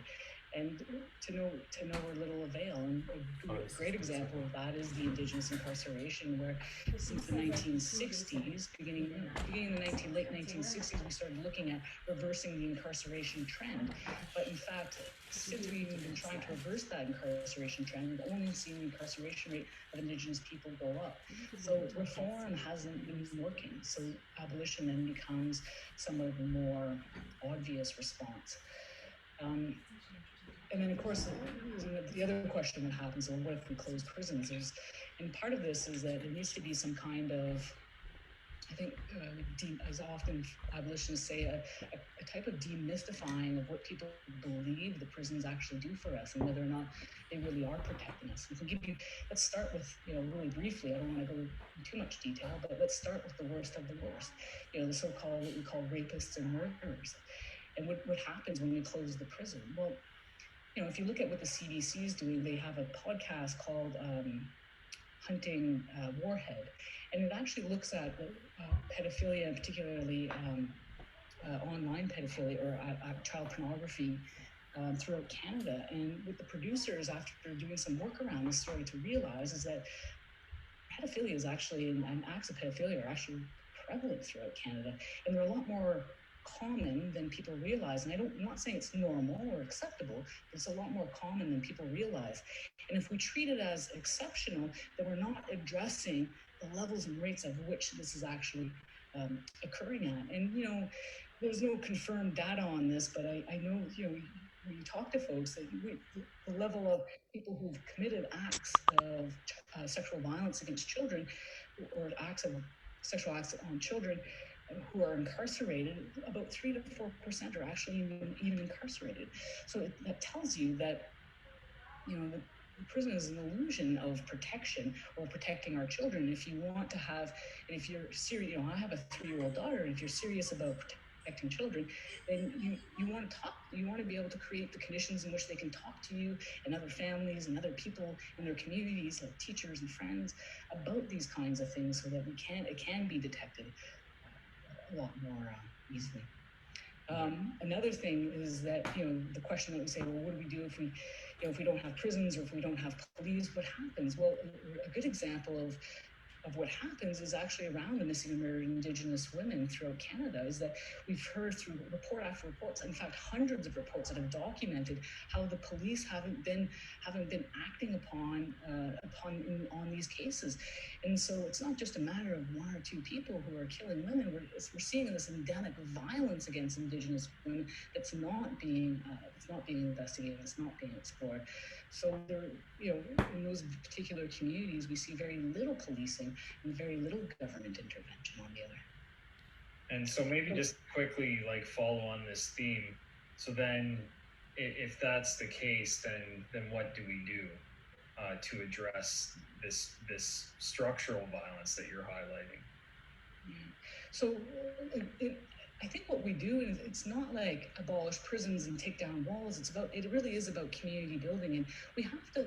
It's not about instituting in a whole new alternative system. We actually have things in place that exist. Like a good example would be a group called COSA, Circles of Support and Accountability, who work with people who are coming out from sex offending. And what they do is they support them and hold them to account. And we know that the research shows that folks who continue on with those kinds of acts, it's usually when they're driven underground, when they're put on sex registries, when they're alienated from their communities. When we bring them into the folds and hold people to account, they're less likely to recommit those kinds of acts. Other things would be, if you want to look at violence, so you have groups like Straight Up, who work with people who are trying to leave or exit gangs, and who don't have any other kinds of opportunities to be able to make that a reality. Sometimes it could be just something as basic as, what do you need? I need a job. I just need a job. Okay, everyone. So that was part of the 10 Days of Abolition campaign, doing a great job there. They were of explaining to us, what went into the thinking behind walking people through these conversations about abolition. Most of us are in our infancy in having many of these conversations, while others have been fighting their entire lives. And so the resources at noprisons.ca that are available for folks to, check out, share, use as a teaching tool for yourselves, for groups that you might be with, for friends and other people in your communities who might ask these questions. I think that video and what we just saw there is a really good example about how many resources out there exist that we may not know about, that we may not be aware about. So thank you to noprisons.ca, and that's where you can go to check out the 10 Days of Abolition campaign and to learn way more than what you just saw there in that little snippet. You can also see the residual memes from our fight against Bill Blair and his refusal to release federal prisoners, including the Don't Care Bears, the Pause Patrol. We had a lot of those memes, so you really like your memes. Humor as well while you're on that site, but there's many other campaigns. On that note, we are coming to the end of the evening. We are at the end of the evening. We've been through Halifax, we've been to Ottawa, Montreal, Winnipeg. We've heard about the growing work on the prairies, and of course, BC. We didn't hear from Minachki Mano, but I really also want to shout her out for the work being done that they were doing with caravans, for example, during COVID, like every week going with these caravans to the jails and prisons. So we really want to shout them out. But we have now come to the end of our time. So Desmond, you start. We're going to do our thank yous, our shout outs, and remind you of all the campaigns as we close this down. Well, the first thing I got to say is we keep referring to our incredible tech folks here. They are organizers. They might be just tonight providing what you see visually, but they have helped to organize everything that you have seen tonight. So especially to Rajon and to Alana, to the Toronto Prison Justice Group, to Abolition, the Abolition Coalition from across the country who makes these kinds of live streams and events possible. We could not do this without you. You are supporting so many different folks and making visible so many different struggles. So I'll start my thank yous there. I don't know if you want to come give us a wave, Rajon, or if you're typing away, but if you can, there we go. Rajon and Alana. So both of them did all the work to put us together. Do you guys want to give us a quick? You got to go on screen though, folks. You got to go on screen, because if these people can't see you, then what good is it? Yeah. Thank you so much for tuning in. Thank you to Desmond and Elle for holding it down. Perfect moderators. While we're scrambling in the background, they're keeping everything looking like it's cool. We really appreciate y'all. We really appreciate you. Elle, go ahead. I know we have a lot of shout outs and a lot of orgs to plug and causes and stuff. Go ahead, Elle. I just wanted you to tell us a bit about your own work, just very briefly, so that we know what you're up to. Oh yeah, we organize with the Toronto Prisoners' Rights Project. So yeah, a lot of the stuff that we've been hearing about today has been our focus in making sure that we're holding down space for people that experience incarceration, that call Toronto their home. One of the big things that we do is the Prisoner Emergency Support Fund. We have over 900 applications and need well over $200,000 to be able to cover it. So make sure to go check that out on GoFundMe. You can find the link on all of our pages, including our Facebook page where you're watching this today. So make sure to go there and donate. Your money goes a long way. We give stipends to folks that are incarcerated, impacted by incarceration. So yeah, donate. Yeah. And besides the fund, we're doing a lot of educational work, a lot of support for prisoners who are engaging in hunger and labor strikes right now. There are so many of them popping up, and the work that we're all doing supports prisoners to feel like they can do that. So keep supporting, coming out and showing support for prisoners when they engage in direct action like that. And a lot of advocacy that we're all doing. So yeah, definitely stay tuned to Toronto Prisoners' Rights Project and to CPAP and all the other amazing groups that we're working with. And thank you so Could much. you guys just bump the jail hotline info real quick? Oh, Sure, yeah. yeah. Yeah, our friends in Ottawa, the Criminalization and Punishment Education Project, CPEP for short, do incredible work making sure that we're giving voice and listening to from folks at Ottawa Carleton Detention Center. The jail hotline is not free. It costs a lot of money. There was some seed funding to be able to get it off the ground, and it is one of the most important projects being run in this country right now. So make sure to support their fundraiser for the jail hotline. Make sure you share with people that have money. Share with people. No amount is too little. It might mean that folks have an extra few minutes to be able to share their story with the world. Yeah, and also if you're out in the Prairie Provinces or the West Coast, there's a Prairie Province Prisoner Emergency Support Fund similar to what we do here in Ontario. So if you're tuning in from out there, please consider donating. Yeah.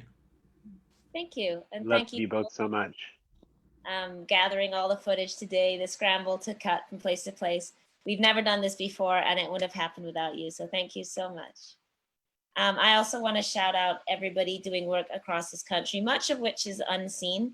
In these moments, we have a brief moment where for a couple of months, the media cares about defunding or cares about abolition. We'll have these conversations. And we know that moment passes, but it hasn't passed for people that have been doing this work before and continue to do this work after. Too many to name, but we know across this country. I'll do the ones in my own province, East Coast Prison Justice, Hannah Garson by herself, who does a lot of habeas work. Martha Painter did send some videos that I know weren't able to be downloaded because she's somewhere where there's no internet, but Martha Painter and Women's Wellness Within that provide healthcare, prenatal support, pregnancy support, and all kinds of wellness to women, trans and non-binary people behind bars. Emma Halpern in the EFRI Mainland Society, as well as EFRI Cape Breton. Darlene must be one of the longest serving people in this country doing real work on abolition as well. And I'm sure there's many more that I'm forgetting. Chalk it up to the head at this time and not to the heart. But we really thank everybody across this country. You know who you are, that are going out here every day on the needle exchanges, on the setting up safe injection sites, taking the calls, giving the drives to the prison, the work that's not glamorous, the work that doesn't make the media, but the work that holds everybody down. So thank you to all of you. And of course, Justine Pichet, who's really the person that brought a lot of Abolition Coalition together. And we really thank him for his work, as well as Suhail Benselman and Sarah as well with the jail hotline. So thank you to all the Ottawa peeps as well. And I want to shout out Lindsay Jennings as well with Toronto Prisoner Rights Project. So I'm not going to say any more names. I'll be here all night. So everybody else, consider yourself also acknowledged and thanked and honored. Yeah, it's always dangerous when we start naming names because there's always so many. I want to shout out the Justice for Sully campaign and remind you that this Saturday at 2 p.m., 25 Grosvenor Street in Toronto, Sully Montefiori's family, who have been fighting for 3.5 years, will have an event. This is in the wake of the decision not to charge any of the prison guards who collaborated to beat Sully Montefiori to death on December 15th of 2016. That's Saturday, this coming Saturday in Toronto at 2 p.m., 25 Grosvenor Street. I'm going to shout out Passan for the work that they did to help organize the event in Toronto this evening. Passan provides a lot of healthcare and harm reduction supports to prisoners here in Toronto, to people who have come out of jail. I want to shout out Moko Dawkins and say that we are so grateful that you are out of jail. Please continue the incredible prison work that you have been doing. I want to shout out again our friends at the Toronto Prison Justice Project. We should shout out again the fundraiser, the petition, excuse me, for Ottawa L, if we could. So we want to shout out Selena's petition for Mama Selena as thank well. You. You can check that on Roxana's pages, Roxana Hajiri. There's also a Justice for Mama Selena, Save Mama Selena page. But all of these things are on the page where you're watching this live stream. So if you're watching this live stream, then you will also have access to this petition. Please sign the petition for Mama Selena to stop her deportation. I also, nope, it's gone. I'm sorry, it's late at night. There's something else I wanted.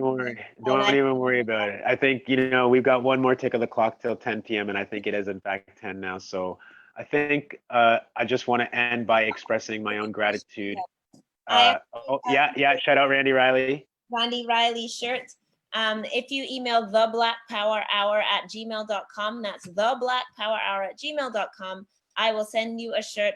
If you can donate, please donate. If not, if you could cover the cost of shipping, that'll be fine. You can send a money transfer. If you can't afford the cost of shipping and you want a shirt, we will still send you a shirt. We're going to ship these to Toronto and to Ottawa as well as to folks in other places so they can be distributed. And do support Randy as he appeals his wrongful conviction. You heard him earlier in this broadcast. We were so glad to have him with us, and we're going to continue bringing his case to light and making sure that he's not forgotten and buried by the system.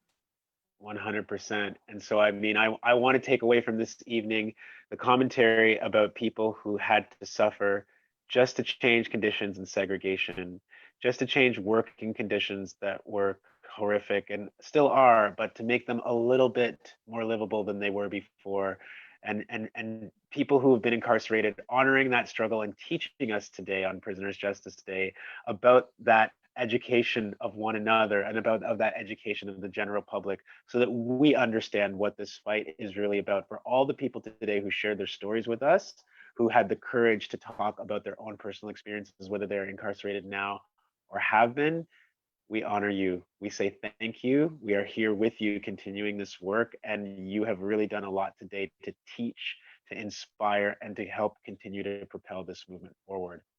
And it would not be a production involving Burnside prison strikers if we didn't end by quoting Nelson Mandela that you can tell the condition of a country from the way it treats its prisoners. A country is not known by the treatment of its highest citizens, but by its lowest. I paraphrased a little bit, but if you notice, all Burnside prison strikers communiques will include that quote. So in honor of those prisoners and everybody, we end with their chosen quotation that again reminds us the importance of centering prisoners today and all days in all of our justice work. And as we move towards a world of abolition, a world beyond prisons, a world beyond borders, a world beyond punishment, a world of healing, a world of compassion, and a world of love. That's it from us. Desmond Cole, do pick up his book, The Skin Wearing, keep the man at #1. But also his book deals exactly with these issues. So if you enjoyed what you're hearing tonight and you haven't read Desmond's book and you want to know more, that's a good place to start. Also Robin Maynard's book, Policing Black Lives, and also Black Life by Ronaldo Walcott and Adil Abdullahi,